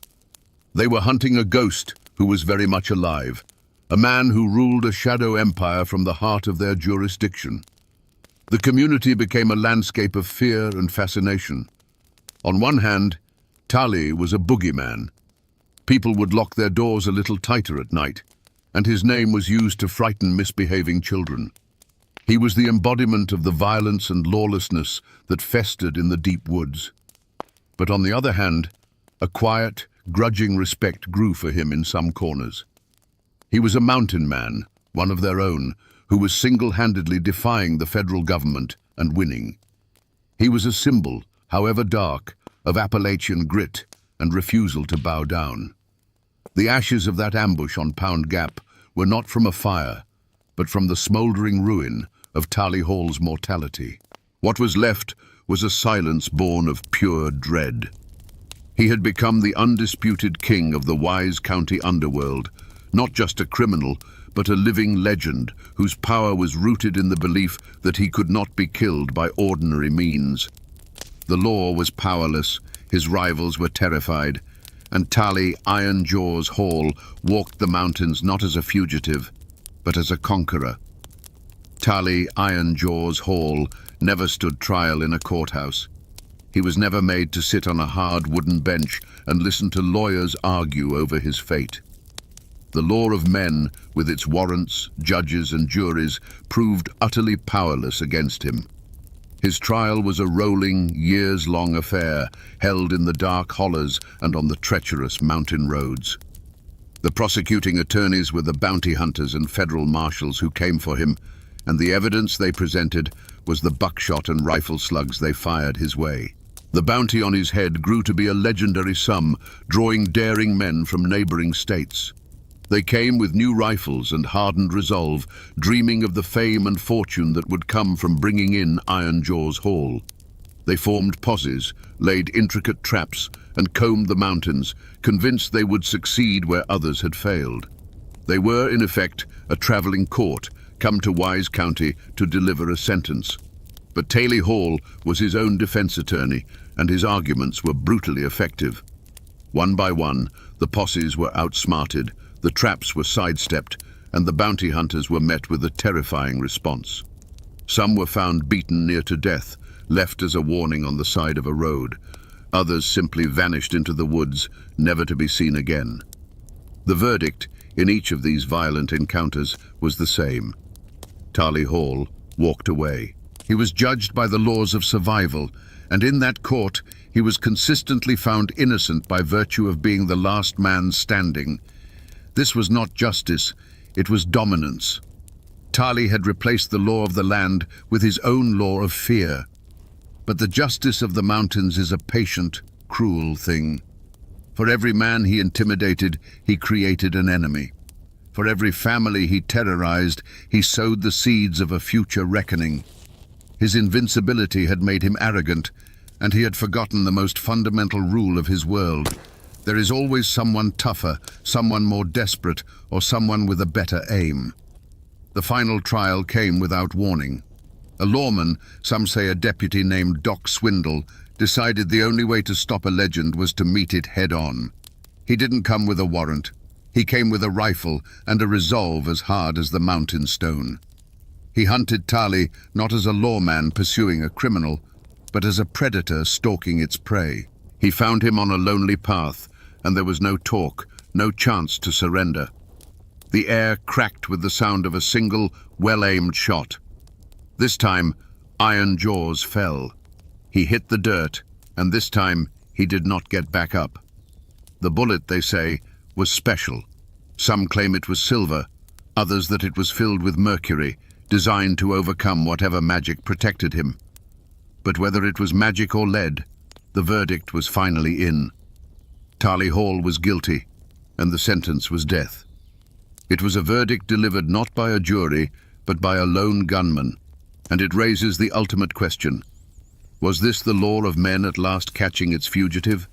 Or was it simply the brutal, unforgiving justice of the mountains finally claiming one of its own? Taylor Iron Jaws Hall was buried in a small, remote cemetery in Wise County, not far from the lands he once ruled. For years, his grave was marked only by a simple fieldstone, as if even in death, people were afraid to carve his name for fear of what it might conjure. Today, a more formal headstone stands, a silent testament to the man who was once a living terror. Local historians and descendants still visit, standing over the patch of earth that finally managed to hold him, and they wonder. The physical landscape has changed. Pound Gap is no longer a treacherous dirt track, but a paved highway, US Route 23, that carries thousands of cars a day. Commuters and truckers speed through the cut in the mountain, their minds on schedules and destinations, completely unaware that they are passing through the very spot where a man once stood and spat buckshot back at his would-be killers. But for those who know the story, a drive through the gap, especially as evening falls, feels different. The shadows seem deeper, and the wind whistling through the rocks sounds like a whisper from the past. The legend of Iron Jaws has outlived the man by more than a century. It survives in the oral traditions of Appalachia, a story told by grandparents to their grandchildren, a campfire tale that happens to be true. While modern science offers a plausible explanation in the form of Paget's disease, that dry medical term has none of the power or romance of the legend. In the mountains, the story of the enchanted moonshiner who couldn't be killed by bullets remains the preferred version. It speaks to a deeper truth about the region, a belief in the extraordinary, and a deep-seated suspicion of simple explanations. The name Hall still echoes through Wise County and the surrounding region. The descendants carry not just the name, but the complex legacy of their infamous ancestor. For some, it's a dark chapter best forgotten, a stain of violence on the family history. For others, it's a source of a strange, defiant pride, a reminder of an ancestor who refused to bow to anyone, who was a king in his own right, however brutal his reign. The story hasn't vanished. It's simply gone underground, living on in family Bibles and hushed conversations. The mountains remember everything, and the shadow of Tali Iron Jaws Hall is a long one. So we come back to the question that hung in the air at the start of our journey. Was Tali Iron Jaws Hall truly enchanted by bullets? The logical mind points to science, to the rare bone disease that likely turned his skull and ribs into a natural, horrifying armor. And perhaps that is the simple, factual truth. But in the mountains, the truth is rarely simple. The real magic wasn't in his bones, it was in the power of belief. His legend became a weapon more potent than any gun, a shield more effective than any steel plate. The fear he created was so real, so absolute, that it may as well have been a genuine enchantment. This is a story that goes beyond a simple tale of a mountain outlaw. It is a raw and brutal lesson about the soul of Appalachia itself. It's a story about the fierce, untamable spirit of independence, but also a dark warning of what that spirit can become when it's stripped of its humanity.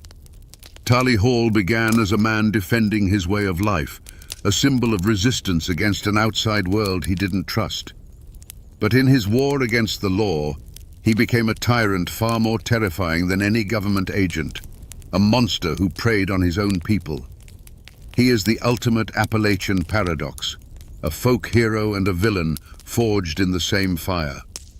The story of Iron Jaws teaches us that some legends are born not from fantasy, but from a truth so strange it has to be seen to be believed. He was a man of flesh and blood, but he became something more, an idea, a nightmare, a force of nature. Force.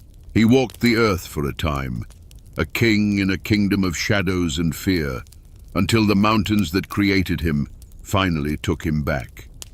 His name is now a whisper on the wind, a reminder that the old, wild magic of these hills has not entirely faded. And now, my friends, you know the rest of the story. In the misty mountains of Appalachia, they say a word can be sharper than any blade, and a woman's pride can be a poison more potent than any rattlesnake's venom. They tell a story of a young man lying on his deathbed, not from fever or from battle, but from love. And they whisper the name of the woman who put him there with a single cruel sentence. Her name was Barbara Allen. Most folks have heard the song, a sad little tune about a hard-hearted girl. But here, in the isolated hollows, that song became more than music. It became a legend of a heart so cold it could freeze a man's soul. It raises a question that still echoes in these hills. Can a person truly be killed by a word? Today, we separate the ballad from the chilling folklore it spawned, to look into the icy heart of Barbara Allen and ask the one question the mountains have been asking for centuries. Was she a monster, or the most tragic victim of them all? You have to understand what life was like back then, in those hidden pockets of the Appalachians. It was a world carved out of the wilderness by sheer grit and stubbornness. Life wasn't measured in the turning of pages on a calendar, but in the rhythm of the seasons, the spring thaw that swelled the creeks, the long hot summers of planting and tending, the autumn harvest that decided who would eat well and who would go hungry through the biting winter. The mountains weren't just a backdrop, they were a living entity, providing everything you needed, but also capable of taking it all away in a heartbeat with a flash flood or a sudden blizzard. In the heart of one such settlement lived a young man they called Sweet William. The name wasn't just a convenience, it was a description. He was the kind of man who was first to help a neighbor raise a barn and the last to leave a campfire. He had a strength that came from working the hard soil and a laugh that could cut through the thickest mountain fog. He was the future, the promise of another generation surviving and thriving in this unforgiving land. Everyone loved him because he was the best of them, a reflection of the warmth and community that was the only real shield against the cold and the dark. And then there was Barbara Allen. If William was the warm hearth of the community, she was the frost on the window pane. She possessed a beauty that was almost painful to look at, sharp and perfect, like a shard of ice. But it was a remote beauty. She lived with her mother in a small cabin, keeping to herself, her silence often mistaken for arrogance. The other girls whispered about her pride, and the young men who tried to court her came away feeling as if they'd tried to warm their hands on a marble statue. She was a mystery, an outsider in a community where there were no secrets. Yet, as it so often happens, the fire was drawn to the frost. William saw something in Barbara that no one else did. Not coldness, but a guarded sorrow, a strength that had hardened into a shield. And she, in turn, saw in his open-hearted nature a warmth she'd never known. Their courtship wasn't one of public pronouncements, but of stolen glances across the clearing during a Sunday service, of a wildflower left on her doorstep, of two people from different worlds circling each other like the sun and the moon. For a brief, hopeful season, it seemed that William's warmth might just be enough to melt her icy heart. But this world was as fragile as it was harsh. It was held together by unwritten laws of respect, honor, and pride. A person's reputation was their most valuable possession, more precious than land or livestock.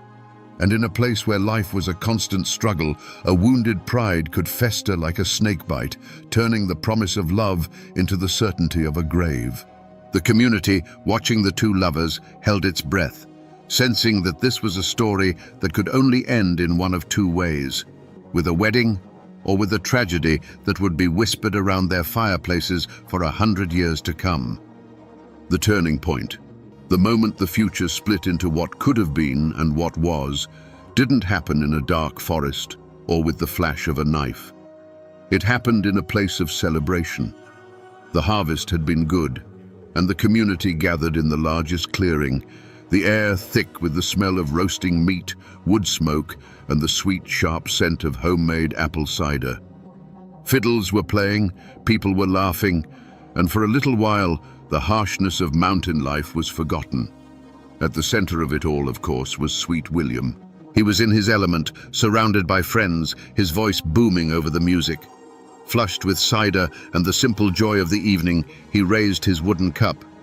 "A toast!" he shouted, a wide grin on his face. "A toast to the beauties of this valley who make the work worthwhile and the winters warm." Men cheered, and the women, both young and old, smiled at the compliment.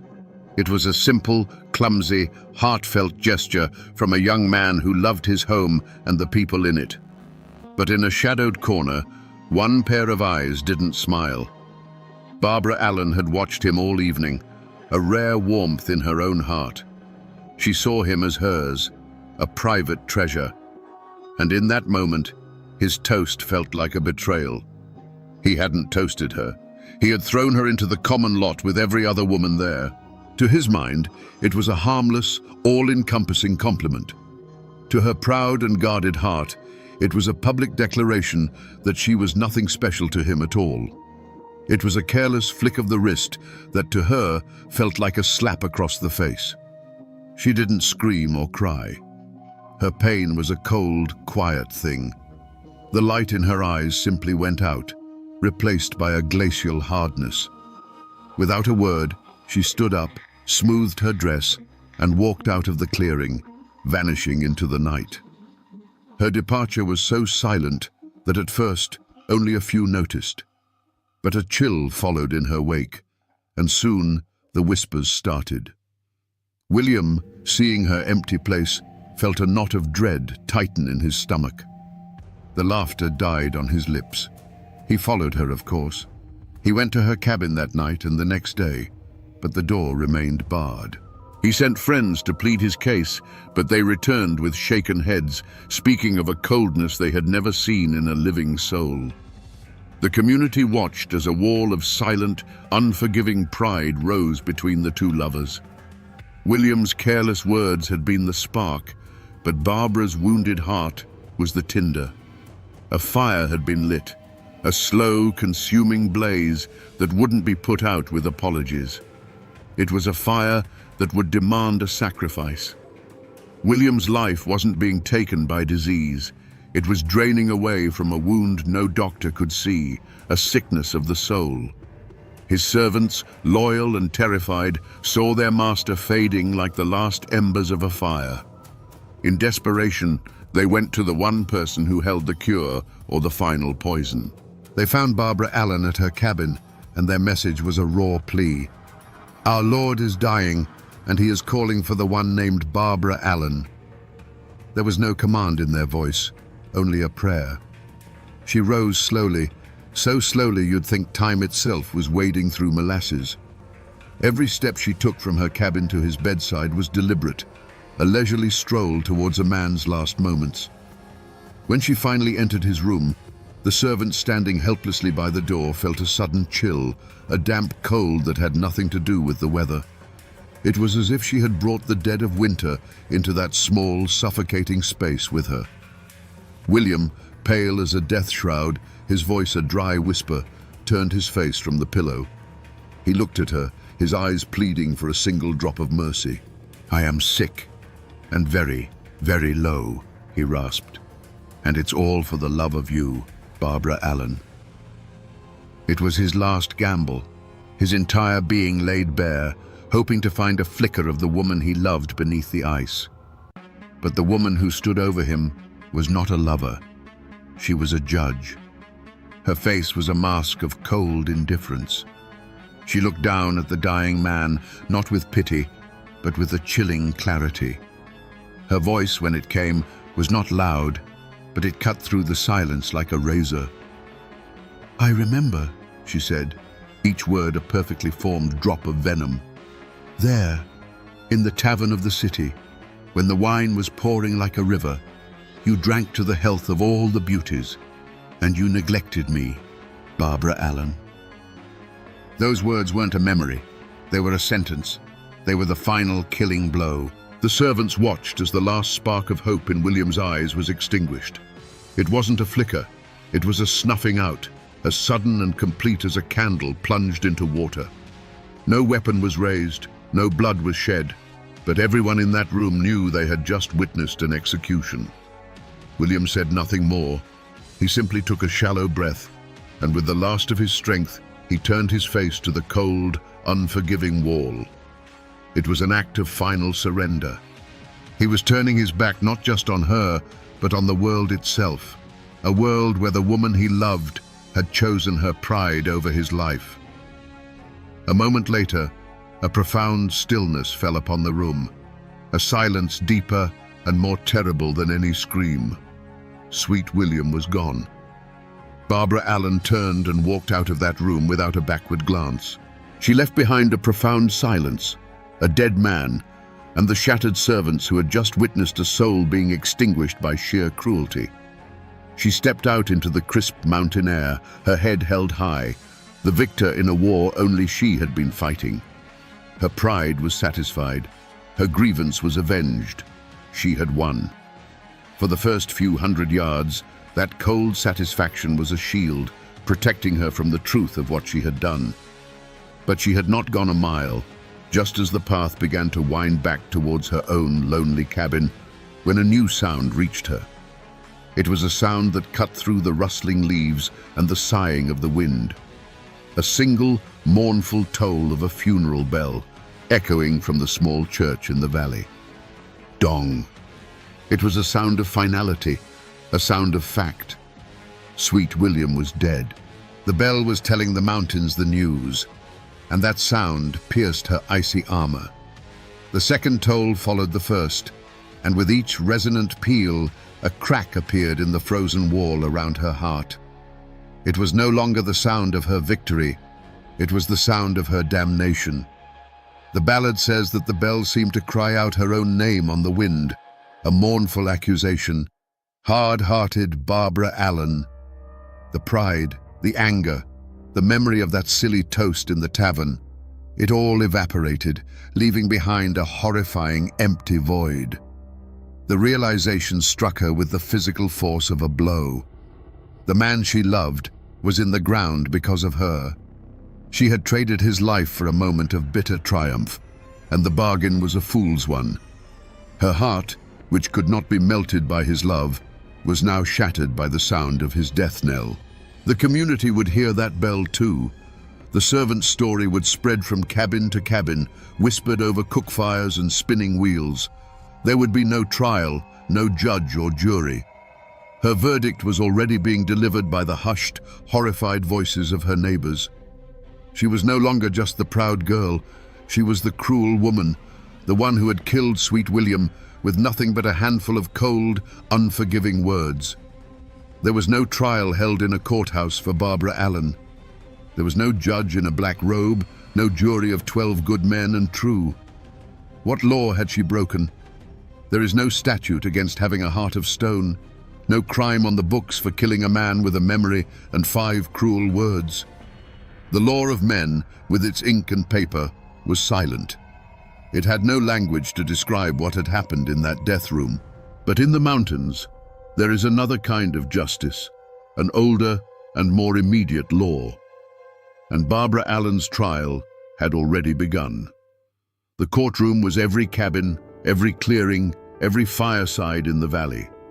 The servants who had stood helpless at William's bedside were the sole witnesses, and their testimony, spoken in hushed, horrified tones, was the only evidence needed. The story spread faster than a forest fire, a tale of love turned to poison, of a pride so monstrous it could watch a man die and feel nothing. The community, which had once whispered about her coldness, now spoke of it as a fact, an unnatural blight on the world. The verdict was unanimous. She was guilty. But Barbara wasn't listening to them. She was a prisoner in a different kind of court, the one held in the echoing silence of her own soul. The funeral bell had been the prosecution's opening statement, and it had shattered her every defense. As she ran home, stumbling through the woods, she wasn't fleeing justice. She was rushing to accept her sentence. When she burst through the door of her mother's cabin, her face was a mask of terror and grief. She was no longer a cold-hearted killer. She was a condemned woman. Her confession was not a plea for mercy, but a final, desperate command. She cried out to her mother, the words tumbling from her in a torrent of unbearable guilt. "Mom, Mom, make my bed, make it softly and long. My darling died for me today, and I will die for him tomorrow." In that moment, she was both the accused and the executioner. She understood the ancient law of the mountains, a heart for a heart, a life for a life. Her own pride had demanded William's life as payment, and now her conscience, awakened too late, demanded hers in return. And so the final verdict was delivered, not by the community, who would soon change their condemnation to a sad, shaking pity, but by Barbara Allen herself. She died the next day, not of fever or sickness, but of a broken heart, the very ailment she had inflicted upon her lover. Was it justice? Perhaps it was something more profound. It was a perfect, terrible symmetry. The law of men could never have balanced the scales so precisely. The mountains had rendered their own judgment, leaving 2 fresh graves as a permanent warning that a heart closed to forgiveness is a tomb waiting to be filled. And so they buried them in the old churchyard, side by side.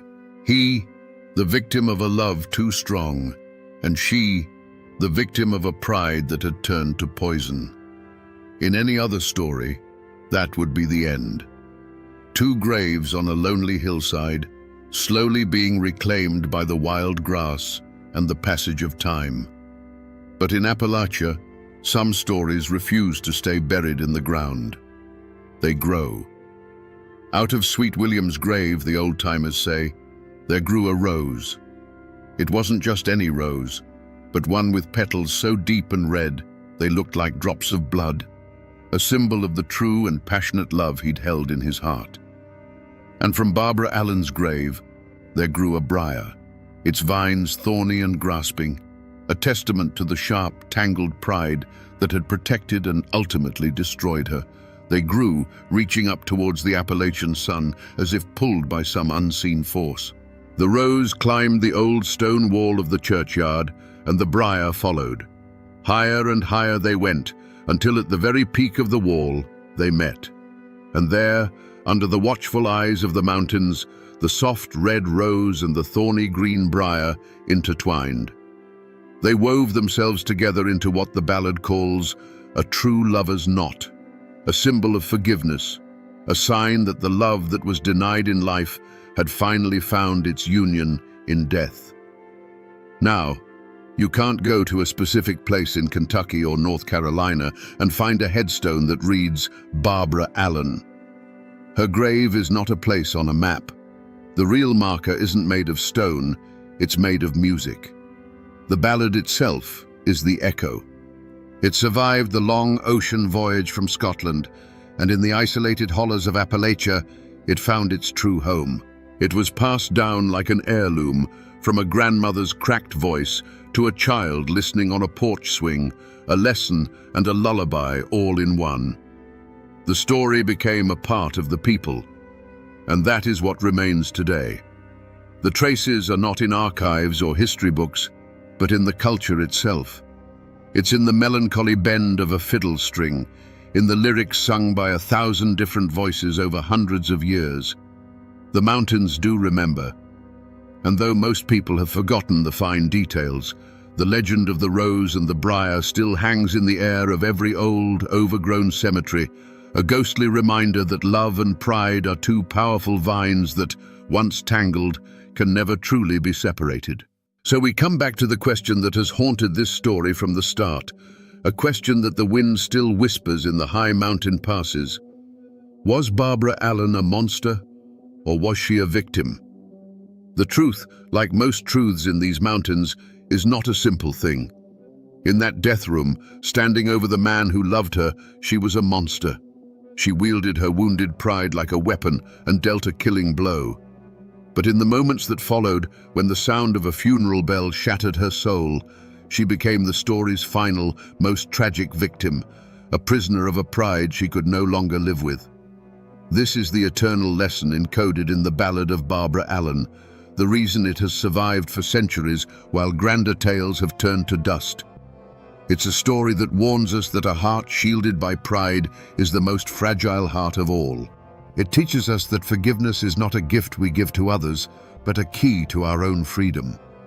The rose and the briar are not just a fanciful ending, they are the story's true moral. They tell us that even after a tragedy born of bitterness and spite, redemption is possible, that two souls torn apart by life can find their way back to each other in the end. This is more than just a ghost story or a sad old song. It is a piece of Appalachia's soul. It is a testament to the people who lived and died by a code of honor that could be both their greatest strength and their most fatal flaw. And even today, if you find yourself deep in the mountains when the fog is rolling in and the world grows quiet, you can almost hear it. A sad, distant melody on the wind and the mournful toll of a bell, forever crying out a warning and a lament. Poor Barbara Allen.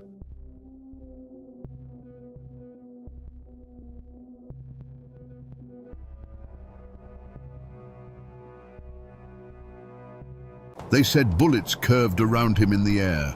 They whispered that he could melt into the mountain fog like a ghost, that he'd made a deal with the devil himself in some dark and lonely hollow.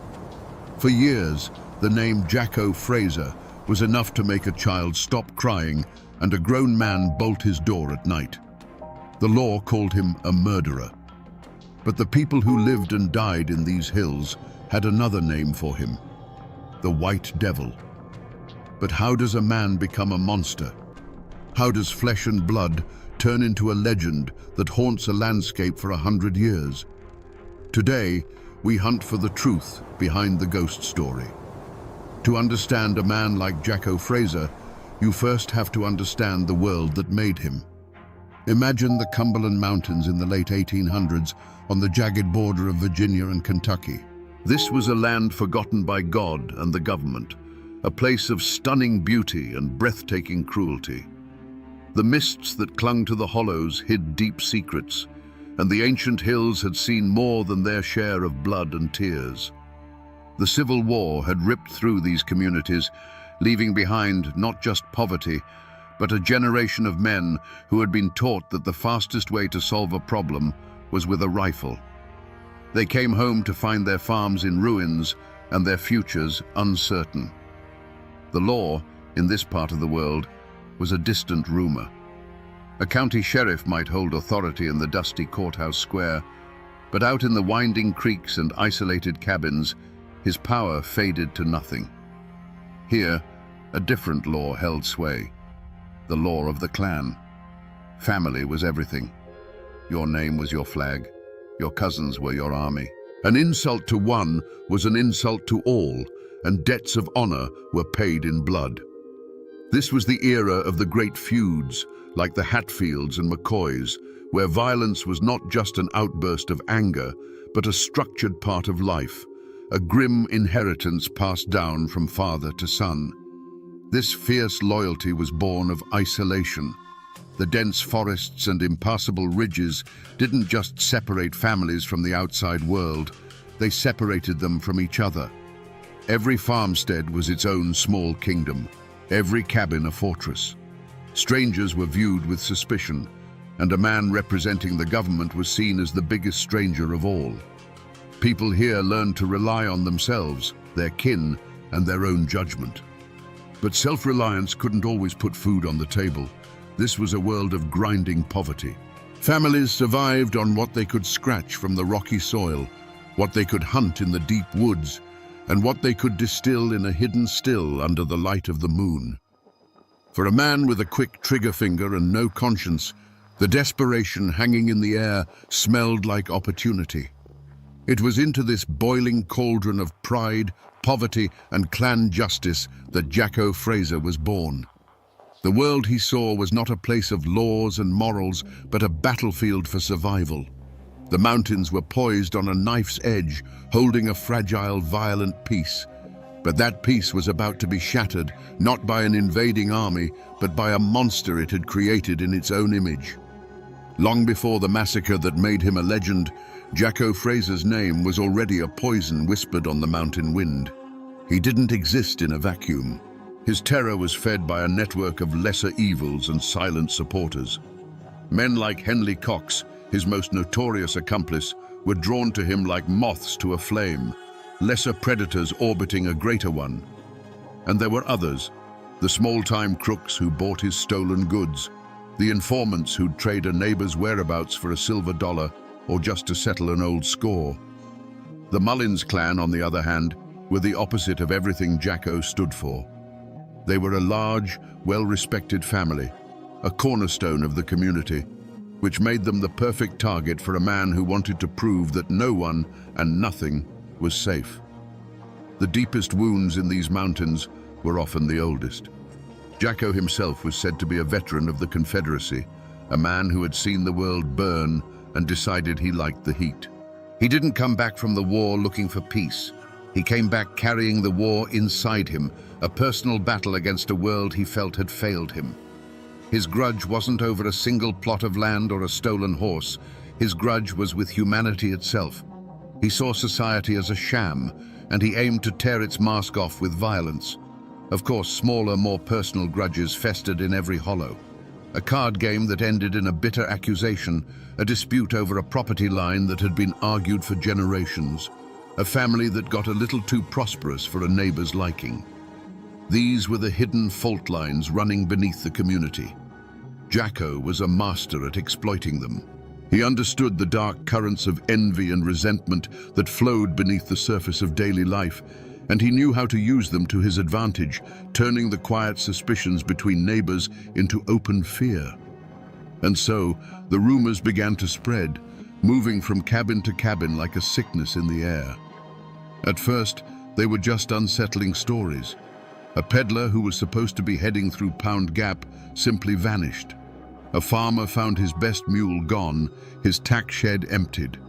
A lone traveler would arrive at the next settlement pale and shaken, telling a story of being robbed on the trail by a man with eyes as cold and pale as a winter sky. None of these were big enough to bring the law down from the state capital, but they were carefully stacked, one on top of the other, building a foundation of dread. Every story, filtered through a dozen mouths around a dozen hearths, grew darker and more menacing. The whispers turned into a constant, low hum of anxiety that settled over the mountains. people began to look at the shadows a little longer. The sound of a horse at night was no longer a comfort, but a cause for alarm. The community was being slowly poisoned, not just by Jacko's deeds, but by the fear of what he might do next.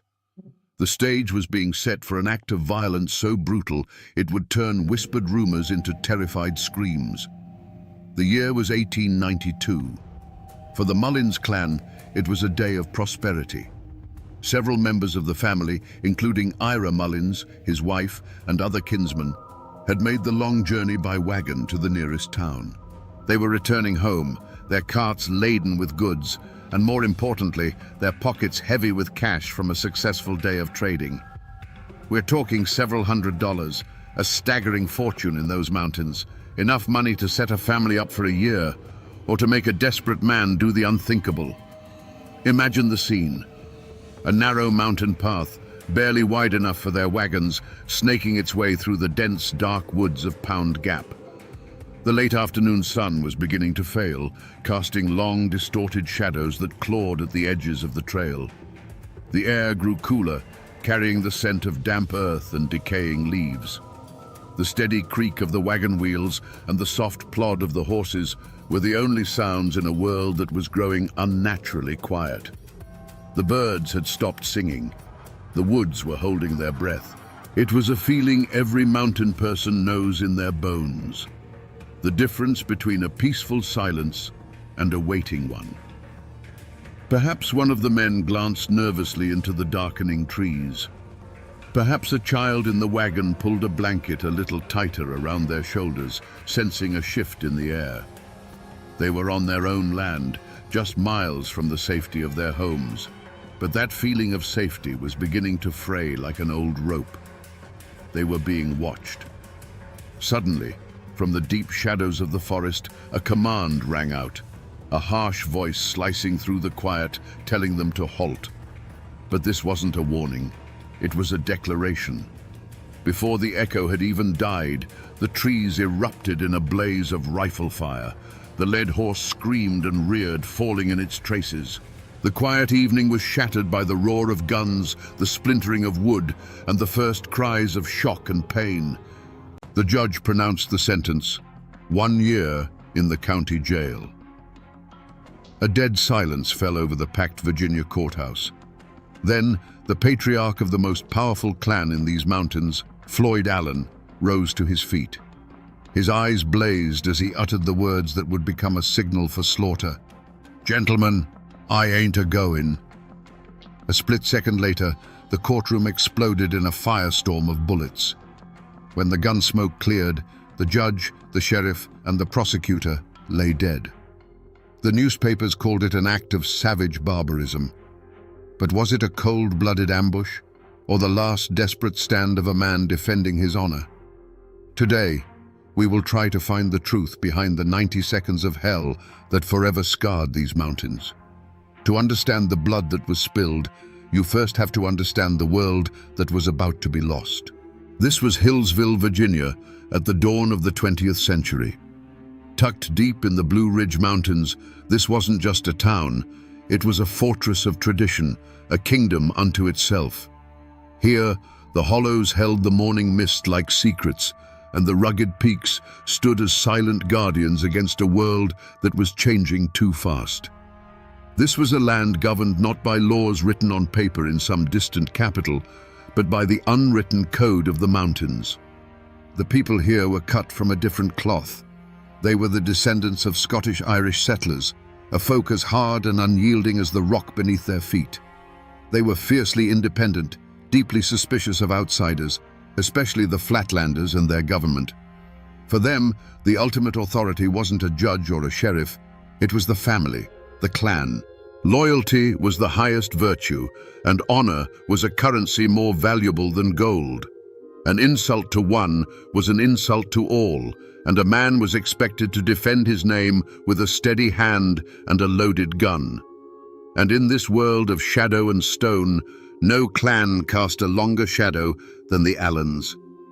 They were the embodiment of the mountain spirit, powerful, proud, and absolutely uncompromising. They weren't just a family, they were a force of nature, with dozens of kin and supporters who looked to them for leadership, protection, and justice. When the Allens spoke, Carroll County listened. At their head stood the patriarch, 56-year-old Floyd Allen. Don't picture some simple farmer. Floyd was a titan of the mountains, a wealthy landowner, a savvy businessman who owned a general store and a sawmill. He was known for his immense strength, his quick temper, and a will made of iron. He never backed down from a fight, and he never broke a promise. To the people of Carroll County, he was more than a man. He was their king. The Allens lived by a simple, terrifying creed, an oath that was whispered with a mix of fear and admiration across the county. It was the foundation of their power and the very core of their identity. No Allen will ever go to jail. This wasn't just a boast. It was a declaration of sovereignty, a promise that they would answer to their own code of honor before they ever answered to the laws of the Flatlanders. But the outside world, with its telegraphs, its railroads, and its centralized government, was creeping closer. The authority of the state was pressing in on this isolated kingdom, seeking to replace the ancient law of the clan with the modern law of the land. The world of the Allens and the world of Judge Thornton Massey were two massive millstones, grinding slowly, inevitably, toward each other. It was only a matter of time before someone got crushed between them. Great tragedies often begin with the smallest of things, a spark in a tinder-dry forest. For the Allens, that spark was a clumsy gesture at a local corn festival.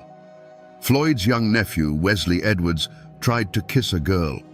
It was a foolish, youthful act, but in the mountains, where a woman's honor is fiercely guarded, it was a profound offense. The girl's brothers, Will and Sid, saw it, and fists flew.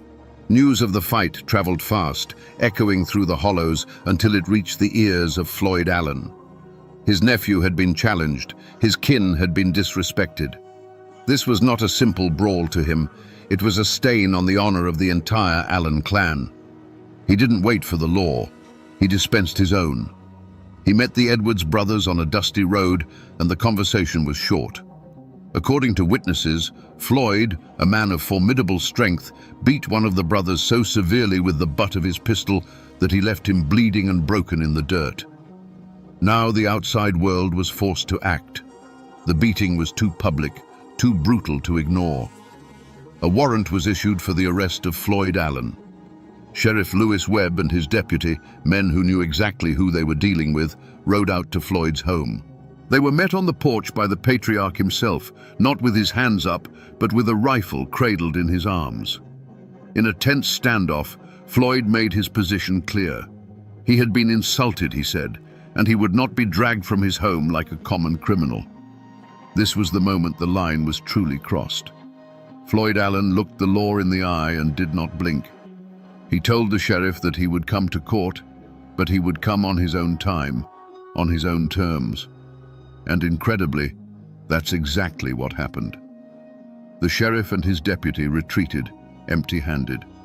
Floyd surrendered when he was ready, walking into town not as a prisoner, but as a king granting an audience. He had bent the law to his will, proving to everyone in Carroll County that he was a power unto himself. But in doing so, he had thrown down a gauntlet. He had publicly humiliated the court and dared it to challenge him. Now, all eyes turned to the Hillsville courthouse. It was no longer a place for a simple assault trial. It was a battlefield, and everyone knew the Allens were coming prepared for war. March 14th, 1912. The Hillsville courthouse was not a hall of justice. It was a powder keg, and Judge Thornton Massey had just lit the fuse. As the sentence, 1 year in jail, hung in the electrified air, Floyd Allen rose. He looked not at the judge nor the jury, but at the entire system that dared to put a chain on him. "Gentlemen," he said, his voice low and steady, "I ain't a-goin'." He turned to leave, a king dismissing his court. Sheriff Webb lunged forward to grab his arm, a single fatal motion that broke the spell. In that instant, a single sharp crack of a revolver split the silence. To this day, no one knows for sure who fired it. Was it Floyd? Was it his son Claude, leaping to his father's defense? Or was it a deputy trying to enforce the law? It no longer mattered. That first shot was a signal. It was the first drop of rain that unleashes a hurricane. The courtroom didn't just erupt, it detonated. From every corner of the room, revolvers and rifles appeared as if from thin air. The Allens and their supporters, strategically placed among the crowd, unleashed a devastating crossfire. For those trapped inside, it wasn't a gunfight, it was the end of the world. The air turned into a deafening thunderclap of noise, punctuated by the flash of muzzles and the high-pitched whine of ricochets. The solid wood of the benches and the judge's dais splintered, chewed to pieces by an invisible hail of lead. The men who represented the law were the first to fall.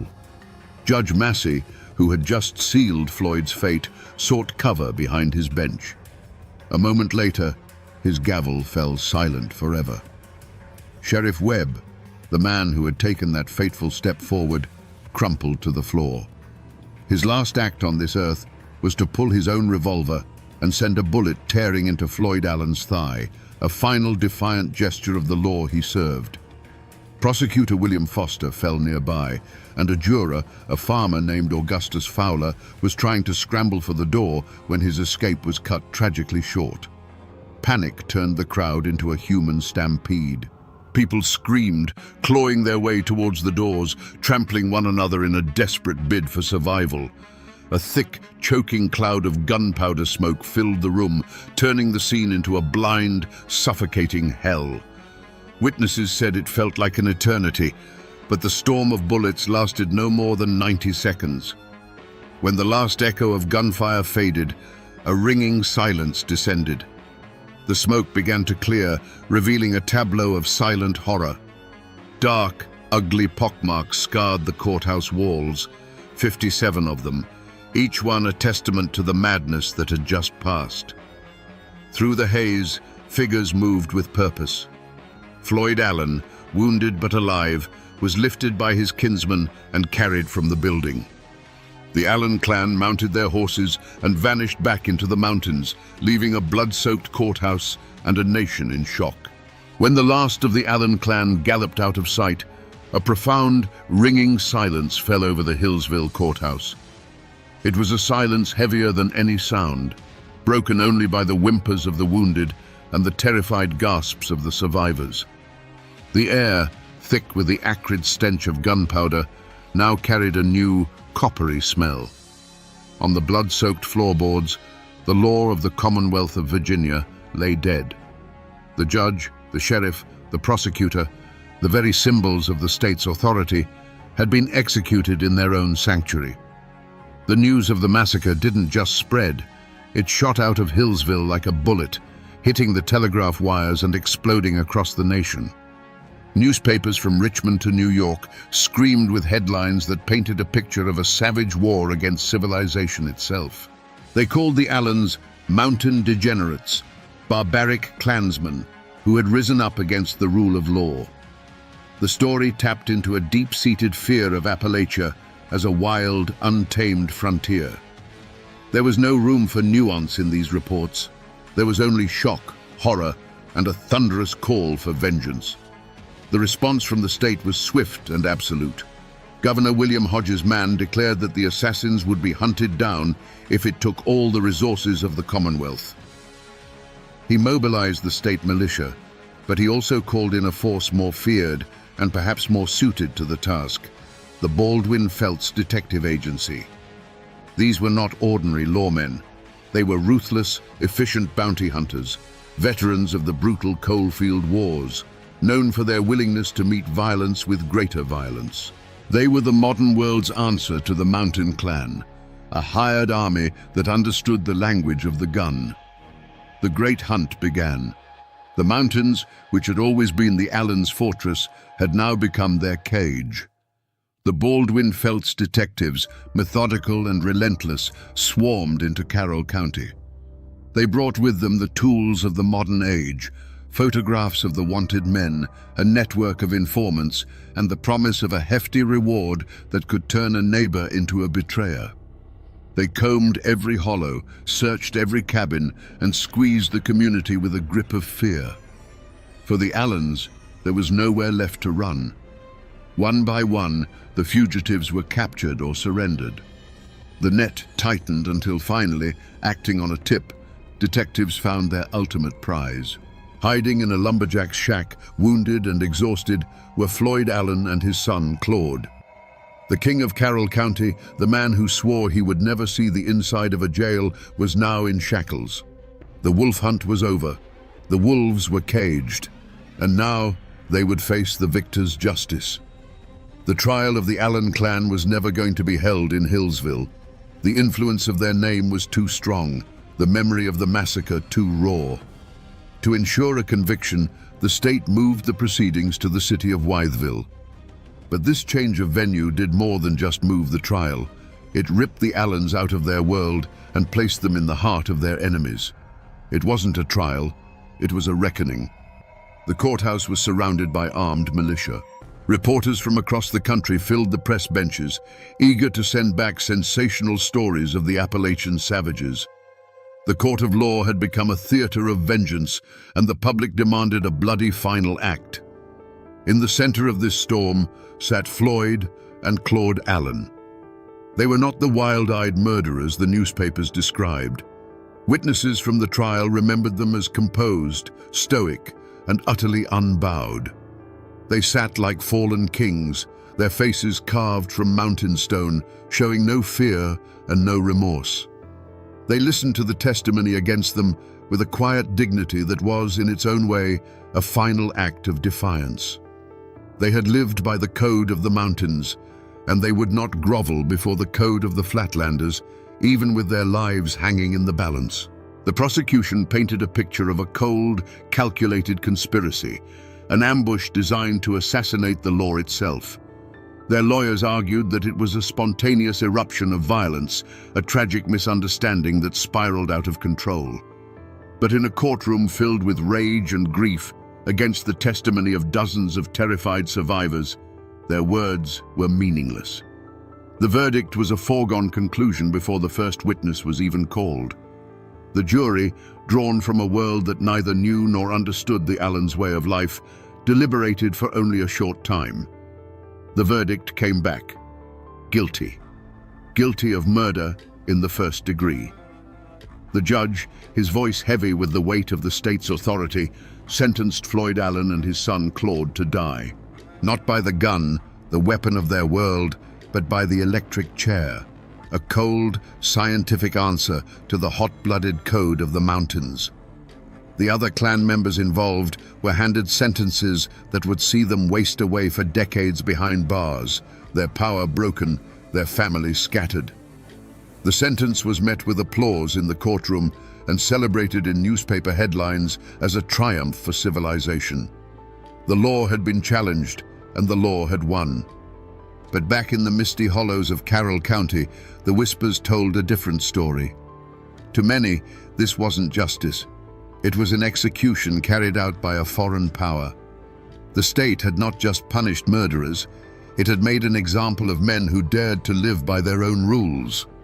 And so the question that hangs over this story remains, even a century later. Was it justice that was delivered in that Wytheville courtroom?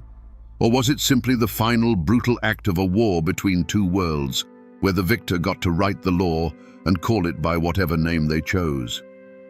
The years have passed, and the gun smoke over Hillsville has long since cleared, but the echo of those shots has never truly faded. On March 28, 1913, Floyd Allen walked to the electric chair. As they strapped him in, he looked at the witnesses and spoke his own epitaph, words as hard and unyielding as the man himself. "Gentlemen, I'm dying like a man. I'll get there before you do." Minutes later, his son Claude sat in the same chair, meeting his end with the same mountain stoicism. The state had its final victory. But the Allen story didn't end there.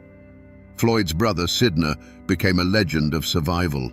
Riddled with 11 bullets during the shootout, he not only lived, but escaped, hiding in the mountains for months.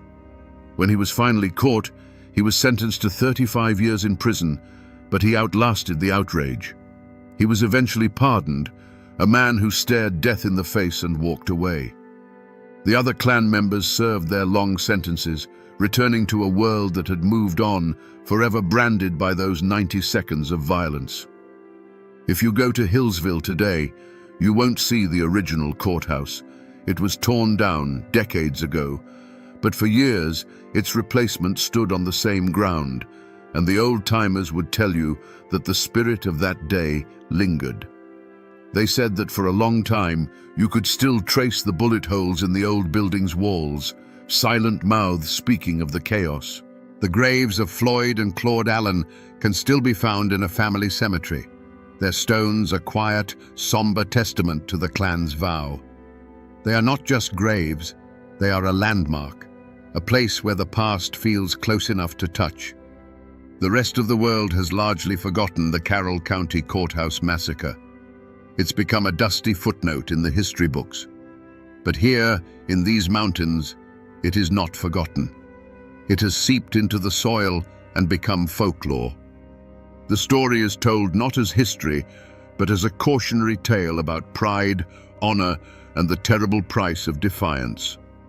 The Allen name still echoes through these hollows, a name that for some means murder and mayhem, but for others, still whispers of a fallen king who dared to stand against the world and kept his promise that he would never, ever go to jail.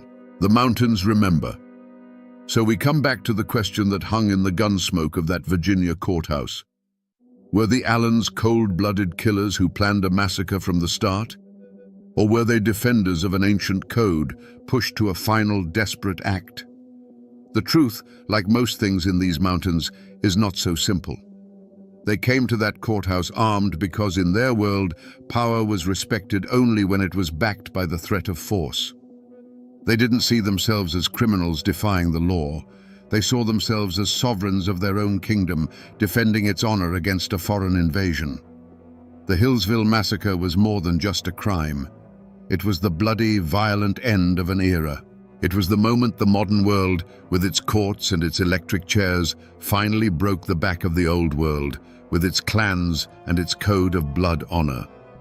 The state sent a message that day, written in the language the Allens understood best. Its power was now absolute, its reach inescapable. The Allen clan wasn't just fighting a one-year jail sentence, they were fighting the 20th century, and the 20th century won. This is a story of brutality, yes, but it is also a story of the indomitable Appalachian spirit, a spirit so fiercely independent that it can lead to both greatness and ruin. Floyd Allen was a king who refused to watch his kingdom crumble. He and his family were not heroes, but their tragic, violent story has become a dark legend, a warning of what happens when pride and honor demand a price that can only be paid in blood. And while the law won the war that day, the story of the clan who swore they would never go to prison and kept that oath at the cost of everything still haunts these hills.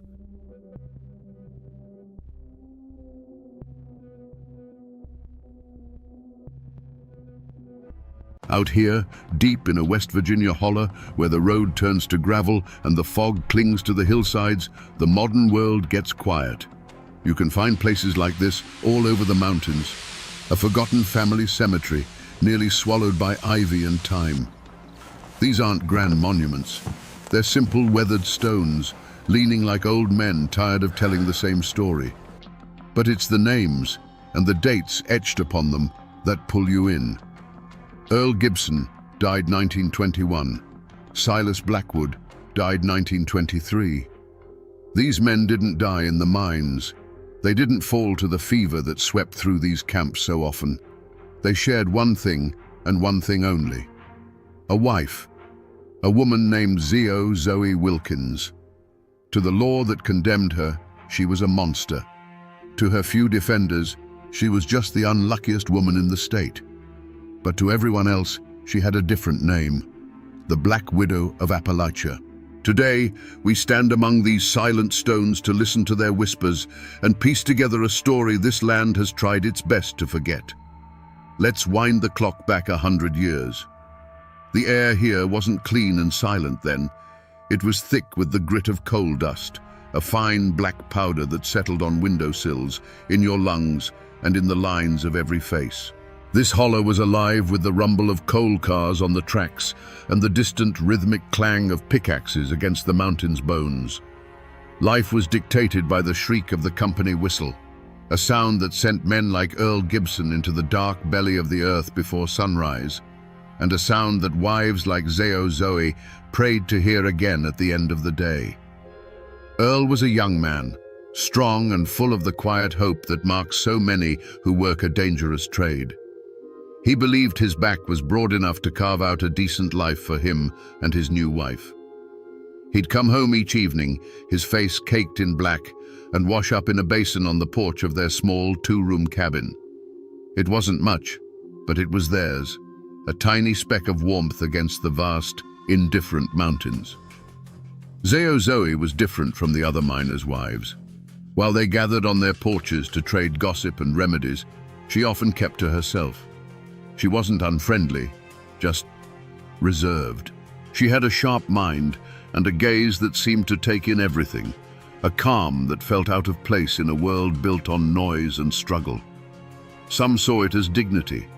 Others, even then, whispered it was a kind of coldness, an ambition that didn't belong in a simple coal camp. Their life together was a routine of small things, a shared meal of beans and cornbread by the fire, Earl talking about his dream of one day saving enough to buy a small piece of land away from the company store and its endless cycle of debt. Zeo Zoe would listen, her dark eyes reflecting the firelight, her thoughts her own.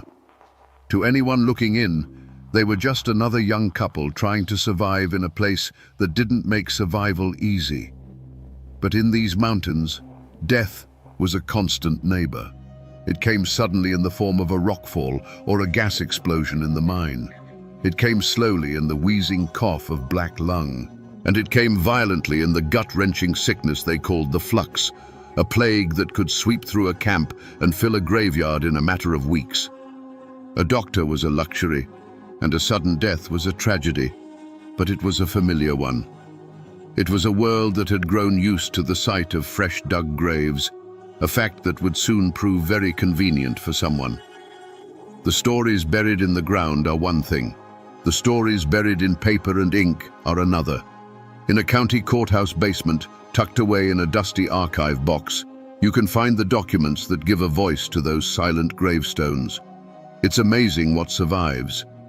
This here is a copy of a page from the local paper, dated 1921. It's brittle and yellow, the words printed in the stark, formal language of the time.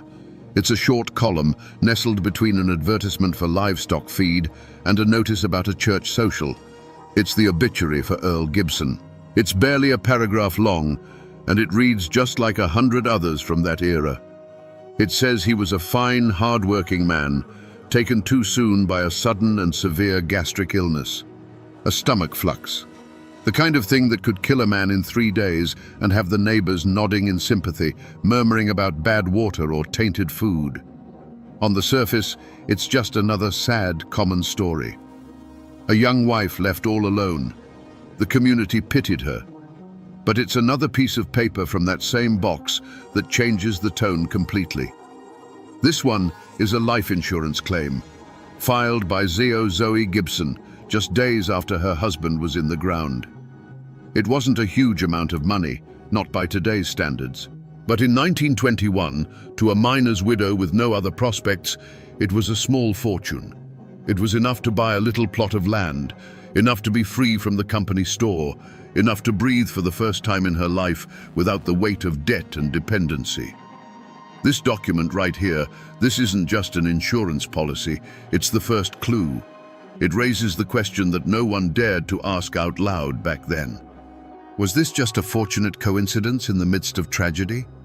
Or was this the moment Zeo Zoe Wilkins realized that a husband's life had a value, but his death had a price? That insurance money from Earl's death changed things, not in a loud way, but in a way the whole holler could feel. Zeo Zoe didn't pack up and leave. She didn't waste the money on frivolous things. She bought a small plot of land, a little house just outside the direct control of the mining company. For the first time, she was a woman who owned something, a woman who answered to no one. And you have to understand, in a place where the company owned the houses, the store, and a man's very soul until his debt was paid, that kind of independence was as strange and unsettling as a summer snow. At first, the whispers were sympathetic. Good for her, some would say, making the best of a bad situation. But pity in a small town has a short shelf life, especially when the object of that pity seems to be doing just fine.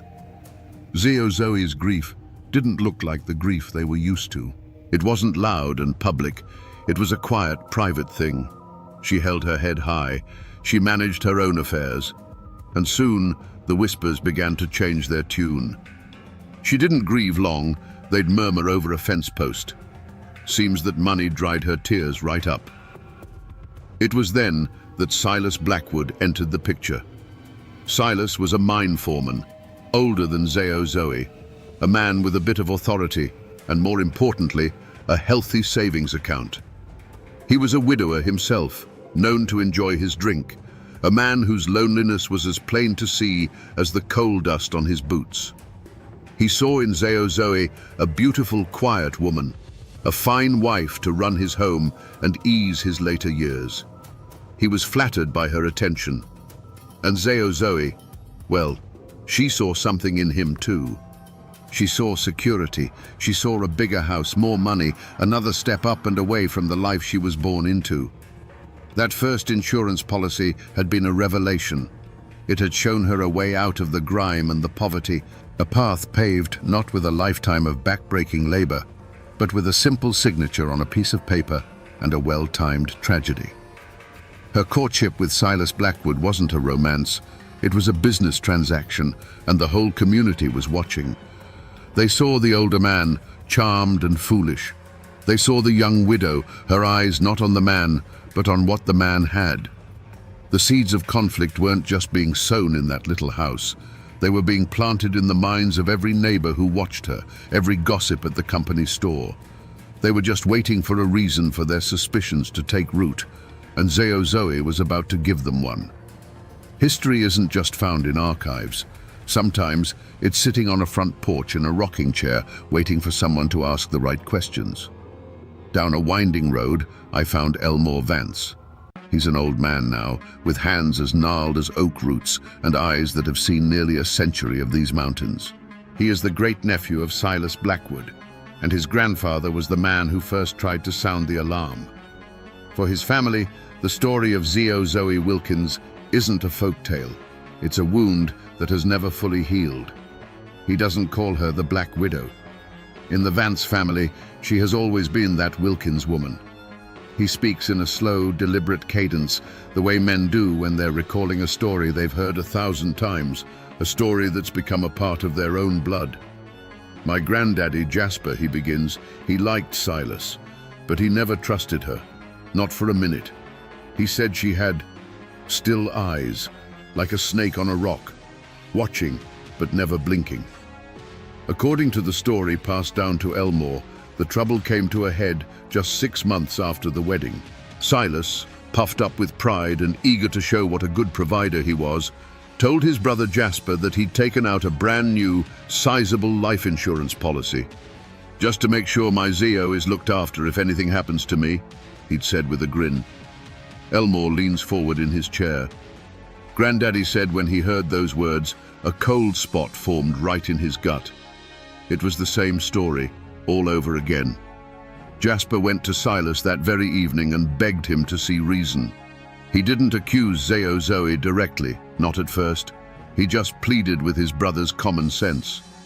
"A woman who profits from one husband's grave is just unlucky," Elmore recounts his granddaddy saying. "But a woman who stands to profit from a second, that ain't luck, Silas. That's a plan." But Silas was blinded by his new bride. He got angry, accused his brother of jealousy, and told him to get out of his house and mind his own business. That argument, on the porch of a cabin that no longer stands, was more than just a family squabble. It was a line drawn in the dirt. Jasper Vance had made himself a problem. He had spoken the suspicion that everyone else was only whispering, and in doing so, he had put himself directly in the path of that Wilkins woman. The point of no return had been crossed, not just for Silas, but for his brother too. The argument didn't happen in whispers. It was a confrontation, born of desperation. Following his grim conversation with Silas, Jasper Vance couldn't let it rest. He walked over to his brother's cabin that very evening.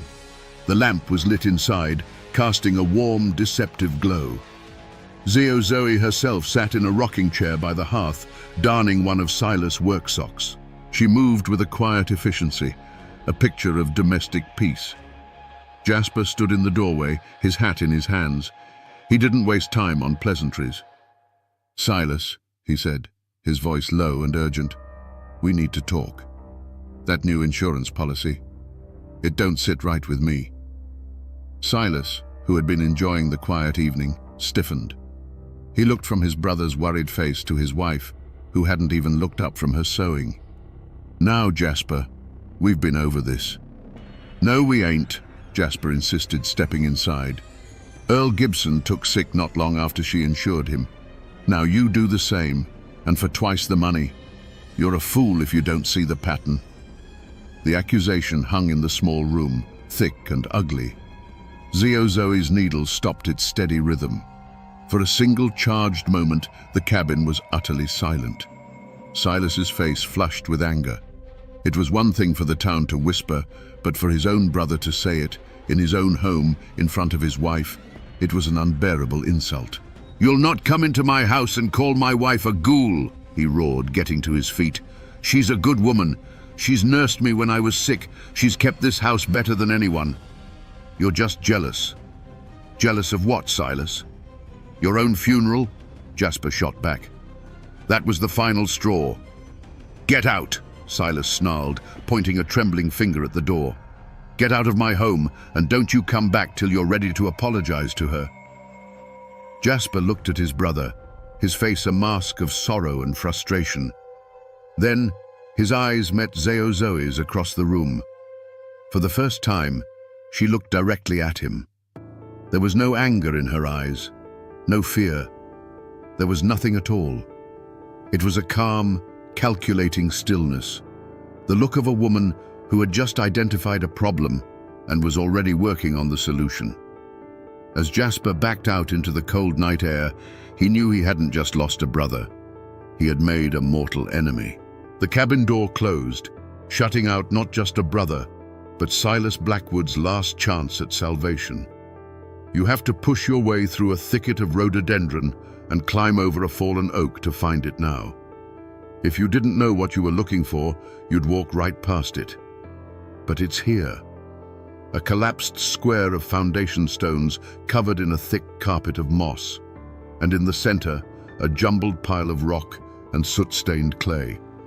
This is all that's left of the chimney, once the warm, beating heart of the home where Silas Blackwood lived with his new wife. This isn't a place marked by the scars of a single violent act. There are no bullet holes in these stones. The horror that unfolded here was quiet, patient, and domestic. It was hidden in the everyday. Over there, nearly choked with a century of dead leaves, is the stone-lined well. This is where Zoe would have drawn the water for Silas' morning coffee, for the soup she simmered on the stove, for the cool drink he'd ask for when the first feverish thirst began to burn in his throat. Right here. This is where it happened. Not with the roar of a gunshot, but with the scrape of a spoon against the bottom of a bowl. The act of murder wasn't a moment of rage. It was a daily chore, a patient administering of poison disguised as an act of love. Within these stone foundations, Silas Blackwood wasted away, believing he was being cared for by a devoted wife, never realizing that the hands that soothed his brow were the same hands that were slowly, methodically killing him. The air is still and peaceful now, but this ground remembers the silence that followed the arguments and the terrible sickness that began soon after. It began, as Jasper Vance had feared, just a few weeks after their argument. Silas Blackwood started complaining of a fire in his belly. At first, he dismissed it as a bad batch of moonshine, a common ailment for him. Zoe was the very picture of a concerned wife. She brewed him herbal teas and insisted he stay home from the mines to rest. But the rest didn't help. The fire in his gut turned into a vice, twisting and cramping until the strong foreman was doubled over in his chair. Then came the sickness, a violent, unending wave of it that left him weak and trembling. He craved water, a burning, desperate thirst that no amount of liquid could quench. And through it all, Zoe was a constant presence. She was always there with a cool cloth for his forehead and a bowl of thin broth. "Just a little something to keep your strength up," she would murmur, spooning the warm liquid into his mouth. To any neighbor who stopped by to check on the ailing man, she was a saint. They saw her tending to him day and night, her face etched with worry. They didn't see the tiny pinch of white powder she stirred into the soup when no one was looking. The days bled into weeks. Silas, once a stout and hearty man, began to shrink. His skin grew pale and loose, his eyes sunk deep into their sockets. He became a ghost in his own home, too weak to leave his bed. The company doctor came once, a rushed visit between a broken leg at the mine and a berthing up the creek. He took one look at the withered man in the bed, listened to Zoe's calm description of the symptoms, and nodded grimly. "It's the stomach flux, and a bad case of it," he declared. "Keep him comfortable. That's all you can do." One evening, after Silas had been bedridden for nearly a month, his brother Jasper came to the house again, swallowing his pride. He couldn't bear the thought of his brother dying without making peace. He found Silas barely conscious, his breathing shallow. Zoe sat by the bed, her hands folded in her lap. Jasper looked at the shell of his brother, then at her calm, serene face, and the awful truth settled in his heart like a stone. He left without a word, the image of that quiet, patient woman seared into his memory. The rocking chair in the corner of the room swayed gently in the draught from the door, empty, but for the shawl left draped over its back. Silas Blackwood's struggle ended 2 nights later, in the dark, silent heart of the Appalachian night. After a man dies, his story is told in whispers. But the version that lasts, the one that gets filed away, is told in ink. This is the death certificate for Silas Blackwood, filed in the county clerk's office. It's a simple bureaucratic ledger. Name, date of birth, date of death. And under the heading Cause of Death, the doctor wrote 2 words: acute gastritis. It's so clean, so medical. A neat and tidy explanation that fits perfectly in a little box on a form. But acute gastritis doesn't capture the truth of it. It doesn't describe a man wasting away for weeks, his body racked with a fire that no water could put out. It doesn't mention the insurance policy that had just been signed, or the brother who was shouting warnings that nobody listened to. The official record sanitizes the horror, boiling a slow, agonizing death down to a stomachache. But then, you find another file. This one isn't from the doctor, it's from the insurance company. And insurance men, they have a different kind of curiosity. They deal in patterns and probabilities. The report, written by a claims investigator, is just as dry, but it asks a pointed question.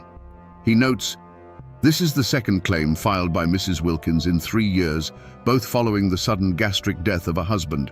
Further inquiry is recommended." Those 2 words, further inquiry, were the spark that lit the fuse. That recommendation led to this: the exhumation order from the circuit court judge.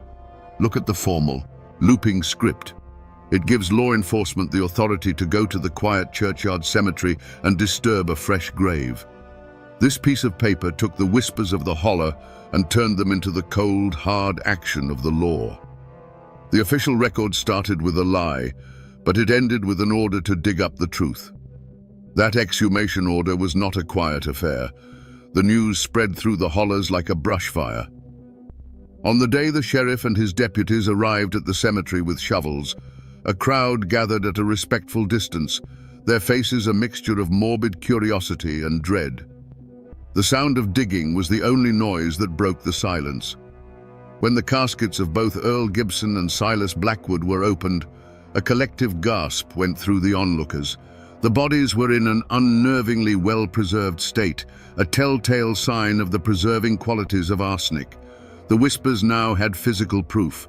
The truth wasn't just buried 6 feet deep, it was pickled in poison. The day the law came for Zoe Wilkins, there was no dramatic chase through the mountains.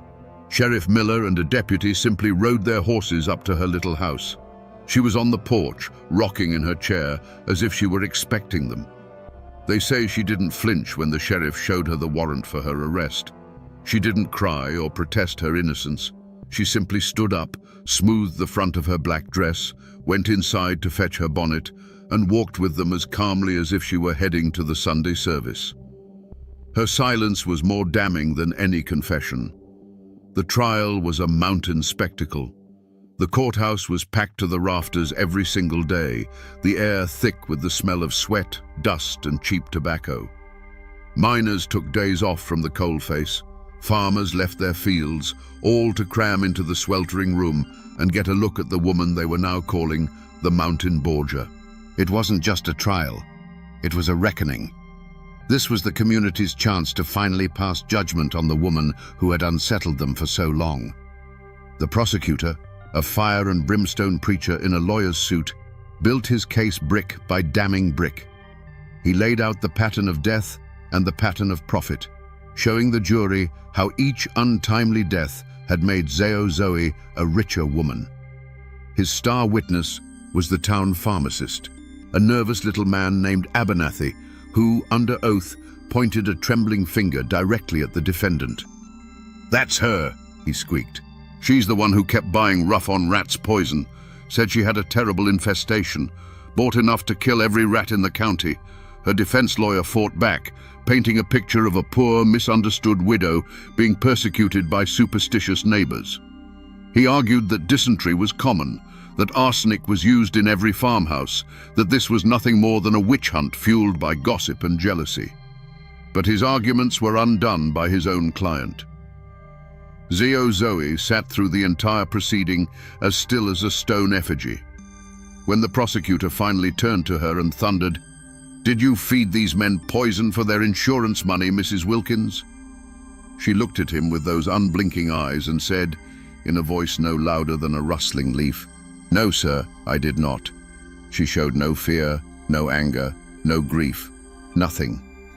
That chilling calm was all the jury needed to see. They were out for less than 2 hours. When they filed back in, their faces were set like stone. The foreman didn't even look at her as he delivered the verdict. Guilty. The judge, his voice ringing with condemnation, called her actions a cold-blooded stain upon the soul of this state and sentenced her to spend the rest of her natural life in the state penitentiary. The law's pursuit was over. The official record was now written, and Zoe Wilkins's name was forever etched into the annals of Appalachian crime. We're back where we started, in this quiet little cemetery tucked into the side of the mountain. Here are the stones for Earl Gibson and Silas Blackwood. They're weathered, but you can see that someone still tends to them. The weeds are pulled back, and a small faded plastic flower sits in the dirt in front of Silas's marker. Their names are still here, etched in stone, a permanent testament to the lives they lived, however short. They remain a part of this land, buried in the soil they called home, remembered by family. But to find Zoe Wilkins's final resting place, you have to travel hundreds of miles away, to the grounds of the old state penitentiary. There's a field there, behind the high stone walls. It's not a family plot. It's a place of grim uniformity, a grid of simple, numbered markers for the inmates who lived and died in the state's care. There are no loving epitaphs, no flowers, no family names. It's a place scrubbed clean of personal history. And under one of those anonymous markers lies the woman who caused so much turmoil. There is the final biting irony of her story. The woman who craved land, money, and independence, who killed to possess the property of other men, ended her days with nothing to her name. Her final home is a numbered plot of earth owned by the very state that locked her away. Her victims, the poor miners she looked down on, lie here in the free mountain air, their names known. Her name, the one that once struck fear into a whole community, is nowhere to be found. Looking at these disparate graves, the remembered and the forgotten, you realize the verdict wasn't the end of the story. It was just the beginning of the final chapter. For the families left behind, and for Zeo Zoe herself, the sentence was the start of a long, slow aftermath, a shadow that would stretch on for decades. After the gavel fell and the cell door clanged shut, a different kind of quiet settled over the hollow. The excitement of the trial bled away, leaving behind the awkward silence of a community that had just consumed one of its own. For a time, life tried to return to normal. The company whistle blew, the men went back into the mines, and the women went back to their chores. But a scar had been left. Doors were locked a little tighter at night, and a neighbor's sudden sickness was met with a flicker of suspicion that hadn't been there before. For Jasper Vance, the verdict was not a victory. The justice he had fought so hard for tasted like ash in his mouth. It didn't bring his brother back. It didn't erase the memory of Silas wasting away in that bed, or the image of Zeo Zoe's cold, placid face in the courtroom. He had been right, but being right had brought him no peace. He lived out his years a quieter, more somber man, forever marked by the knowledge of what one human being was capable of doing to another, hidden behind a placid smile and a bowl of soup. Meanwhile, Zeo Zoe Wilkins traded the green, open mountains for a world of grey stone and iron bars.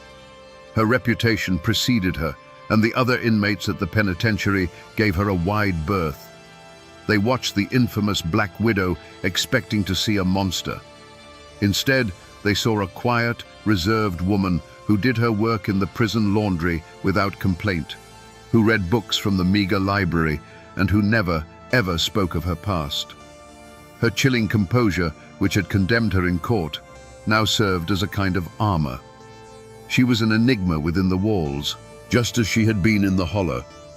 The years ground on, turning the ink on the court records from black to brown. Zeo Zoe's dark hair turned to grey. Her youth and beauty faded under the harsh prison lights, but her story didn't. She never filed an appeal. She never sought a pardon. And to the parole boards that met with her every few years, she gave the same calm, unwavering answer she gave in the courtroom. I did not do it.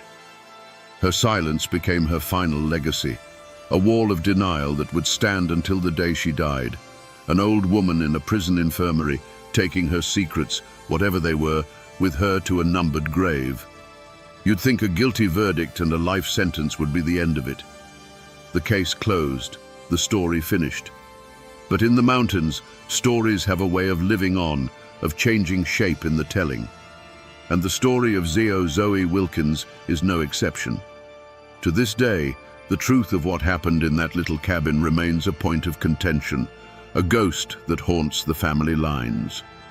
For the descendants of the Vance family, and for most people who know the tale, the book is closed. Zeo Zoe Wilkins was a monster hiding in plain sight, a mountain Medea who saw her husbands not as partners, but as assets to be liquidated.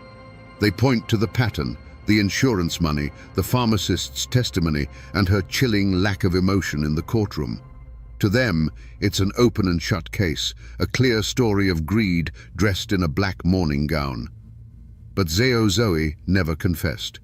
And that single stubborn fact, her lifelong insistence on her own innocence, has been just enough to keep a flicker of doubt alive for 100 years. You can still find a few old-timers, a few contrarians, who will offer up the other side. They'll ask you, was she a killer, or was she just a woman who refused to play the part of the helpless, weeping widow? In an age when women were expected to be emotional and dependent, Zeo Zoe was quiet, intelligent, and handled her own finances. Was she condemned for murder, or was she condemned for being different? They'll point out that the evidence was purely circumstantial. No one ever saw her put poison in the soup. They saw a woman buy rat poison, a common household item, and they saw men die of a common stomach ailment, and they drew a straight, deadly line between the two. Perhaps, they argue, she was just the victim of a mountain witch hunt, a woman destroyed by gossip and the bad luck of being widowed twice. The truth? The absolute truth of what was in her heart probably died with her in that prison infirmary. All we're left with are the conflicting echoes, two stories that can't both be true, but that both refuse to die. Over the decades, the hard facts of the Zio Zoe Wilkins trial began to soften and warp, like old glass in a fire. Her story leached out of the courthouse records and seeped into the soil of the mountains themselves, where it grew into something else entirely, a full-blown Appalachian legend. The flesh-and-blood woman who bought rat poison at the general store was slowly replaced by a supernatural phantom, a creature of folklore. For generations, her name became a cautionary tale. Mothers would warn their sons, "You be careful of a pretty face with a quiet tongue. Remember Zio Zoe." She became the local boogeyman, a dark fable about the poison of greed. They stopped talking about arsenic and started whispering about a secret spring deep in the woods whose water was tainted by the devil himself, water she would collect in a blue glass bottle under a new moon. They swore that the roses she planted on her husband's graves always bloomed with withered black petals, as if the very ground rejected her feigned grief. And of course, there is the ghost story. Some say that on a moonless night, if you stand by the fallen chimney where her house once stood, you can sometimes see a faint light moving through the trees.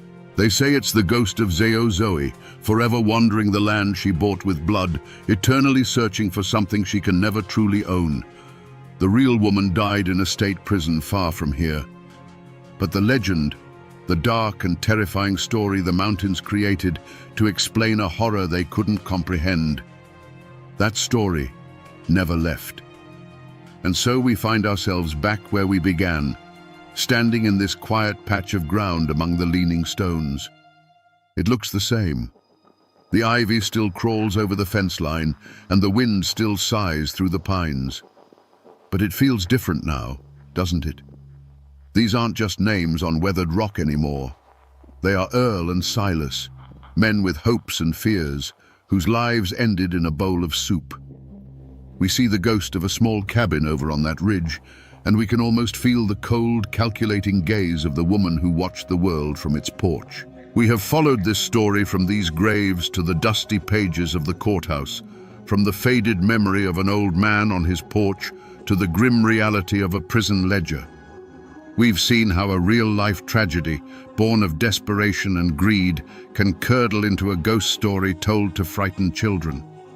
It's a reminder that every forgotten foundation, every overgrown family plot you pass on a lonely road isn't just a ruin. It's a library, filled with stories of love, rage, and the terrible choices that can echo for a century. Was Zio Zoe Wilkins a cold-blooded monster or a misunderstood woman condemned by circumstance? The absolute truth of what was in her heart is likely buried with her in that anonymous grave. But in the end, it almost doesn't matter. The story she created, whether by her actions or by her silence, has become a part of this landscape, as permanent as the mountains themselves. The arsenic has long since turned to dust. The insurance money is gone. The people are all just memories, but the story remains.